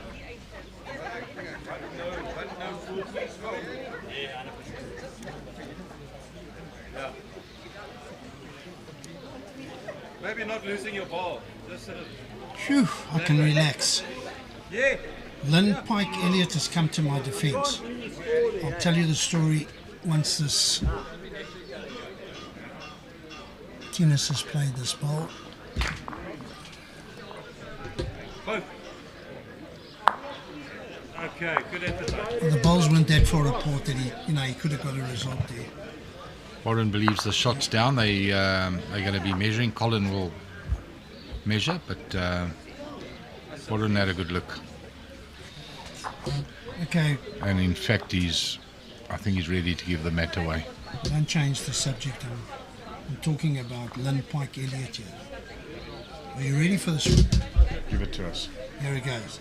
Harry Lambert was from Pietermaritzburg. Got it? Brothers Tom and Dick. And I didn't know that there was a Billy. So I don't know what happened to the parents there. I don't suppose they could have gone any different. And how do you add to Tom, Dick and Harry? So you had to take a chance and go somewhere else. So they picked Billy.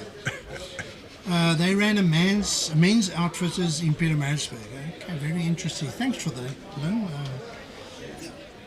Very informative. Yeah. Tom, Dick and Harry. Can you believe it?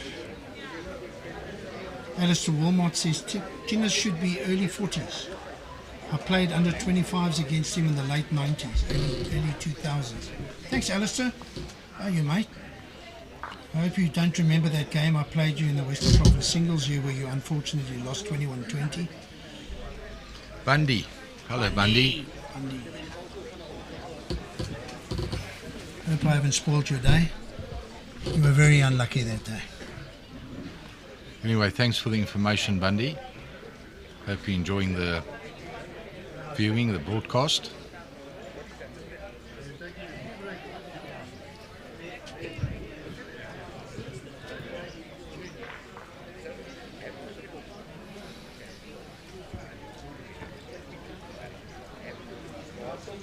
I'm not going to even try. If I pronounce his surname and get it right, sorry, Gracie. Baby watching from Northwest. Well, we're certainly spreading it out there, all over the South Africa. Nice to hear. Yeah, Sith, it's a tough one to call because what speed is the green running at? You know, with this intermittent rain we're having, we've gone from almost 15 yesterday down to, I would think, Alan, 12 and a half. Yeah, 12 and a half would be a fair call. Yeah. It's got a bit lighter though. It has. It's definitely. Oh, Jenny's corrected a line here, and I think she's pretty close. Weight looks good. Oh, she's well bowled. Well bowled, Jenny. Well bowled. Yeah. Okay. Oh, boy, here we go again. Shirley Valentine. I watched that. I'm getting worried. I watched that movie a couple of times. I'm getting worried. Yeah, Shirley. I mean, that's as bad as Tom, Dick and Harry. I'm sure you've had, I'm sure you've had a few chaffs over the years about Shirley Valentine, but maybe that's your married name. You had no choice. Enjoying the bowls. Alan, I hope you're not off to the Greek islands. No, I'll be. Somebody's going to lay a charge against me, but so be it. Never met you, Shirley, but love you. Love you got a secret admirer, Alan. Obviously. Right. I didn't finish the message. Must be the voice, Alan. Must be the voice. Shirley, wait till you see him in real life.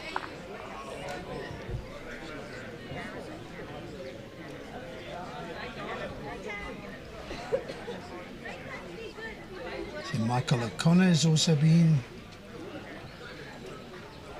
sending messages. Previous men's 4 national champion. I watched him win it. Yeah. I watched him win it at Western Province Cricket Club. Hello, Mikey. Good to hear from you. I think in that game, Michael had to throw all his trousers away after that game. I think he was, if I remember correctly, I think they were well up and the opponents came back at them and Michael had to play a big ball, on the last end to win And he pulled it off. the national title, yeah. I think I'm right in saying that, Mike. Got the 2 seconds there. Yeah, I think Thinus is going to try and clip this bowl out. It's on his forehand. He'll give this a whack.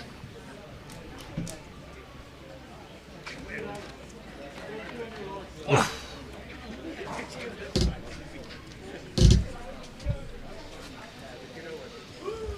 Right, they're creeping closer. Jenny Jones, after drawing that very good second bowl of hers, trailing 4-3, but very much back in the set.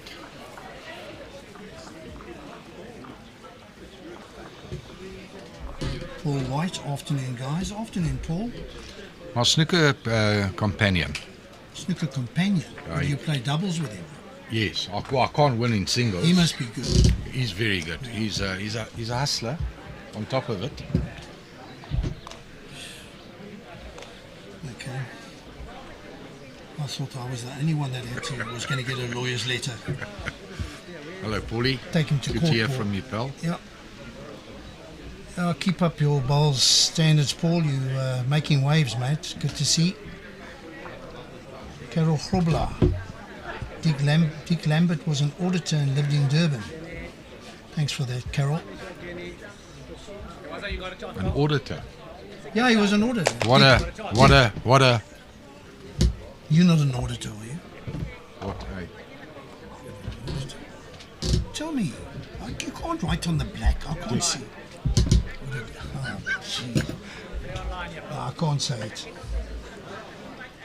Apologise to the viewers if it's a little bit below the belt. It's half a meter. Over half a meter. I'm sorry to our viewers, but when you spend the amount of time that Johan and I spent together, over the last couple of days, we're really battling to form a lovable chemistry.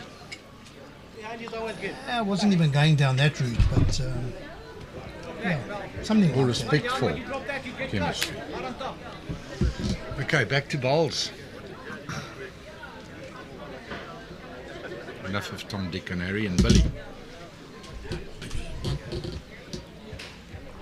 I think Billy was the odd one out. Definitely. Making the trip here. Not quite. And I would assume that he had to be fourth in line. What with the inheritance? Not the inheritance, I'm not going money, I'm just saying from a birth point of view, he must have been the fourth one. Absolutely, no doubt. He couldn't have been the first one. No. They went Tom, Dick, Harry, and then Dick. Then Billy. Yes.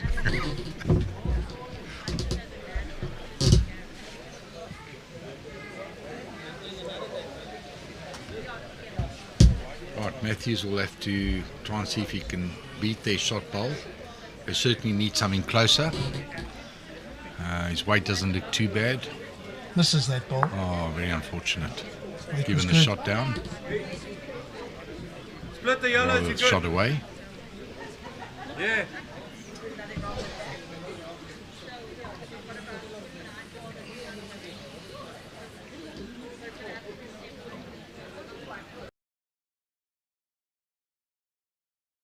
Will he hold his head?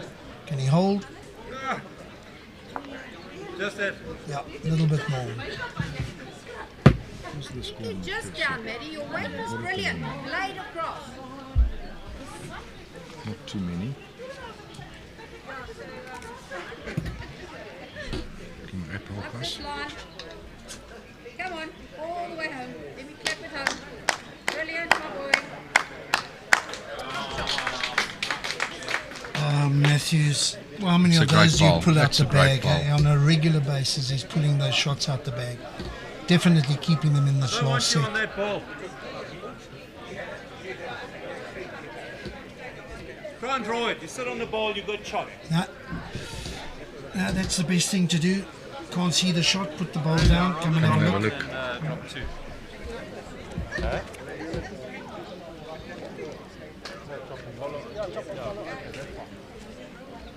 not sailing away, rather. Lynn, Pike Elliott's just going on and on, more and more information. Thank you so much, Lynn. Tom was a teacher in Durban and wrote a book called A Tad More Grass. It had obviously had something to do with bowls. No doubt. He played for Westfall Country Club. Thanks for that, Lynn.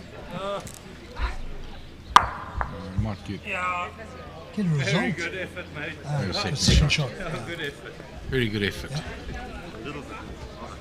Right, game on, 4-all after 5, Al. Yep. I think the difference here has been Jenny's up the game. Up the game, and Mathews has come to the party on many ends. Even in the last set when it didn't go his way and they lost the set, but still he was pulling shots out of the bag, playing some big shots, and the last set he did the same. Any chance of a tiebreaker here, Alan? Too early to call. Too early to call.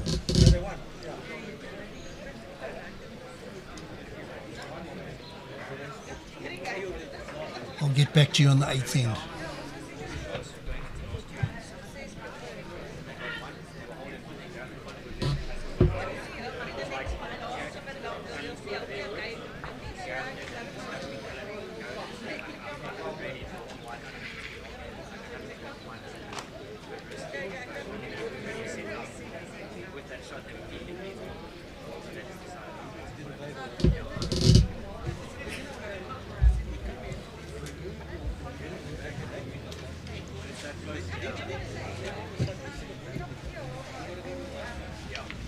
Good weight from Jenny. She just nipped the line slightly.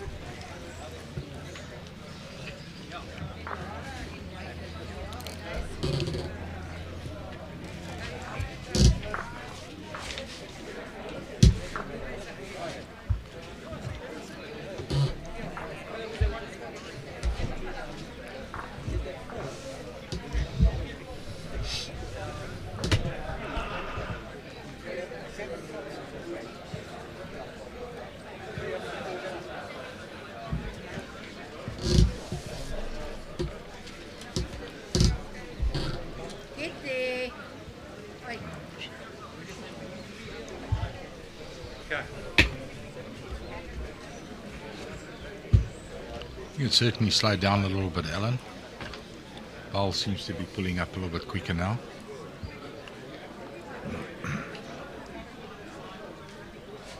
Yeah, you've seen so many attempts to play this forehand and end up a metre, 2 metres short. It seems to be when you go on that wider line, you obviously, because it's not been played, it's the slightly wider line, you and need a maybe bit of it's extra pulling on up. it. Correct. Yeah. Warren will be happy with that roll of his. Yeah. So will he skip.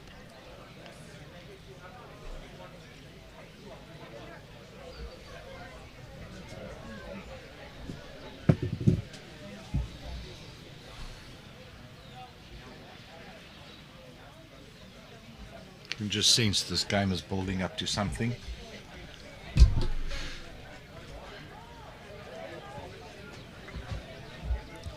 It's what makes the sets format so interesting. Mathews Can he hold? Can he hold on that line?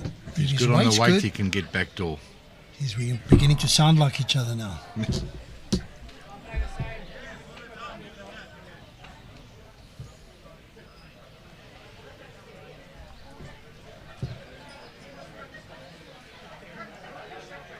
Can he hold? This is unacceptable. Something Well, Colin has indicated that Thinus is holding the yellow bowl, the jack-iron bowl, if I've got it correctly.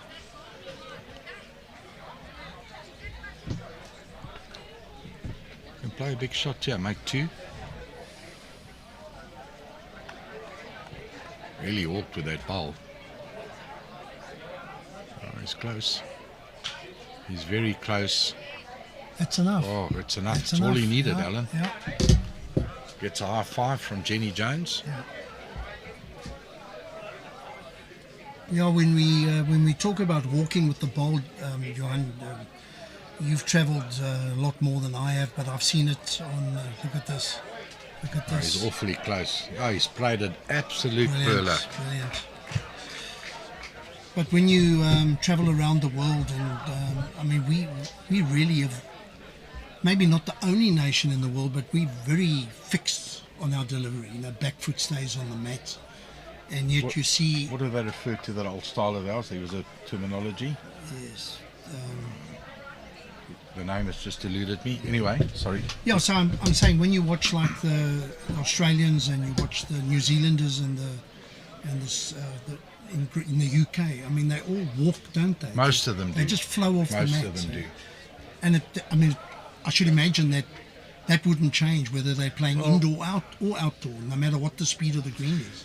Alan, you know, I've got mixed feelings about that. You look at certain deliveries like Paul Foster, for instance. It's not the most attractive sort of delivery, but it's the same every time and it works. And I mean, he's a MBE, he's a magnificent player. And then of late, you get a chap like Jason Banks. He's got a very, very different delivery. Certainly not too stylish, if I may use the word. No disrespect to him. I mean, he's a fantastic bowler. But yet, you know, if you look at some of the Australians and certainly the younger generation coming through, and I'm referring to, as an example, there's a young girl called Kira that played at the World Under 25 in Hong Kong. Beautiful delivery, stays on the mat, stays down that extra 3 or 4 seconds, exceptionally smooth. So when it comes to a sort of a training schedule, I don't think the Australians, for argument's sake, are promoting the bowl and walk, and I just think that you know, staying down on the mat, etc., is what they're sort of promoting, as opposed to the other way. Okay. That's my opinion. And you look at Caboose. Very different. Everybody seems to be fascinated with Caboose. That delivery goes sort of, on and on and on, that debate. That delivery sort of grows on you. Yeah. But I think, you know, on the day when the rhythm is not there, through maybe a bit of anxiety, etc., that sort of delivery can catch you out. And I think we witnessed that in the final of the recently played inter-district.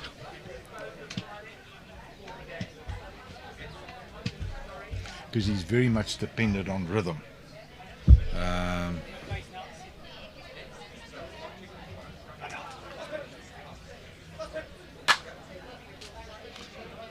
Very good. Good bad bowl. Yeah. But it's 2 bowls in the head. Yeah. In this format, that's all you want. Shot's still got to be played. Yeah. It's there. Target's a little bit bigger, but you know, I'm sure if hopefully Jenny plays a big one, but if she doesn't, Thinus will be playing through the head to try and make the change. The main thing is Jenny's got to reach, and she's done that. She's played an absolute perler. Brilliant. What a great bowl, Jenny Jones. Out of interest, Ellen, I've given her a nickname, JJ the Jet Plane, Jenny Jones. There was a great racehorse called JJ the Jet Plane. Okay. Bought from next to nothing, went on to win the Dubai Cup worth a few million. I think he cost 30,000 Rand as a yearling.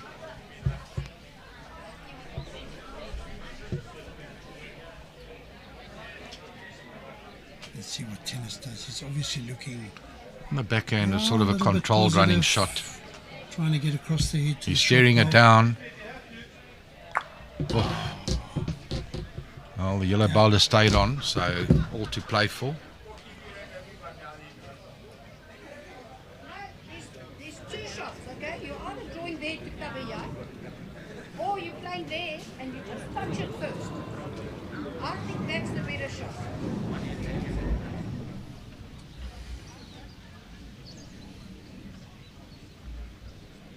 As you were saying, such a smooth delivery. Mathews has got. He's got good weight here, Al. Okay. Good weight for Good what you effort. wanted, yes. Very good effort.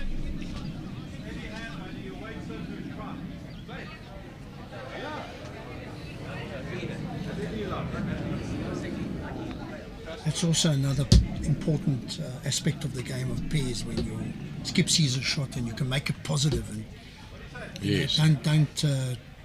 don't give him a maybe. Yeah, just agree with it. Encourage it and say I like it. It's similar like to a golfer. If the golfer calls out his carry 7-iron and he agrees with it and he says there's no doubt that's the right club, hit it to your best ability. You can't say if you don't tune in. If you tune into Cape Town Talking Heads, you get it all. You get horse racing, you get everything. Bit of golf, a bit of Tom, Dick and Harry, take more grass. Oh, this is another great bowl. Well bowled, Mathews. Are we heading into a tiebreaker, Tiebreaker. Alan Lofthouse? Not yet. Not yet. No, next end, I'll tell you. Come on, Alan, you can't leave it that late. Look, my predictions have been so off. Yours haven't been much better, so... My feeling though, if they do go into a tiebreaker, Yeah. the pressure's on Thinus and Oh, Warren. absolutely. No doubt. From the position they were in early on, Absolutely. yeah, no question. Certainly going into this game, Thinus and Warren, if there was a bookmaker, if Neil Burkett had his board out, they would be the favourites. Do you call it odds on? Would it be, I would go 6 to 10 on, and 6 to 10. I would have laid these two, without disrespect, 18 to 10. That's a good bookmaking call. So in other words, 6 to 10, there's You got no value in that. No bet. value. You've got to put on 10 to win 6.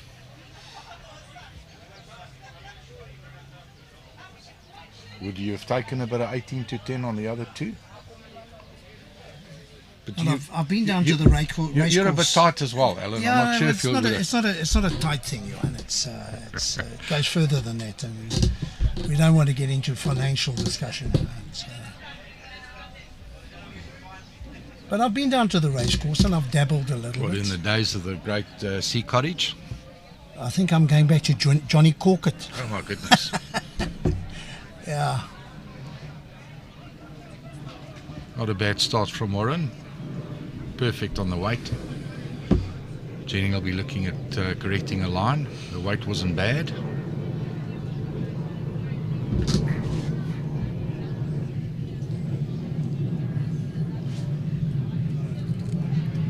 Well, it come back from there, giving Jenny. it more air.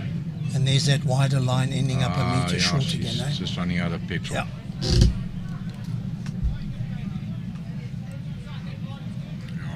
Warren will be looking at beating his bowl. He's changed hands for obvious reasons.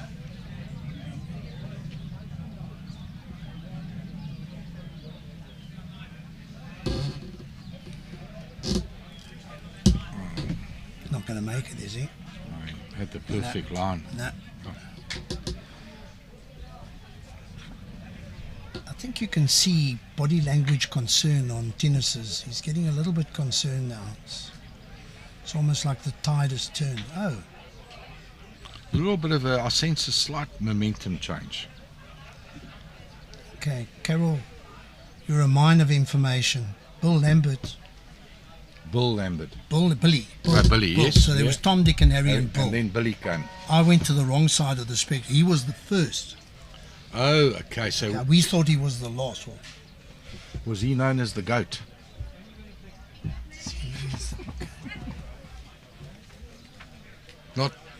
Not the greatest of all time. Billy, though. Thank you.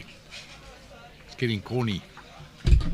Okay, Alistair, this is very useful information, seeing that my co-commentator couldn't remember. Clinical style. Yes, the clinic style. Not clinical, but Well, clinic style. Similar. Oh my goodness. If it was Who Wants to Be a Millionaire, I'd give it to you. Okay.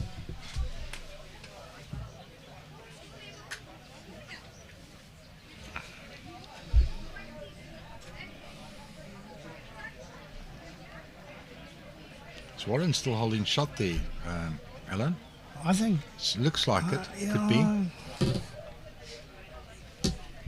Once again, it says camera angles, but I think you're right. I think Warren's holding Tuck shot. on the jack here will be worth gold.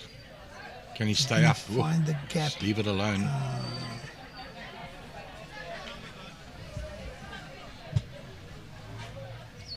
He missed it and he's still smiling. Absolutely. What a gentleman. Yeah. Thinus has got a line here. He's got a magnificent line. Oh, he's played an absolute And if he's pearler. moved it a What a little bowl. bit, What a bowl. That's definitely 2, I think.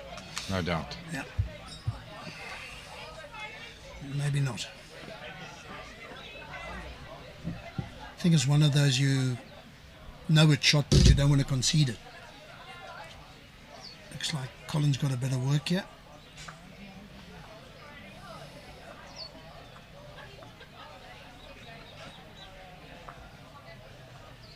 Oh, that was a very good bowl from Great Thinus ball from Oelofse. Thinus, yeah.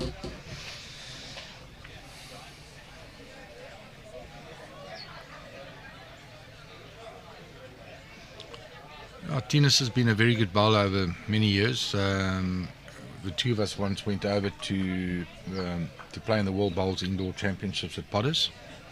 So that's going back many years. It was back in the days when the PBA was staged in Johannesburg, and we had 2 spots.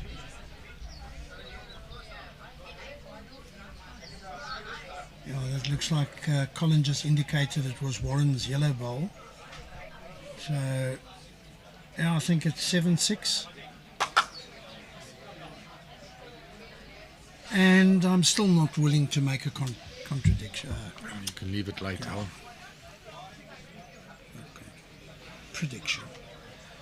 Getting tongue-tied here. We will find somebody else to take my place. Anybody in mind? Anybody? Anybody? It's pair, so there's nobody around. Right. Thinus will be looking at a solid start from Warren. Right, Alan, they're down to the business end of the game.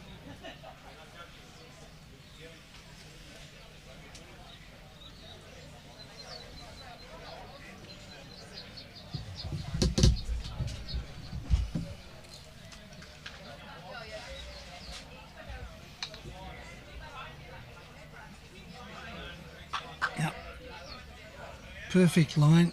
It's dropping that little bit short.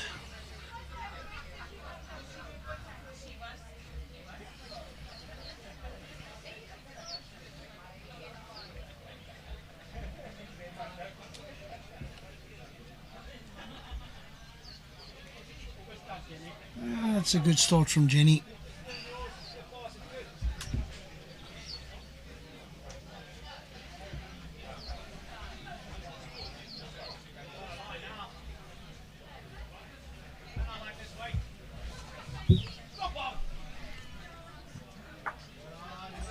Two good bowls. Two good bowls from Warren. That's what you need on the last end.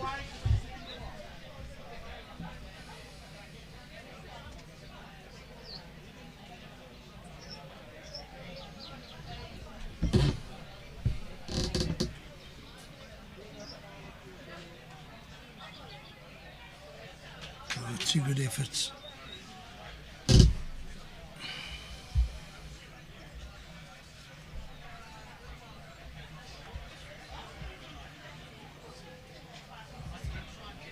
Bit of a surprise. In section 2, final result, Herman Huishamen and Ian Hampshire got up against Neil Birkin and Wynand Poole, 19 shots to 12. Alan? That must be well, Herman Huishamen, what shouldn't be a shock. I mean, it's a possible result, and let's see what Thinus is going to do here. It's on its way. Yeah, it's finished well. And then Wayne York and Laura York got up against Mornay Skeepers and Annika, 24 shots to 10, Alan, in section 5. Good. Let's see if Mathews can play another big bowl here. He's played a few of them. No, he's close. Look at this. He's stunning. That's Mathews BMT. Phiri. That's BMT. Mathews Phiri, you little beauty. What a ripper.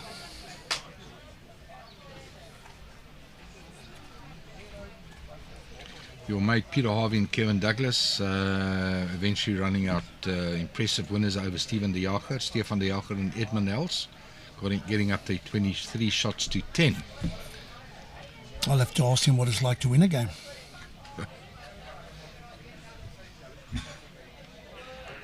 Well done, boys.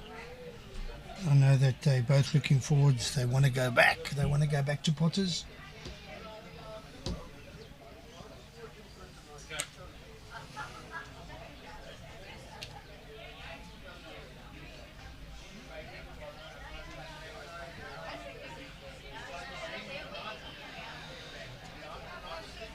So, yeah. Close game between Gareth Nell and Alan Lai. They managed to pip Nick Rustling and Ryan Truter 13 shots to 12. So Mathews, big bowls in his hand, strokes it away.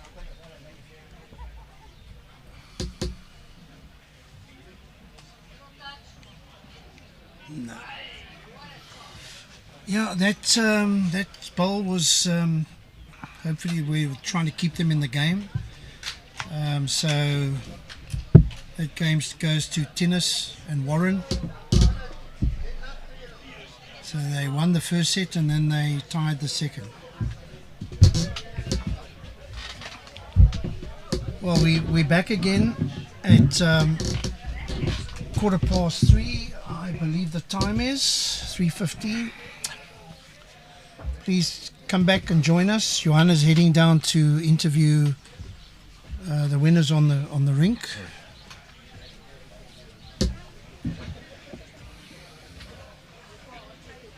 So wait for that, and then please join us again for the next game.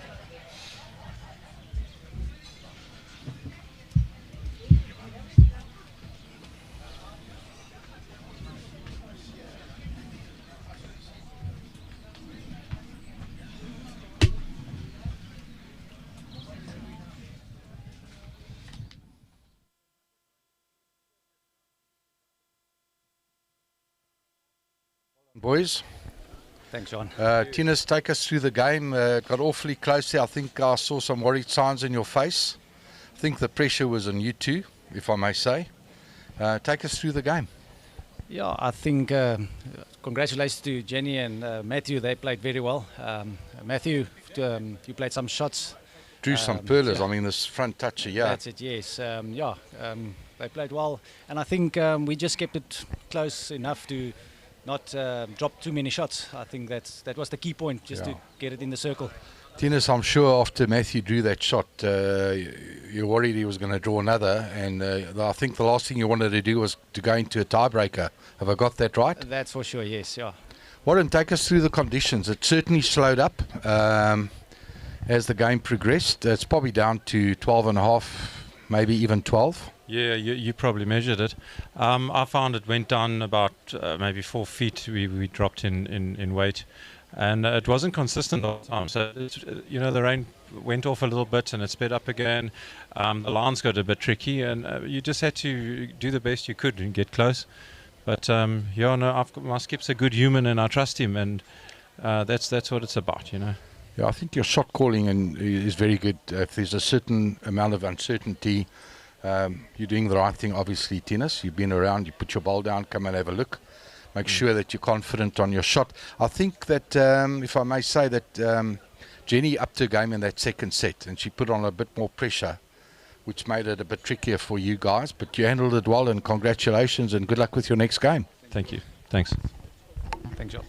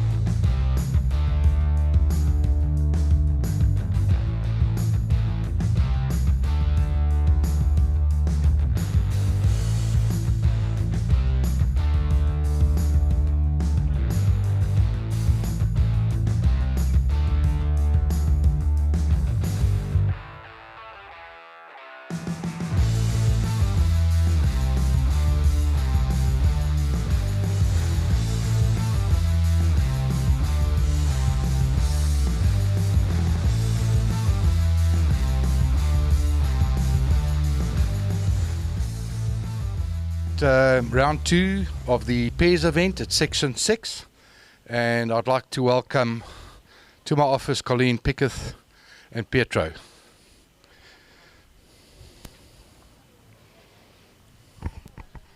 Grab the mic there, Cole.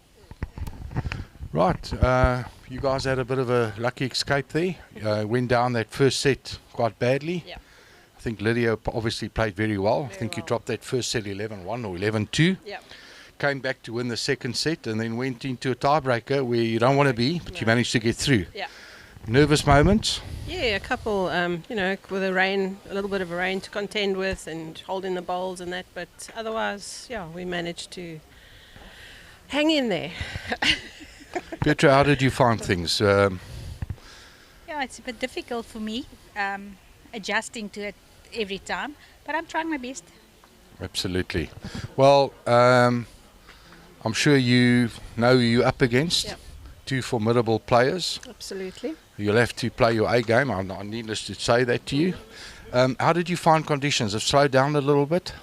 Very slightly. It was maybe a yard or so. Yeah, but still playable. Still playable. It's yeah. Definitely all right. not. Well, good luck. Everything the best. Stick Thank 'em you. stiff. Right, the opponents this afternoon is none other than one former international, former Commonwealth gold medalist, 2010, current Protea player, one of the superstars in South African bowls, Niksa Benguric.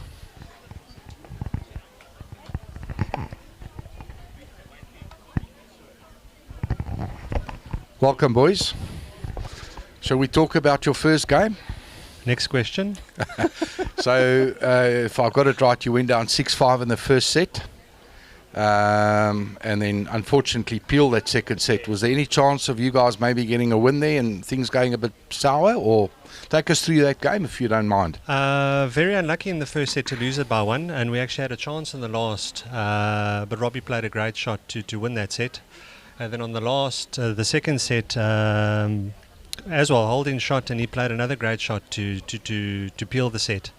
Obviously very tricky with all the rain, so yeah. But right, slightly slower, I would imagine. Slightly slower, but just obviously difficult to hold the bowl, wet in the hand and that sort of thing, but nothing wrong with the surface. Yeah. You guys have known each other for many years. You've just recently played together in the back rank of the BGen. I see beautiful chemistry between the two of us. You know your games. That must be comfort. Situation, a comfortable situation to know each other so well, your strengths and your not so good strengths. Yeah, no, definitely. I mean, I'm very happy to be playing with Wayne. I'm glad he's come up to Pretoria. We're playing well together, and Yes. the chemistry is good. Long may it continue. Absolutely. All right. Well, Wayne, what are you going to tell me? Were you giving your skip a lot of support there in that first game? Did things just go wrong? It was close. We were unlucky with 1 or 2 shots, but it's how it goes. You just carry on going. A few games left, and let's see what we can do. Okay. Well, everything of the best, boys. Good luck.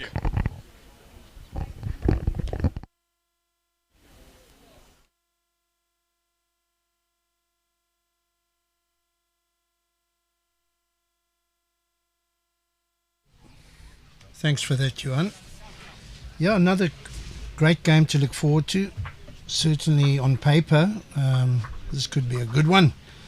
Let's hope it keeps to the standard that we've got used to over the last, coming to the end of the second day. So it's good quality bowls.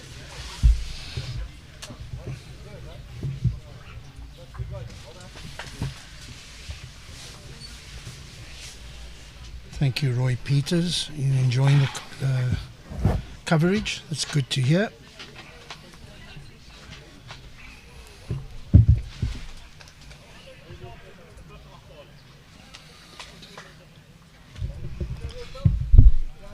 Good to see Wayne Phiri back on the green again.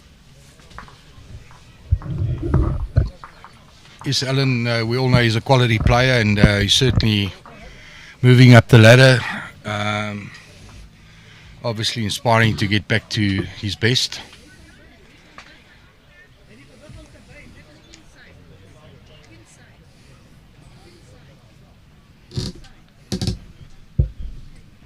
So this is a combination that knows each other very well. They've been here for 3 years in Colleen Piketh and Petro Breedt.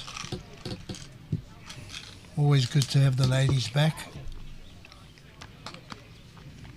Really enjoyed my chat with Colleen this morning. I think we were talking about the Wayne Perry twist of the hand, weren't we? And here he is. We did indeed, yeah. Here he is. Just to get back to Colleen, she's been I think you'll agree with me, Alan, she's been a wonderful ambassador to the game. Yeah. Served South African bowls proud with many years, great achievements. Yeah. You know, and not taking anything away from Jason, but I think a lot of people out there allude from the fact that she's a 7-time SA Masters winner, yeah. Which is absolutely phenomenal.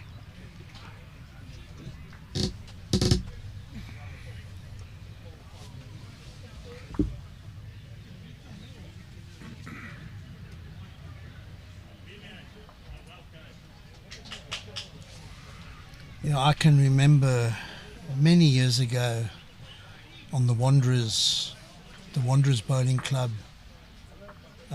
She played in the final of one of the Masters, which she won, one of the 7. Yes. And her late husband, Audrey Piketh, was on the balcony. It's unfortunately Audrey is playing lawn bowls up in the sky, I'm sure, in heaven.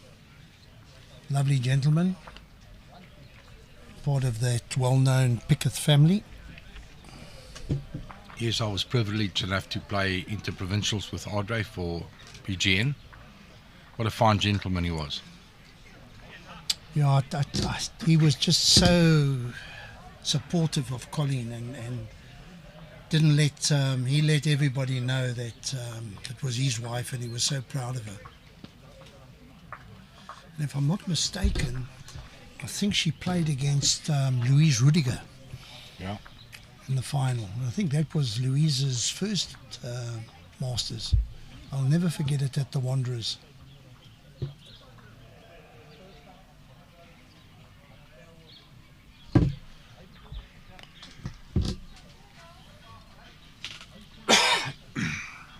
I think we're running a few minutes late on this streaming rink, on the TV rink, but that might not be a bad thing, because I think other people will finish and then we'll have a nice crowd of players watching the game. Maybe that's beneficial.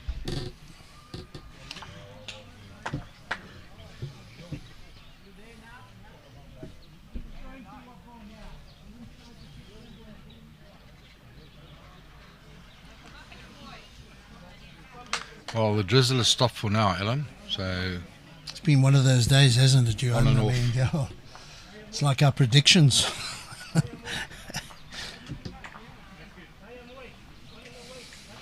You know, I won't be going to the casino soon or the racetrack, No, Alan. no. Yeah. Yeah, it definitely comes out where that little hill is over there, and you can see when that clouds up and goes dark, and you can see the rain coming. So at the moment the clouds are in that area, they a little bit lighter in colour, lighter grey. Still haven't got my photograph or my panoramic view of but I think it's a little bit too late now.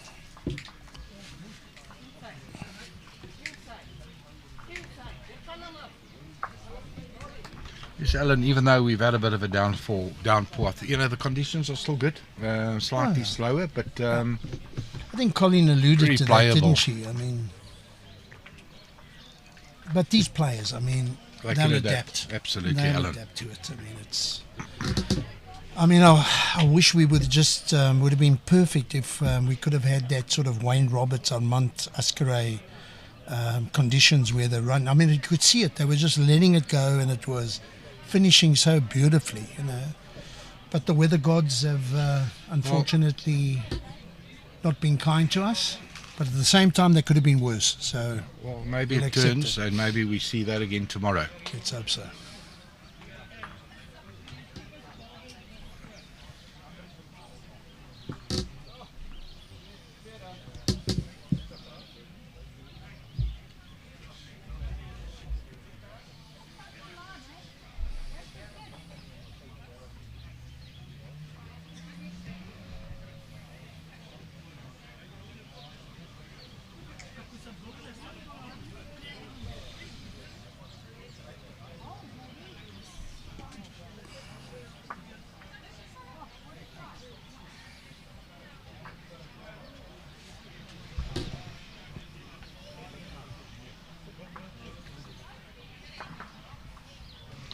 Alan, even Niksa might only be in his early 40s. He's been around a long time, and I think you'll agree with me. Comes from a sort of a very good DNA bowls family. His father Mijo, top bowler, played for BJ and skipped the BJ inside for many years.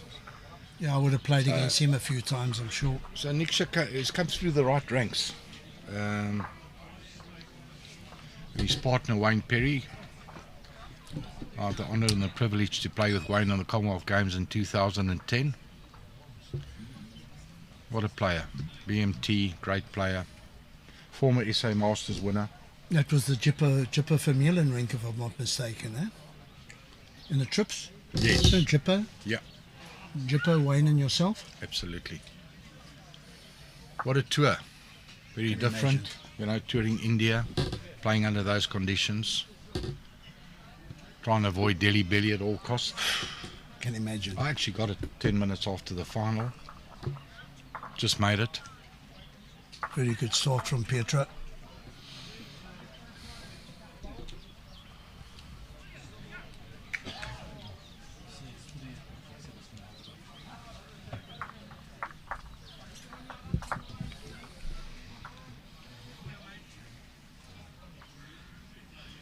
Very good start from Wayne.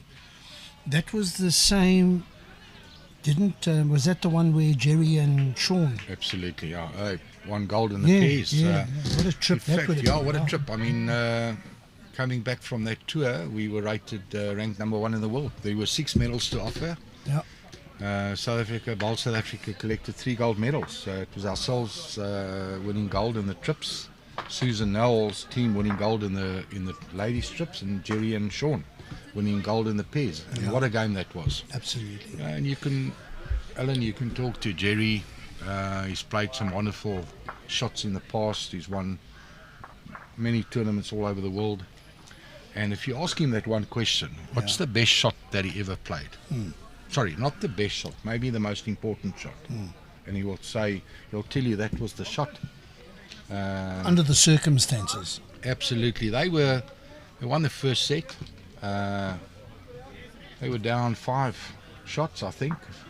Memory serves me correct. In the second set, preparing for a tiebreaker. Wow. And in fact, he called Shaun on that last end, memory serves me correct, and said to Shaun, whatever you do, wherever you throw the jack, plan for the tiebreaker. So don't throw the length that you're going to go to. Yeah. So it was an all or nothing type of end.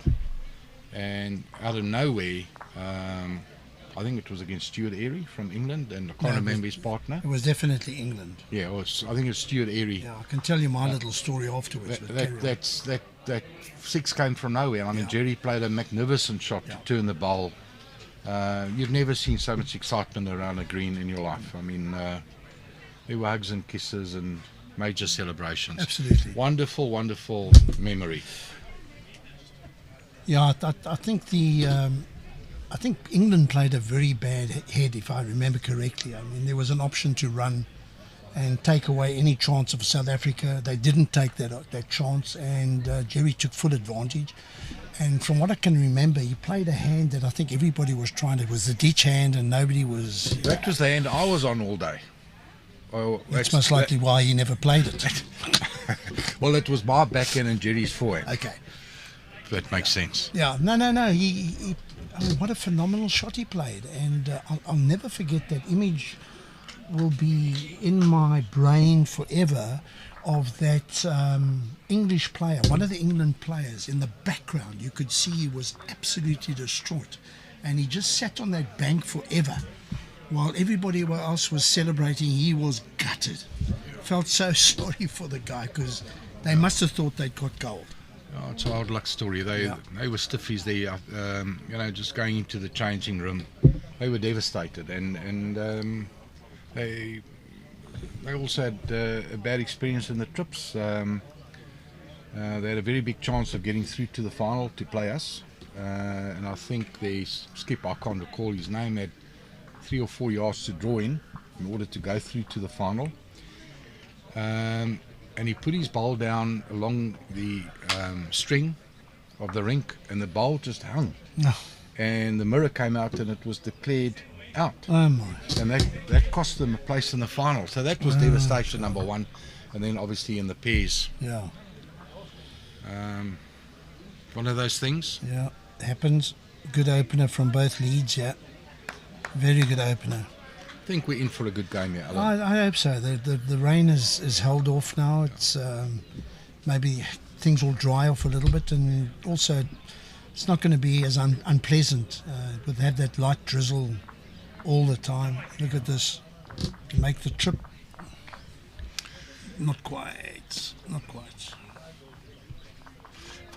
Alan, if I look at the makeup of the two teams, I think a lot is going to depend on how well Petro plays. You know, if she comes to the party, it's game on. Sure. There's no doubt. But she's played well the first two ends anyway, if that's any indication. I mean, she's played a good first end, and this one she started off well. And this looks like to be on a fair line. She's just dropping a little bit short. Not too bad. Good though, effort. Good effort. In the area, Yeah. Alan. Jason and Shaun won their first game, didn't they? Jason Evans and Mr. Bowles, Shaun Thomas. I think they did. Just check. Yeah, we're just checking for you, Brandon.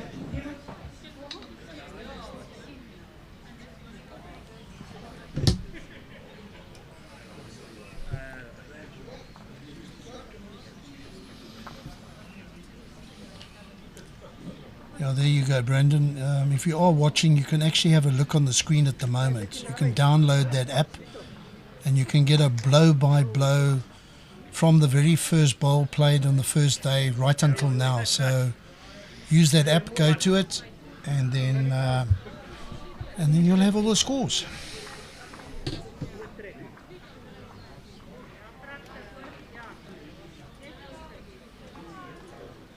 Look at Colleen here.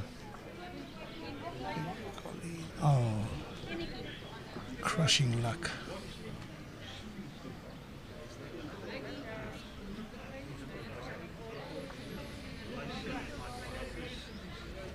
I think we've got Neil Burkett's niece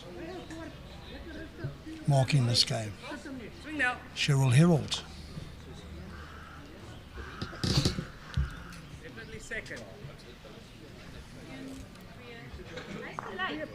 Yeah. So you stand here.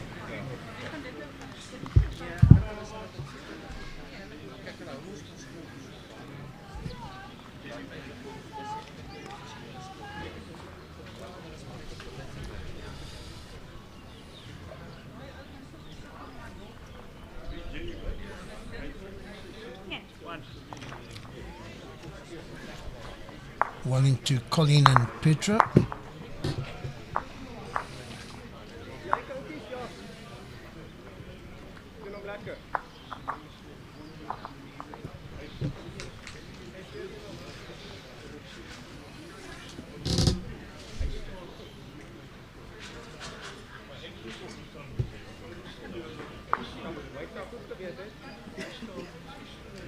Yeah, Michael Zorts, it's unbelievable.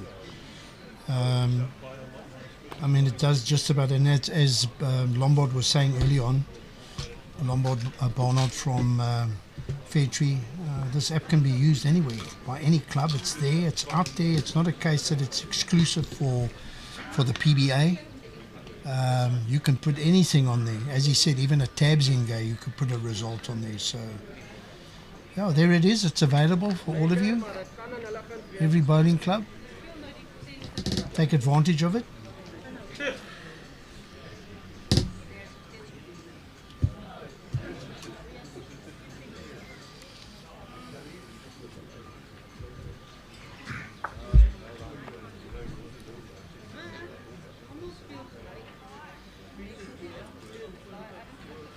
Yeah, it's a wonderful innovation. Alan, both these players are getting their bowls, within that 2 feet of the jack. Yeah. Both settled to the weight in the line quite nicely. Commentator's curse. Yeah. That delivery. There we go. A little push. A little twist at the back and the So just to the viewers that perhaps haven't seen previous streaming on this, particularly the comments on Wayne Phiri's delivery, that little twist, the origin of that, I believe is as a youngster going to a bowls club with his mom and dad, used to pick up bowls and deliver. And the bowls were too heavy, they were too big, they weren't zeros and ones, and that was one way of holding the bowl and not losing it on the backswing. And it stayed with him. Very interesting.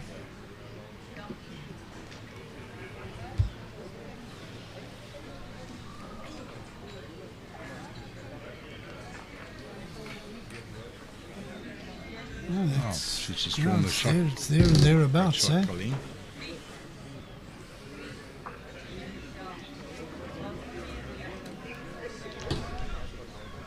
Got the weight. Quite. Yep, Petro likes it. See if Colleen can repeat that.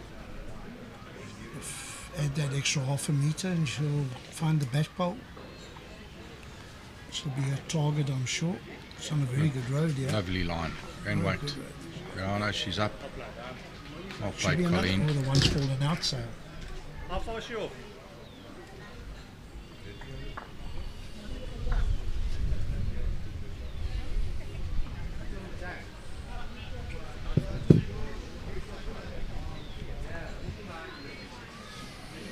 Close. Has he got enough pace on it, Alan? He hasn't got Not the weight. quite. Yeah, got the line right. Got the line right.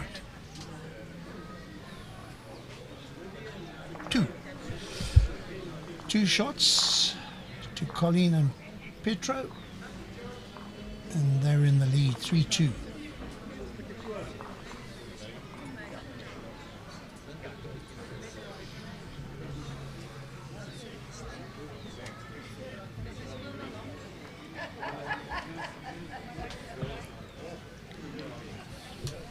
Well, there's a lot to be thankful for, isn't there, Johan? Being able to watch players of this quality and standard, and the mere fact that we can put it out there and everybody's able to watch. Let's hope it's going to make a big difference to the game of bowls, and we'll get more people interested in playing. I've certainly seen an introduction of a lot of new members at Constantia. We've spoken about it. This club is, I think, chock-a-block, virtually full. So let's hope it benefits the game of bowls. Ireland's certainly looking healthy. In the PBA South Africa, I've said this before, they've grown very successfully in a very short space of time. And again, with the likes of Phiri as our main sponsor, it's really looking very positive for the future of bowls. Yeah, I think in an ideal world, to keep it to 64 players like they were doing at the moment, I think there would be there has to be a lot of other players that would be very keen in playing in this tournament, and obviously restricted in a way that you can only do 64. And I know a year or so back, I know you came up with the thoughts and the innovation of spreading the game in South Africa. I mean, wouldn't it be marvellous if we could take it to other centres? Well, it's happening. It's happening with these affiliated events. Yes, it is. And that'll get stronger and better. They need a minimum field of, I think, 32 per region. So the best of the best will eventually, within the next year or two, come to Durbanville. So, as Lombard said, the field's getting stronger and stronger. And eventually, it'll really be a star-studded field of 64. Not that there's anything wrong with this year's field, but it's going to get stronger. Yeah. And that means, at the end of the day, our qualifiers to go to the to Potter's Resort will be, hopefully the best of the best. The best of the best. Yeah. And I think with the more outings they have there, it can only get better, and their chances will improve, Alan. Yeah. Yeah, when I was saying growing the game within South Africa, be it in a Johannesburg area, be it in the Natal area, but to actually have similar competition to this one as a qualifier. I think the classic was going to various classics is a good way to go, but I certainly would like to see it that the game would be spread and you would have a qualifier coming out of Joburg area, wherever it is in that Gauteng. Absolutely. Or else Port Natal or the whole area. of the KwaZulu-Natal area. Yeah, wherever we can spread the game within the blanket of the PBA, to me would be the ideal. That would be the goal. Alan, you're 100% right, but I do believe what will add even more value, no doubt, is for us to have an indoor bowl centre where we can roll on a carpet, which we're lacking. The only one, as you know, a proper indoor facility we have of international standards is at Midstream. It's between Johannesburg and Pretoria, but it's a small indoor centre. I think it's a 2-rink, perhaps a 3-rink setup. It's not quite as quick as Potter's Resort, but at least it's carpet. I think it probably runs at about 14 seconds. So, Bowl South Africa has introduced that facility as part of our preparation for certain tournaments, and we most certainly will be using that facility in preparation for the Commonwealth Games, which, as you know, will be indoor. It will be on a portable surface, indoor, quite rightly, in Scotland. But Alan, I think it's imminent. There has been a lot of sort of discussions on and about possible indoor centres, and I think we'll see one in the nearby future, no doubt.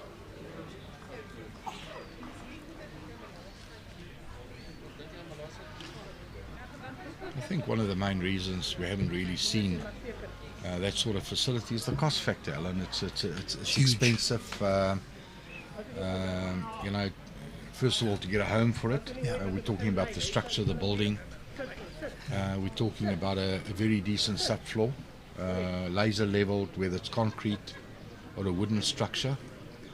And at this stage, the carpeting has to be imported with a rand-dollar exchange. It's an expensive exercise. And there's no doubt, if you're going to do it, you've got to do it properly. It's got to be of international standards. Yeah.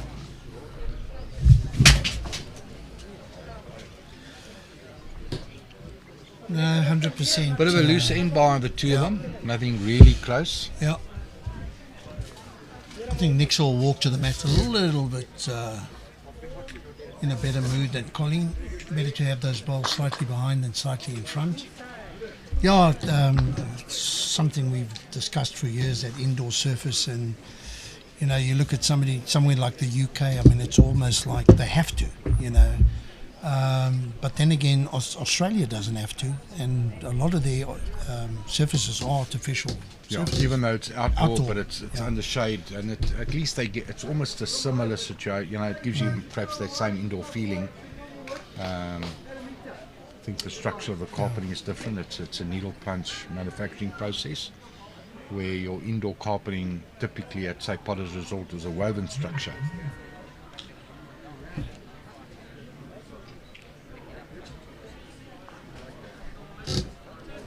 Rather loose head here from the ladies. Let's just have a look if those two back bowls could possibly be in from Wayne. Certainly if Niksa gets a touch on it. He's on a good line again, Alan. Touches it. He's added that little bit of weight. It's too good it's a good bowl, Alan. I think Colleen's got to try and draw to save it. One.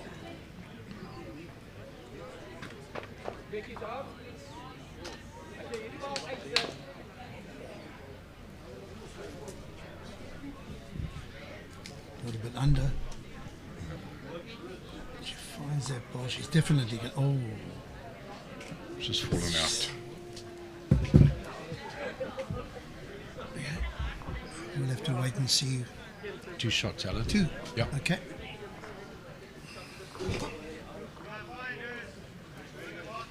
In fact, the trip that I did to Australia, and there's a club we visited where they'd installed an artificial surface, and the club members were saying they don't understand why, because the grass surface was so good that they actually preferred playing on the grass than they do playing on the carpet. So I mean, the advantage to have both. But anyway, they weren't too happy with it. Well, the two main suppliers of artificial carpeting, both outdoor and indoor. It's a company called Green Gauge, and the other one is Dale Sport Surfaces. They actually do the one at Potter's Resort. Green Gauge is very active in the UK and in Australia.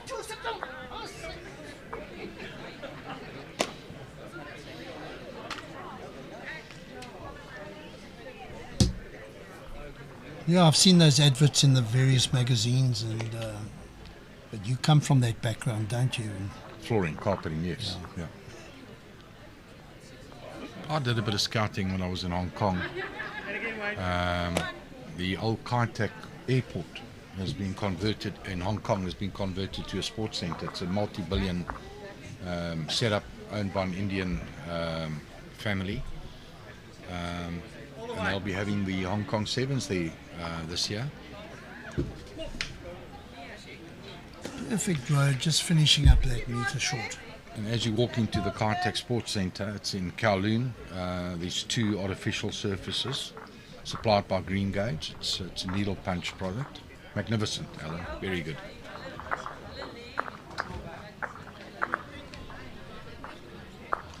Whilst I was there, there's a sports club called Victoria Park.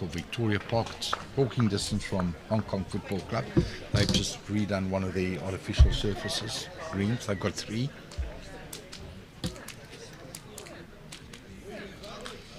Recently at Ndoni Point on the south coast of Natal. Yeah, I saw that. Yes, I saw that on Facebook. I think Pat Simcox. He's involved. He's a member. Yeah. They bought 2 new greens and fitted the greens with fiberglass, which is not, I'll say that respectfully, the ideal surface for bowls. It's a sand-bedded, sand-filled product. Okay. So you're not sort of getting to the sort of required speed. It's on the slow side, 11.5 seconds.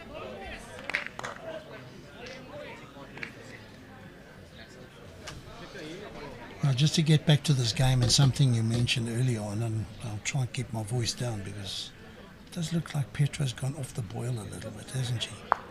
Yeah, certainly on this end. Yeah, it's even the end before she dropped 2 balls short and narrow, and to make it competitive. And and against a quality player like Niksa, that pressure's going to keep building, Alan. Yeah, you can see it's turned. There's another good ball from his weight. I think his weight's superb here. He doesn't want to move it. Okay, well, I think that's 3 down. Yeah, Petro's just confirmed it's 3 down. Almost sense that this is it's a crucial bowl. She doesn't want to drop 3 shots. No. Surely there's a draw on the forehand, Al. You would think so, eh? Absolutely. The way that I think Colleen's actually indicating that she... Absolutely. There's no sense in playing anything else. I mean, if she plays that forehand, even if she goes past the jack, in between her back ball, if she happens to make contact with the jack, it's 2 shots. Well, she's done the right thing. Sorry, Alan. She's come down to see what absolutely, she needs on the weight. Yeah. It's big I yard. said absolutely again. Shut up, Alan. Yep. Looking close here. Yeah, she's corrected her weight very nicely here, I think. Rub off that front ball. Needs a little more. Could be second. Yeah, one only. Good save. Great save, Colleen. Another foot, Another foot on that line and she would have got shot. BMT once again to the fall. How good was Colleen against Mervyn King? You watched that game, Alan. Got goosebumps when I watched that, I tell you. She came bitterly close to not even take it into a tiebreaker. She won. You know, she was 6-1 down in that first set. Came down magnificently. Came back to win that set 7-6. And then if memory serves me correct, this very last end of the second set, she turned 2 of her bowls. She needed a touch on the jack to peel the set, to not bothered to go into a tiebreaker, and she just missed, and she was forced into a tiebreaker, and she performed came through it, admirably. yeah.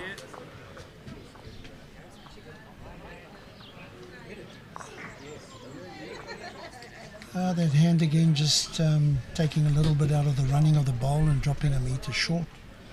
Petro has definitely stuck it out, giving her the chance to come back coming way back. She's got the weight. Way back. Oh, Colleen will be happy with that's that, a good Alan. one.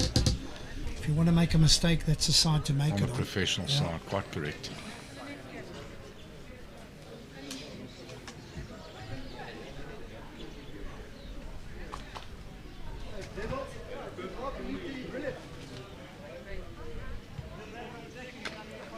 Wayne. Niksa's happy.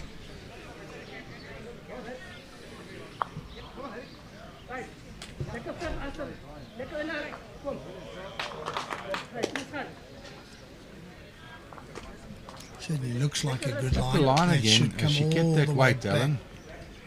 Needs to run a bit. No, she's dropped short.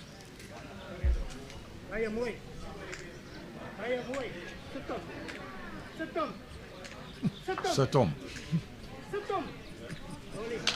In English, That's, direct translation of that is right on top. Yeah. Sit on. Sit on.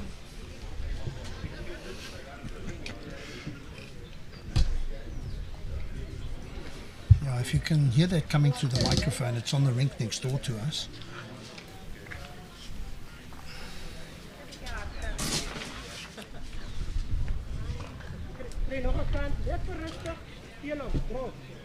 Niksa's also come up short.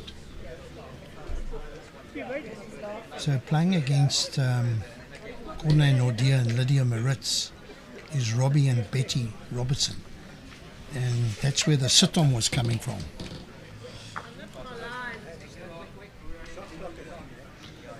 If I'm not mistaken, they got up on their first game. To win? Yes. They beat Niksa Oh. and Wayne Phiri. That's the game that Niksa and them lost the first set 6-5 and Okay. Peel the second set.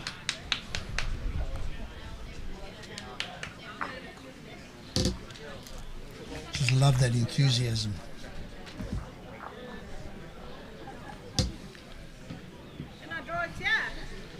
Niksa won't be happy about that. Colleen's got a chance here to draw another, which he desperately needs, Alan, just to bring him back to 6-5. It's going to be on the forehand. Yeah, look, if she can get inside, I don't know yeah. if around the bowls would work, but if she can get inside her this, own bowl. yeah. She got the weight. Even around it. It's all on the weight, yeah. Yeah, it would have got. She would have made it. Another 2-3 feet. Okay, well, 1 is 1. 2 down with 2 to go for Colleen and the partner Petro Breedt.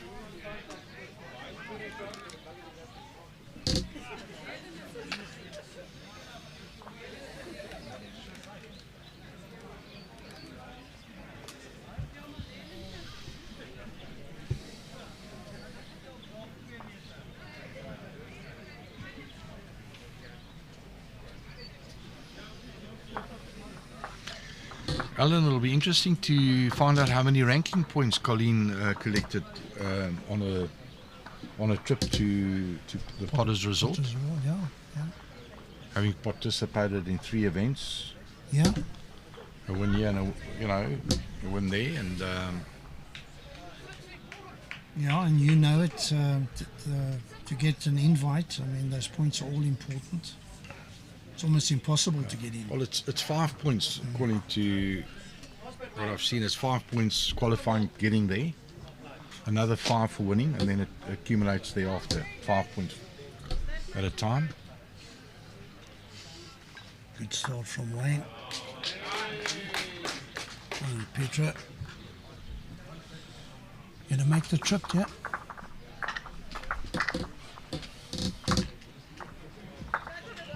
Oh. As Colleen said, such a good line.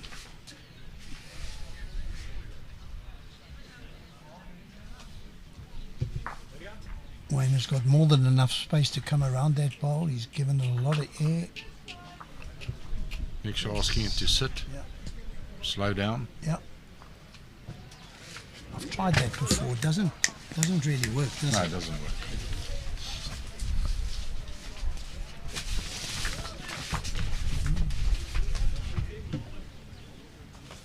We've got the wind picking up now. Yeah, that's Cape Town.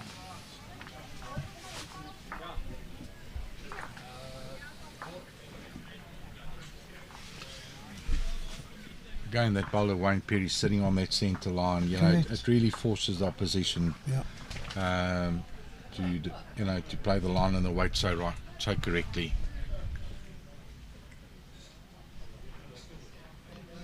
And any small mistake like that doesn't pay any dividends.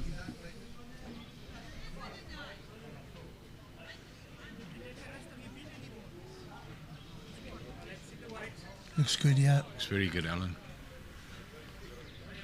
Turns that bowl square. Otherwise he misses it and he draws it. That's a fantastic bowl.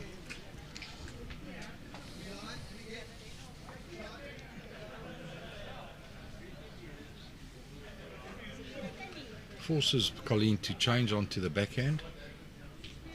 Yep.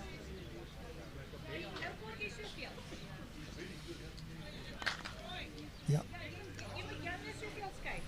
I think if you draw it and you do get hold of your own bowl, Colleen, it's standing up. It should turn it into second shot at least. A very tough shot, Joe.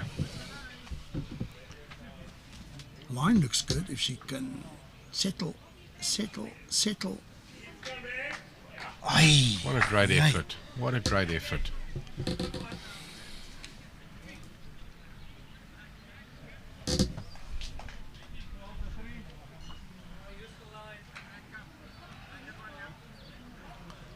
It's in the area, Alan. Oh. No. Didn't need that bowl. No. Weight was good. Weight was good. Very good. Yeah. Okay, was that 7-4? Oh, they'll back themselves to win the set. 3 up. 1 to go.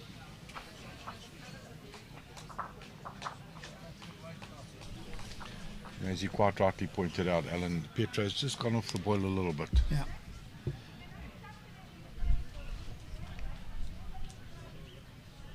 And Wayne's always, in that little radius, that area where he's not letting you down. He's giving you something, something to work with.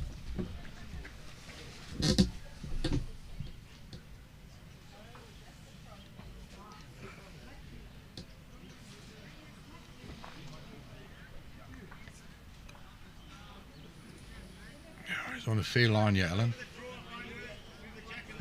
Oh, it's a great opener. It's a very good. On that hand, great shot.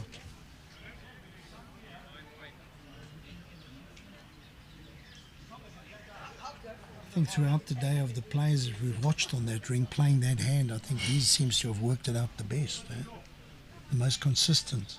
Indeed. He's got the line, which is so important, and he's worked the weight out.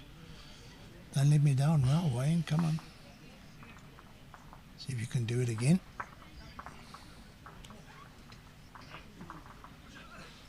Oh, that's the question they're asking.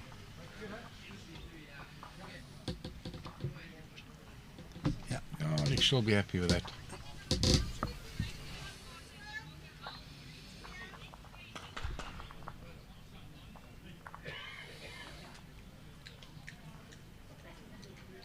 It looks to have pushed it out wide enough. Let's see if it's what the weight's like. She's close, Alan. Oh, great effort. Wow.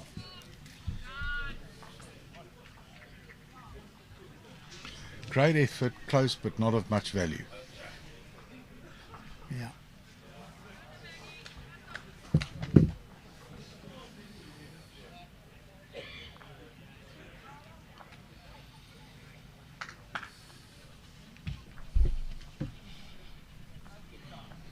Nice shot here for Niksa. If he can, he's played that hand extremely well. Stuck it out there. Gets past Petro's last ball. He's a little bit tight, I think. Yeah.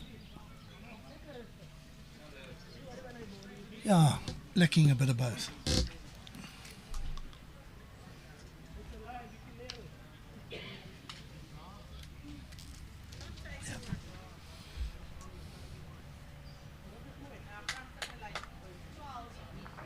Oh, that's She's got a not result. a bad bowl. She got a result from that. I can't see a 4 though. No.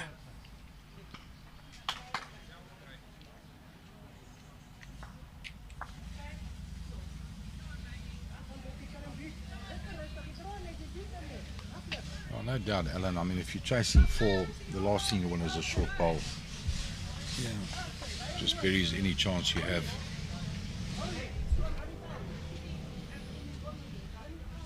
Yeah, Petro's short ball has taken any possible chance of a big number out of it.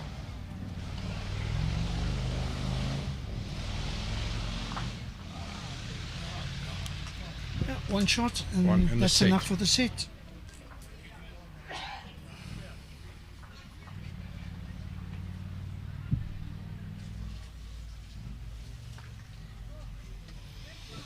What's happening in this game next door?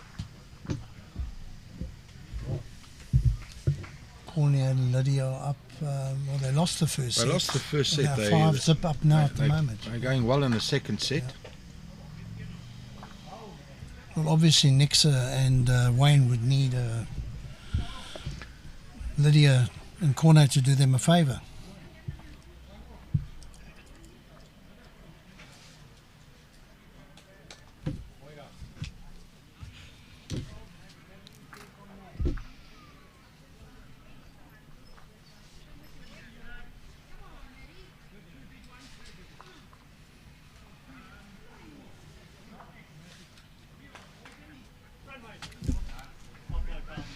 Yeah, that's what Niksa would be wanting from his partner Wayne Phiri. A solid start to the second set. First and second set. He's just done that, Alan. Yeah. Yeah, thanks for keeping in touch with us, Craig. Most of the indoor facilities in the UK are similar to the Potter's portable rink, running between 16 and 19 seconds. Yeah, I've watched you a few times at on the portable rinks, Craig. It's Craig Remington.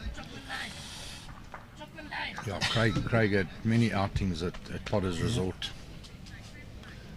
I think, if I'm right, Craig, when you initially started there, you took the power game there and soon found out that it's not the answer.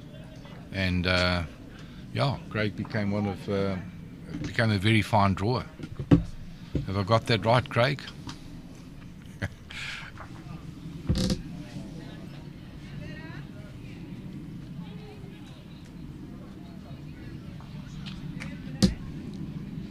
Yeah, Adam, Never yeah. dressed as well as the suave known Gatti, Craig Remington. Oh my God, you're going to get another freaking lawsuit against you.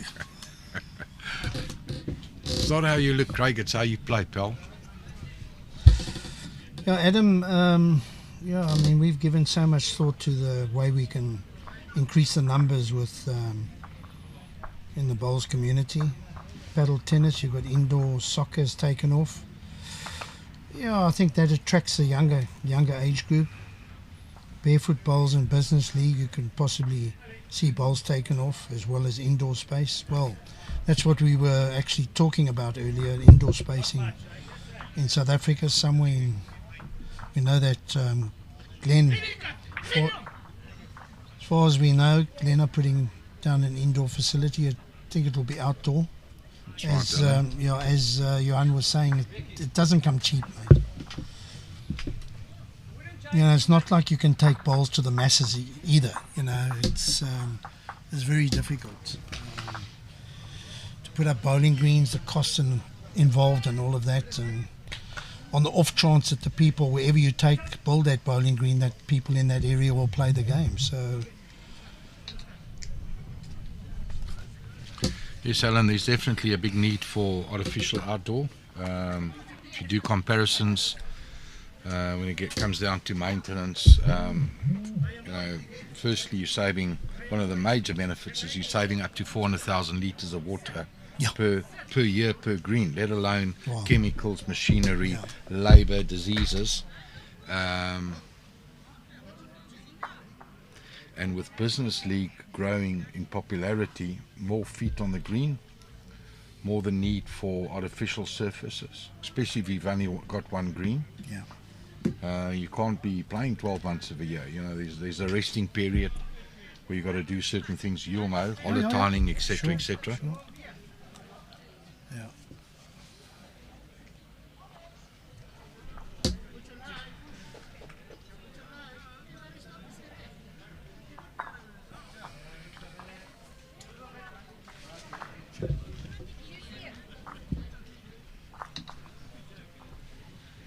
Two shots to Niksa and Wayne, so they've got off to a start in the second set. Positive start, having won the first.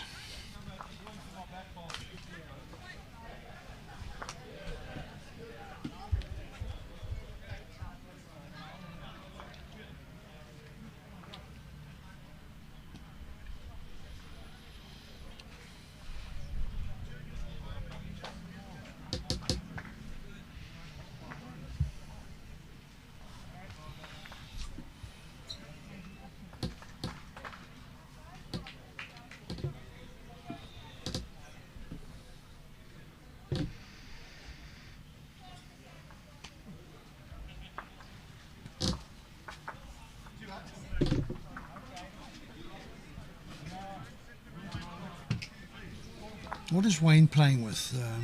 Do you know offhand? Yeah? What balls is he using?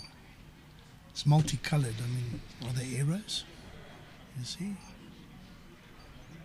I think you're right. I think it's arrows. Same line every time. It's certainly not drakes. They don't have that big. Yeah, and I've never seen that colour in a drake. So Okay. it's got to be arrow.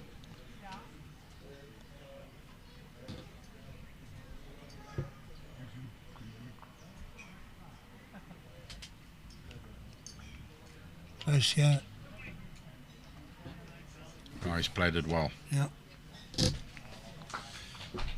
Yeah. Certainly playing that hand consistently well. Eh? He's giving all the support Niksa needs in this sort of format.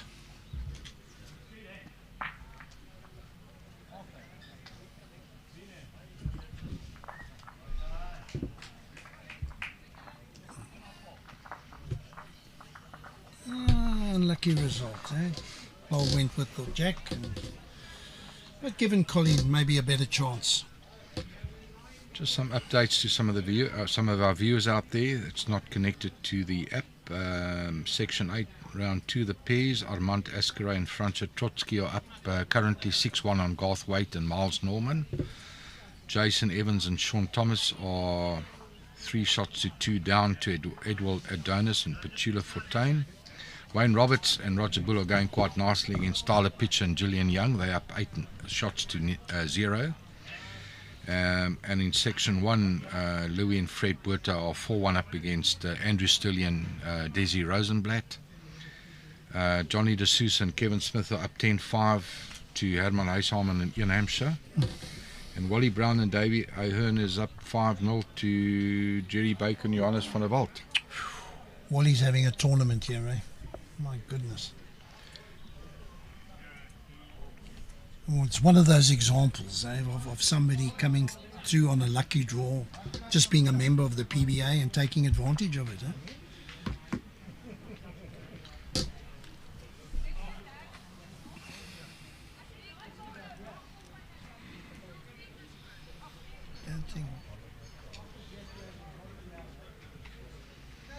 Lydia Maritz and Corneille Nordier have taken a 5-2 lead in the second set, having dropped the first set to Robbie Robertson and Betty Robertson. And Anneke Skeepers is up 6-4 over Stefan de Jager and Edmund Els after winning the first set. Colleen got the ball. And the result? Petro likes it. Oh my, I love this. This must be a husband and wife combination, yeah. And then in Section 7, Alan, Nick Rustling and Ryan Truto up 9-1 over Stoffel Lambrecht, the defending pairs champion, and Clayton Kleinans, having won the first set. They're up 9-1 in the second set.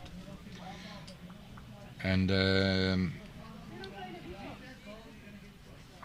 Mathews, Phiri and Jenny Jones are up 7-2 over Tony van der Poel. Well, that's good. And They're Eugene bouncing Ferreira, back. and Yeah, they won bouncing the back. first set. Wow. Esme Kruger and Maggie van Saal won the first set against Gareth Nell and Alan Lai, but they're currently down 3-1. And your friend Peter Harvey and Kevin Douglas, having won the first set, they 3-1 down to Wayne York and Laura York. This looks better from Petro. Run it out, Petro. Colleen's happy. That's a fair better start. Yeah. And in section 4, Thinus, Oelofse and Warren Steyn that we saw just now, they lost the first set to Alan Nell and Emma Murphy, but they well up in the second set, 7-2. So they might be heading for a tiebreaker, Alan. Yeah. Another good start from Wayne. And then from the Boerland, Mark Bevers-Chillinor and Cully van der Merwe, after winning the first set, they are 4-1 up against buddies Barnard and Jaco de Nation.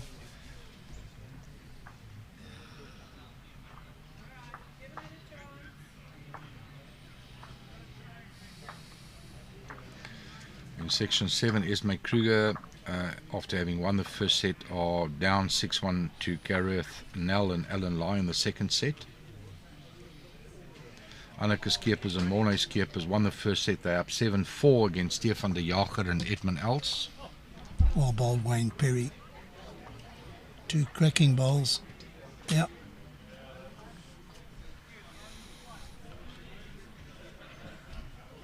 I want to see if we can organise to get Robbie Robertson and I take it it's his wife.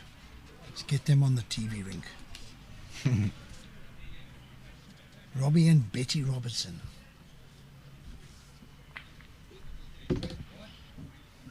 Amazing enthusiasm from Robbie. This is a good bowl. Here's a good bowl. Crushing luck. And then Alan in section 2. Interesting. Herman Haysamen and and Ian Hampshire are locked in a tiebreaker with Johnny de Sousa and Kevin Smith.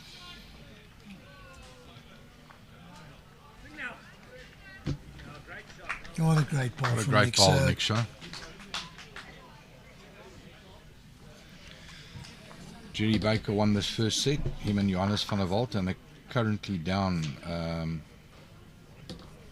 6-love in the second set to Wally Brown and Davey. Oh, okay. Colleen just trying to make up her mind with the last bowl exactly what she wants to do.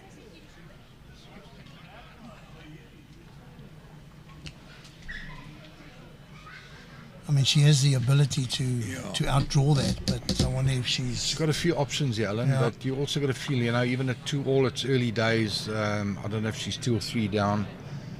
She's got to make a change here. I think by the hand movement, she indicated she'd like to play with a bit of weight. Let's see what she's got a back bowl. Yep, she that's has. her security.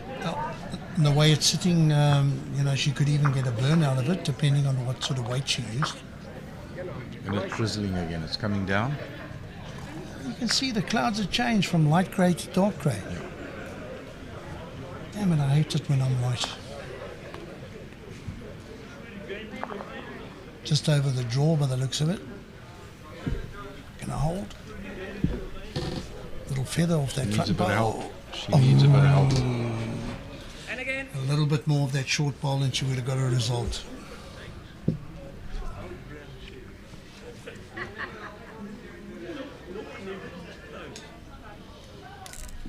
Niksa sent it right out there and she is looking very good. Oh, man. Don't you just want to kick it?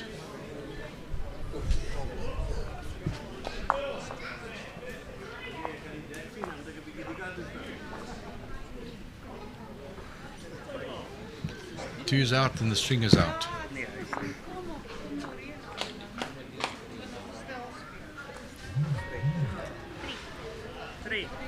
Three shots.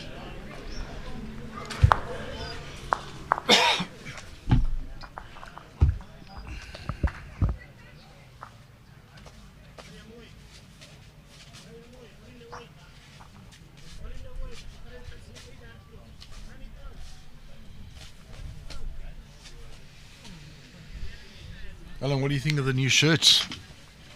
I think like everything else that they've done. I mean, I thought top notch. Unbelievable. I thought the old shirts were great, and I think they've just gone up a notch. I think these are really, and I think we're very fortunate as commentators. I think we've got the best ones. Absolutely. Eh? They've even got a size that fits Fits quite me. nicely on you. Yeah, Extra thanks. slim, Alan. Yeah. Extra slim, buddy. Yeah. Well done to I Tracy. deserve that. Well done to Tracy and her design. Always top quality. Top class, yeah.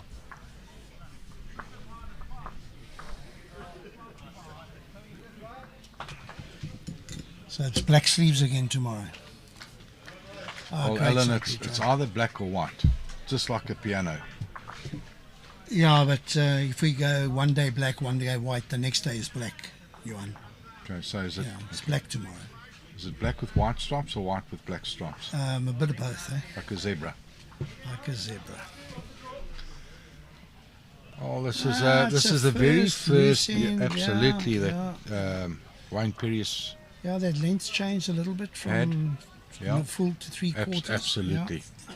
Well noted. Petro. Well noted, Alan. Go on, Petro. Petro's found it. She's good She's again. found This is her length. Yeah. Yeah, two great bowls. The only thing, Yeah. it's not on the centre line, if I may say. And against a good player like Niksa, you expect him to make a change. Will he make a change?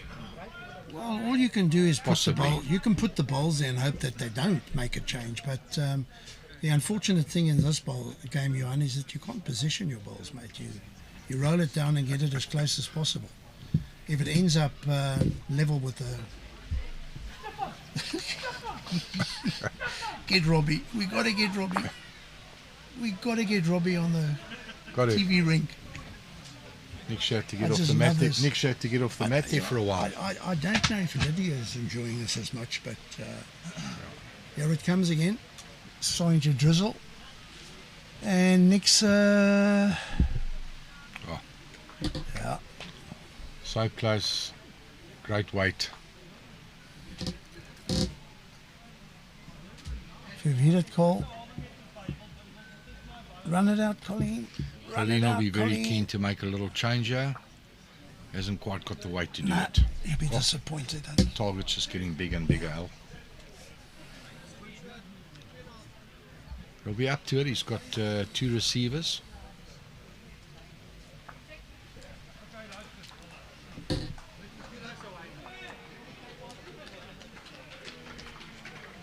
Big effort, yeah. What a Got luck it. there, Alan. Yeah. Too good a player. Oh, I hate it when you're right. No, you're right. It's unfortunate at this level that... it's fodder bowls. Yeah. Unfortunately. Yeah. Well played, but... got to get on that centre line, Alan.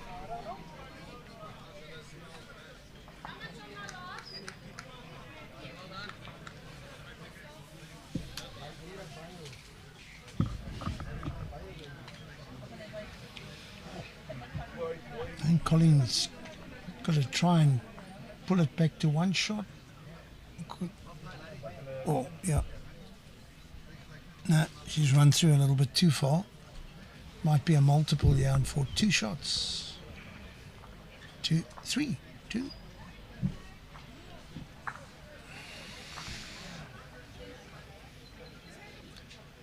Let's see what Christelle says.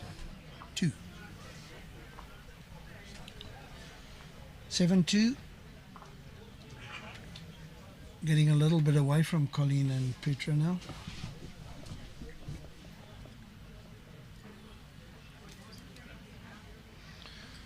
The worrying factor for both Niksa and Wayne Phiri is that Robbie Robertson next door, after winning the first set, he was well down and he's creeping back into that set. Alan, he's currently down 6-4 after 6.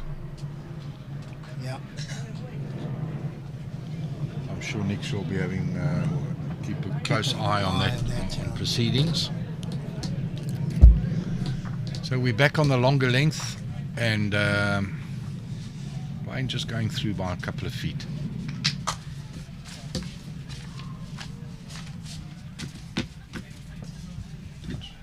a little bit. Yeah, it's teasing us, isn't it? The whole day it's just been teasing us. I think this is a good ball from Petro. Very good. Great ball, Petro. Yeah, fantastic.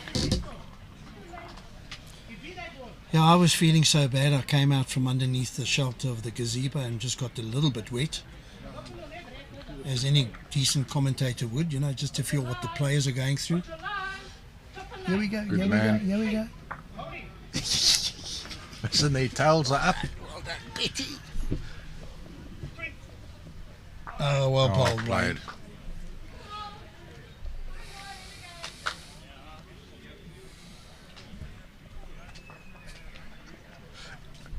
Cornet shaking his head. Yeah, yeah, yeah. Oh, It's just not going to make the trip, eh? It's that meter.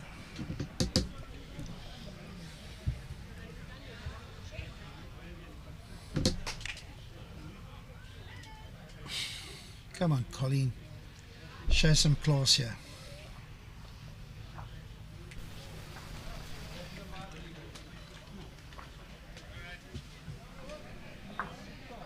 Oh.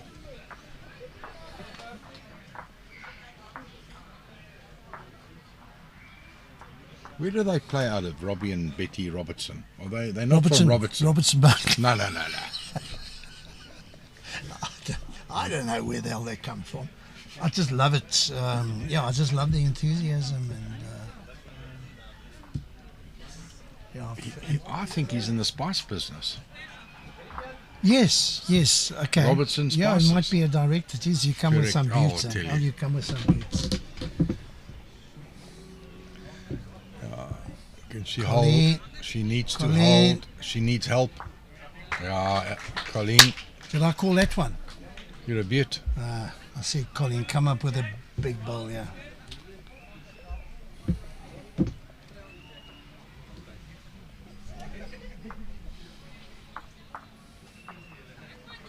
Oh, yeah. Robbie and Betty creeping even closer. What a shot. What a shot.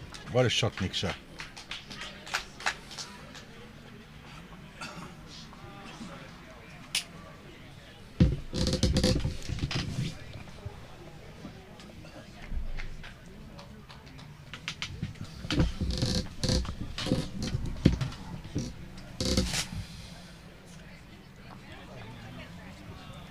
Maybe Cole can just switch to that other cam. That's the one. There we can see where it is. Well done, Cole. Now you can see where the white peg is, where the jack is finished up. Johanna's leaving us to have a closer look. Can I tip this one? Alan? I'm going to tip Colleen draws a shot here. I don't think it's... She's got 3 yards. Yeah, that's why I say it's another odds-on bet. Oh no, I'm not too happy about that. Why she's opting to play that one, but let's see. She's the...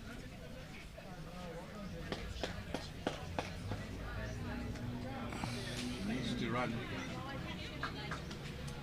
Don't think so. We need another 2-3 foot.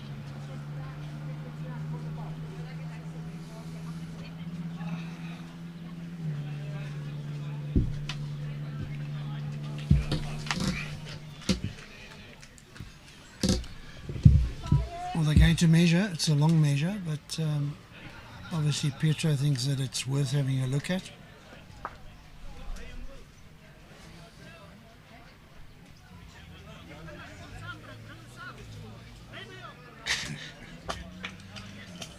Sorry, viewers, you won't see the action that's going on here, but we can actually see the game on the rink next door to the TV rink. Which is Robbie and Betty Robertson playing against Cornet Nordia and Lydia Maritz. Lydia Maritz is skipping that team.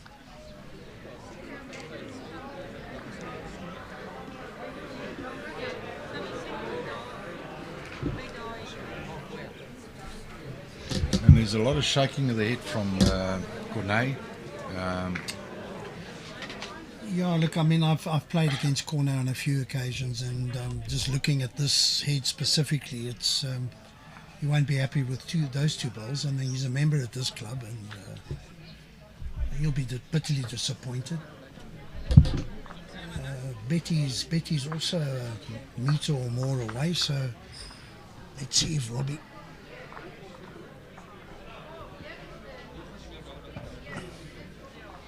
walked off the mat. He's got that arm action, just going through the motions. And the moment that bowl gets halfway down the green, he's going to be talking to it. Oh, there it goes. And off he goes.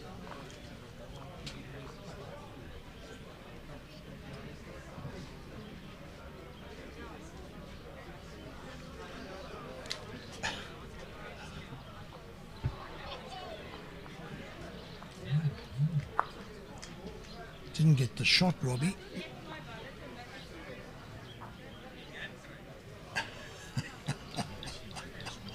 Very good answer, Cornet.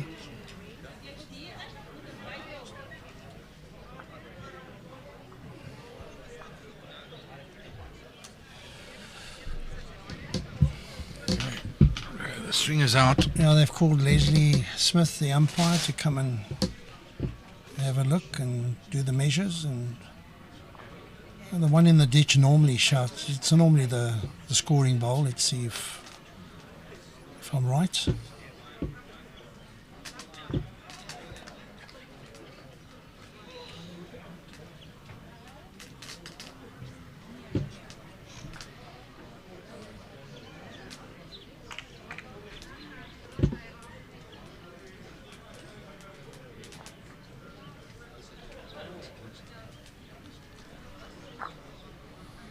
It's 1 to Colleen. As I said, the one in the ditch normally counts.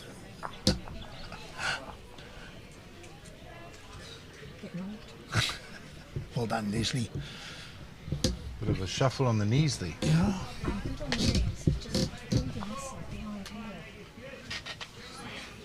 I'm not going to repeat that, Leslie. I'm not going to repeat that.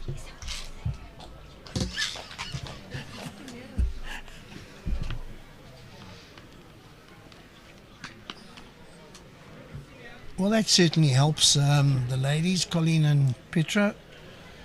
Keeps them with an outside chance. Yeah, Petro is going to really have to put too close. Yeah. Some good ends together to help Colleen. So it's 7-3 after 5 ends.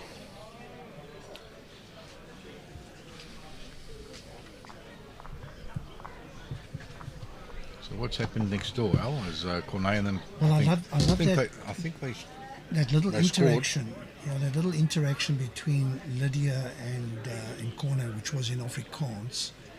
And I think Lydia said something along the lines of, what do I have to do to find the ports? And Corner's response was, find the gap. Not mind the gap. No, not mind the gap. Okay. Find the gap, yeah.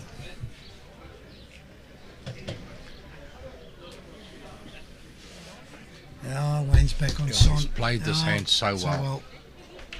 That's a great bowl. Yeah.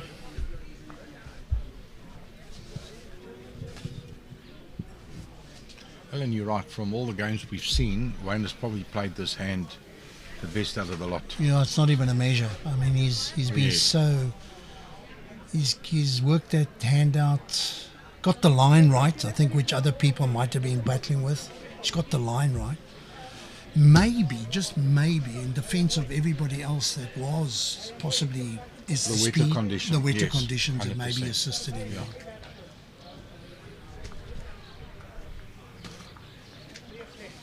Another good ball from Wayne.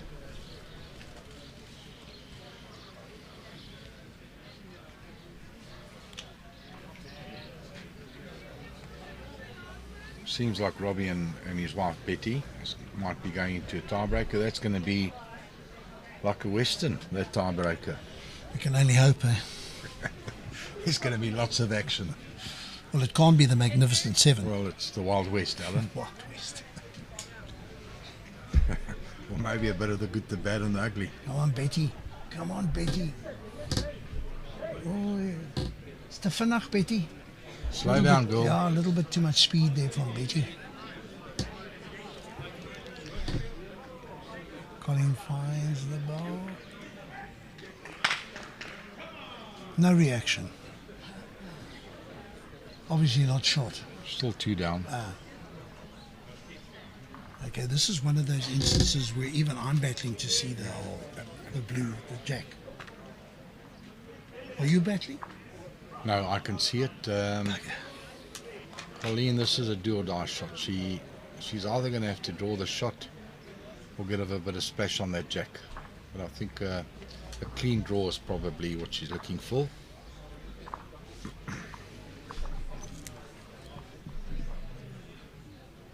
They come back?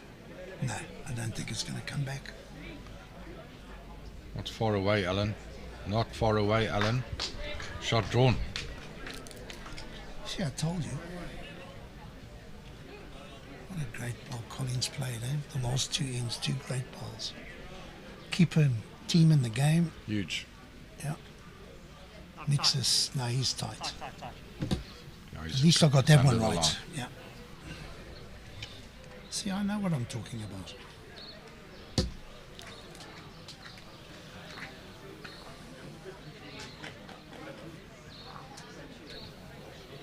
Still an outside chance here.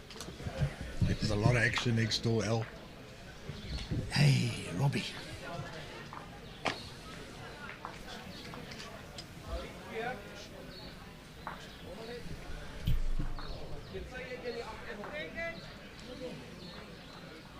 Yeah, I think that the game on the rink next door is going into a tiebreaker, certainly on the scoreboard at the moment.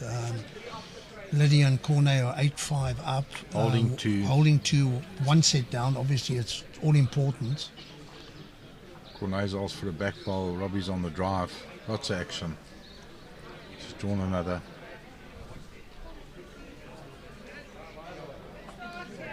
Yeah, it hasn't really... no, you can't call that now. Robbie's calling the kill. You can't call it now.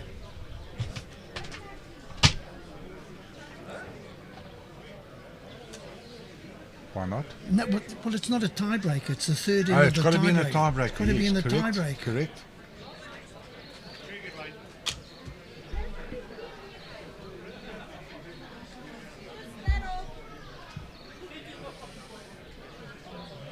Robbie walks.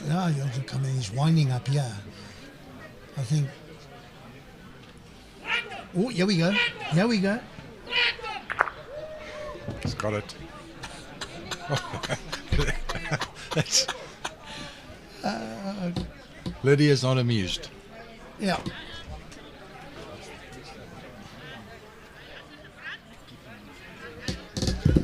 No, just go and correct them, Alan. Cornet, the burn is not on the sets. It's only the third end of the tiebreaker you can call a kill. Yeah. Correct. Sorry, Robbie. Takes that with a smile. Yeah. In the interim, Petro has played 2 crackers. Just off the jack and a nice receiver. Yeah. Alan, if they can get a 1 or a 2 here, preferably. Oh, game on. Back in the set. Yeah.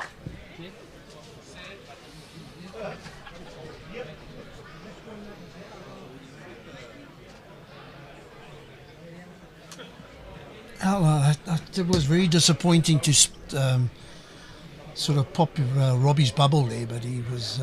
Colleen's very good, yeah. Yeah, another great shot. He's gotta setting it up here, gets behind it. Oh, what a great ball.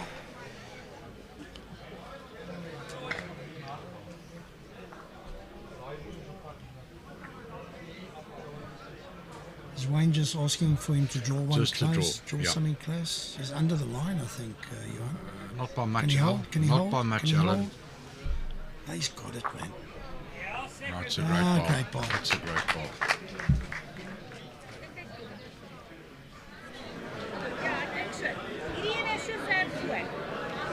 Touch on the jack for Colleen will be a bonus. She can move that jack 6 or 7 inches. I think the first prize is actually just to get off Niksa's bowl and back onto the jack would be first prize, eh? Yeah, a little soft squeeze is also Yeah. good, Alan. Trying.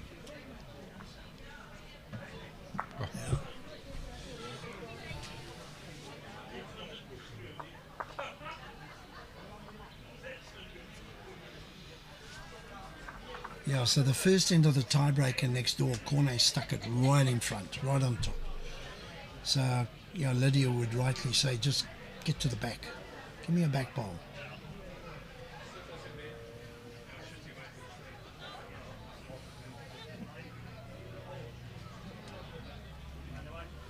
It's very good, Corne.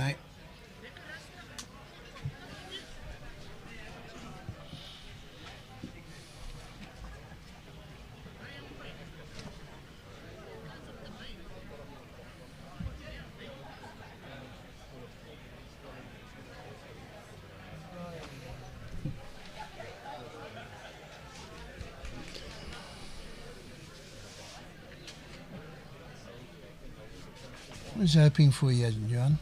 So on the backhand, he's got weight. Looking for movement on the jack. Okay.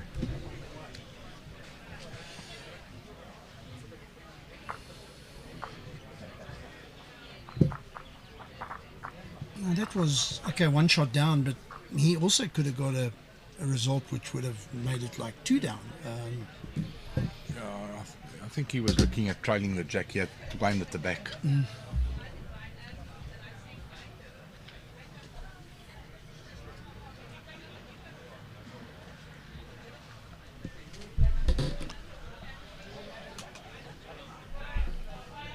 Right, so Niksa and Wayne Phiri, Niksa, Benguric and Wayne Phiri, they got a small lead of 7 shots to 5, 2 ends to go.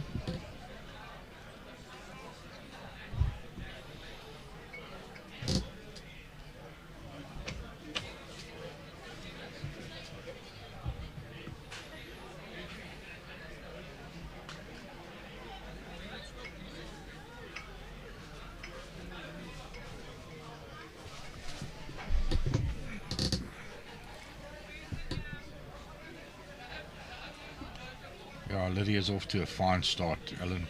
Front toucher. Wow. What a great ball. Yeah. I think the last time playing in that direction, she did exactly the same. Right? She was also close. Yeah, it's now forced, as you can see, Wayne on the other hand. Yeah.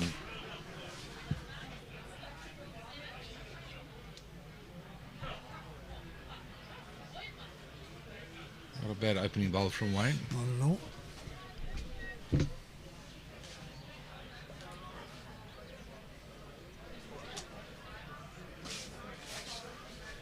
Certainly put it out there.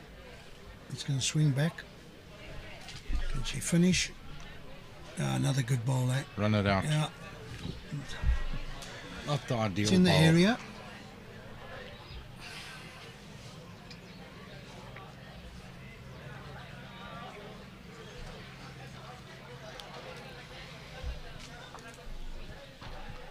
Meantime, back at the ranch, Robbie's having another go. This is a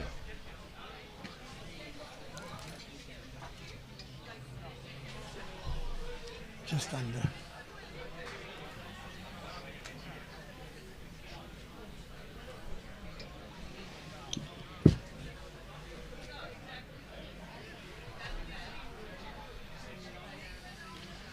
Again, Wayne Phiri not making it easy for Colleen to pick up more than one. Sure. Always got a bowl within that, mat length of the jack.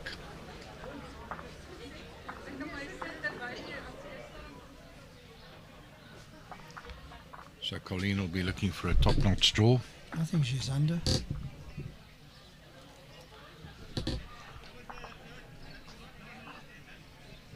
Weight was so good, Alan. Yeah. Oh, she's played a few bowls like that in that direction.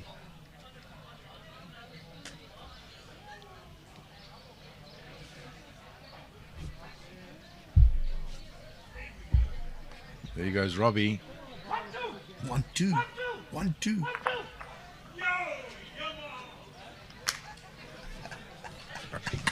You can get a 1-2, but you need bowls in the head. Am I right, Alan? Robbie's disappointed. Yeah. He played a great shot. Oh. He played a great shot, but he just didn't get the result. Right, here Let's comes see. Colleen. She's on a better line. She's got more weight. Great shot, Colleen.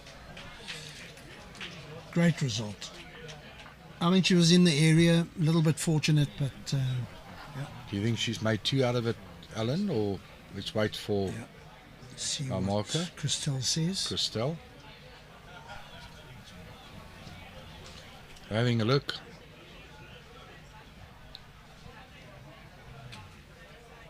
Just the one. One.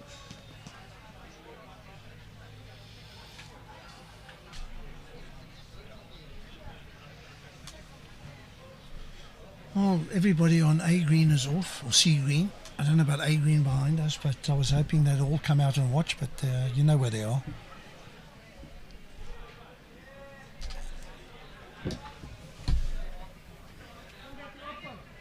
Niksa's on the oh, he's close. Needs his He needs bowl. it square. Oh man!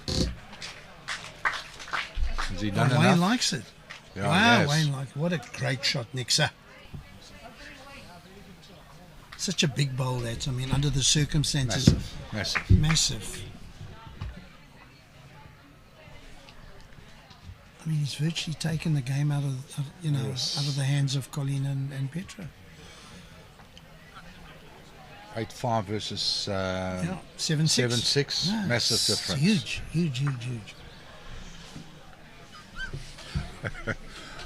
Now just assisting Bertie there. Yeah. Betty. Yeah, Robbie's happy. Robbie Robertson's happy. A little bit too quick there, Betty, but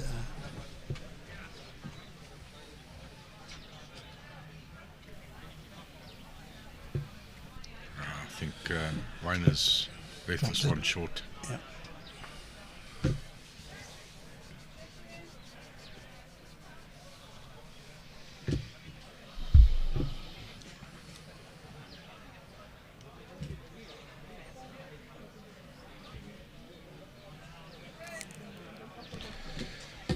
Colleen encouraging this ball.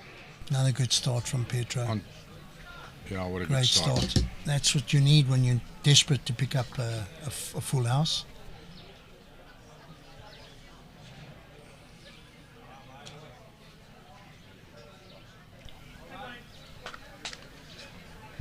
Oh, Wayne's bet on the weight, yeah.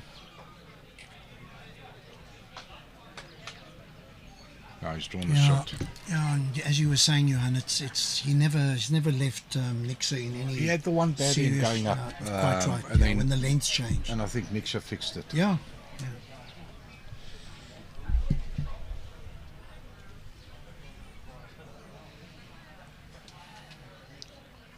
Oh, it would have been a great ball if it could have found Wayne's ball, but just drifted past. You know, at least the it's two fine. bowls are behind. It's It fine. gives her a chance Yep. chasing that four. There's still hope. Here we go. Robbie's. Here comes Robbie. Here comes Robbie. Here comes Robbie.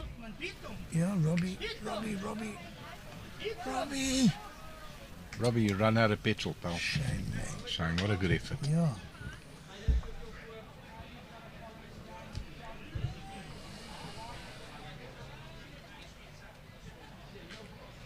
No, Niksa's pretty close. What's he going to do with it? Sit on That's Petro's very bowl. good. That's a great That's bowl. good. Centre line, good Yeah. finish.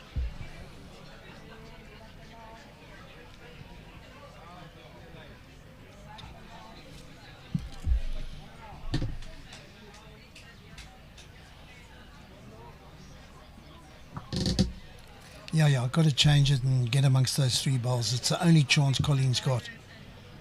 Yes, yeah. Good call from Wayne.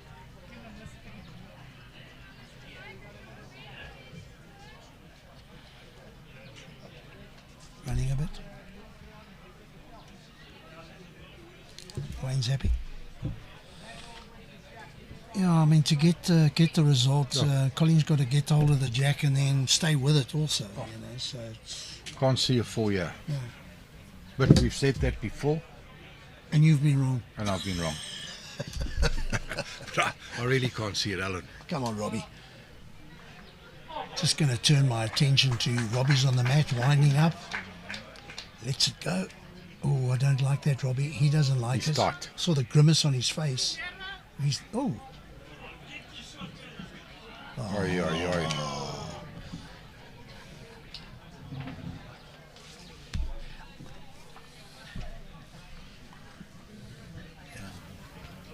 I think over and above player of the tournament, they've got to have personality of the tournament. Absolutely. Because you'll win hands down. She'll win it. She got Betty Davis' eyes. Oh, God, no. No, stop it. Corley. Stop it.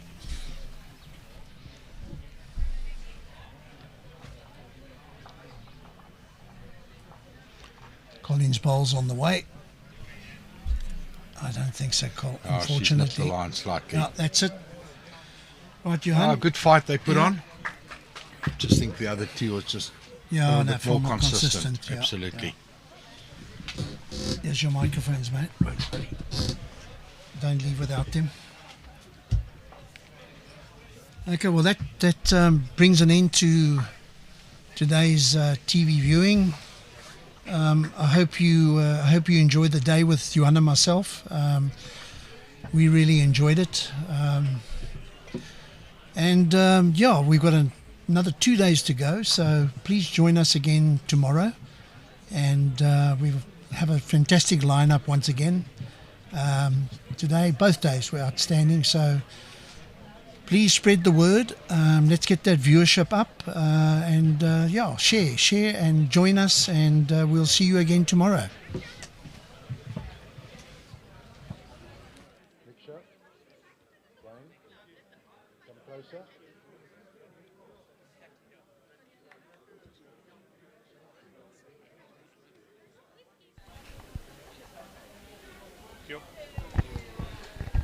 Well done, you guys. It was a solid performance. I thought Wayne played exceptionally well. He was, he always had a ball within that mat length. The once you failed going up, found that hand beautifully, especially the forehand. And the one time you failed, Niksa fixed it up for you. You go there. Yeah, I think it was a good game. Colleen played a few good shots at the end of the second set, kept them in. And Niksa played that's why he's there, he's got to play them. I thought Petro also did well. She came back into the game, Yes, the last... played some telling shots. Yeah. But as I said, Niksa, Wayne always gave you that sort of security being around the jack. And then, yes, Niksa, I thought you played some crucial shots. How did you find the conditions? The speed of the green was great. I thought it played really nicely, the rink, considering all the rain that we've had. I think Wayne was exceptional, yes. A solid foundation up in front. And we're just happy to get the win. Absolutely. Yes. I think you were watching the game closely next door, for obvious reasons. Yeah, I did wonder once or twice there. It was action-packed. There was a lot of noise. But eventually, I think you'll agree with me, it went in your favour. Unfortunately, Robbie and Betty lost in the tiebreaker. Okay. So it works out well for us, I guess. Works out well for you. Still got to do the business tomorrow. Absolutely. Yeah. Well done, you guys. Looking forward to seeing you back here tomorrow. I appreciate it. Well Thank done. you. Enjoy your evening.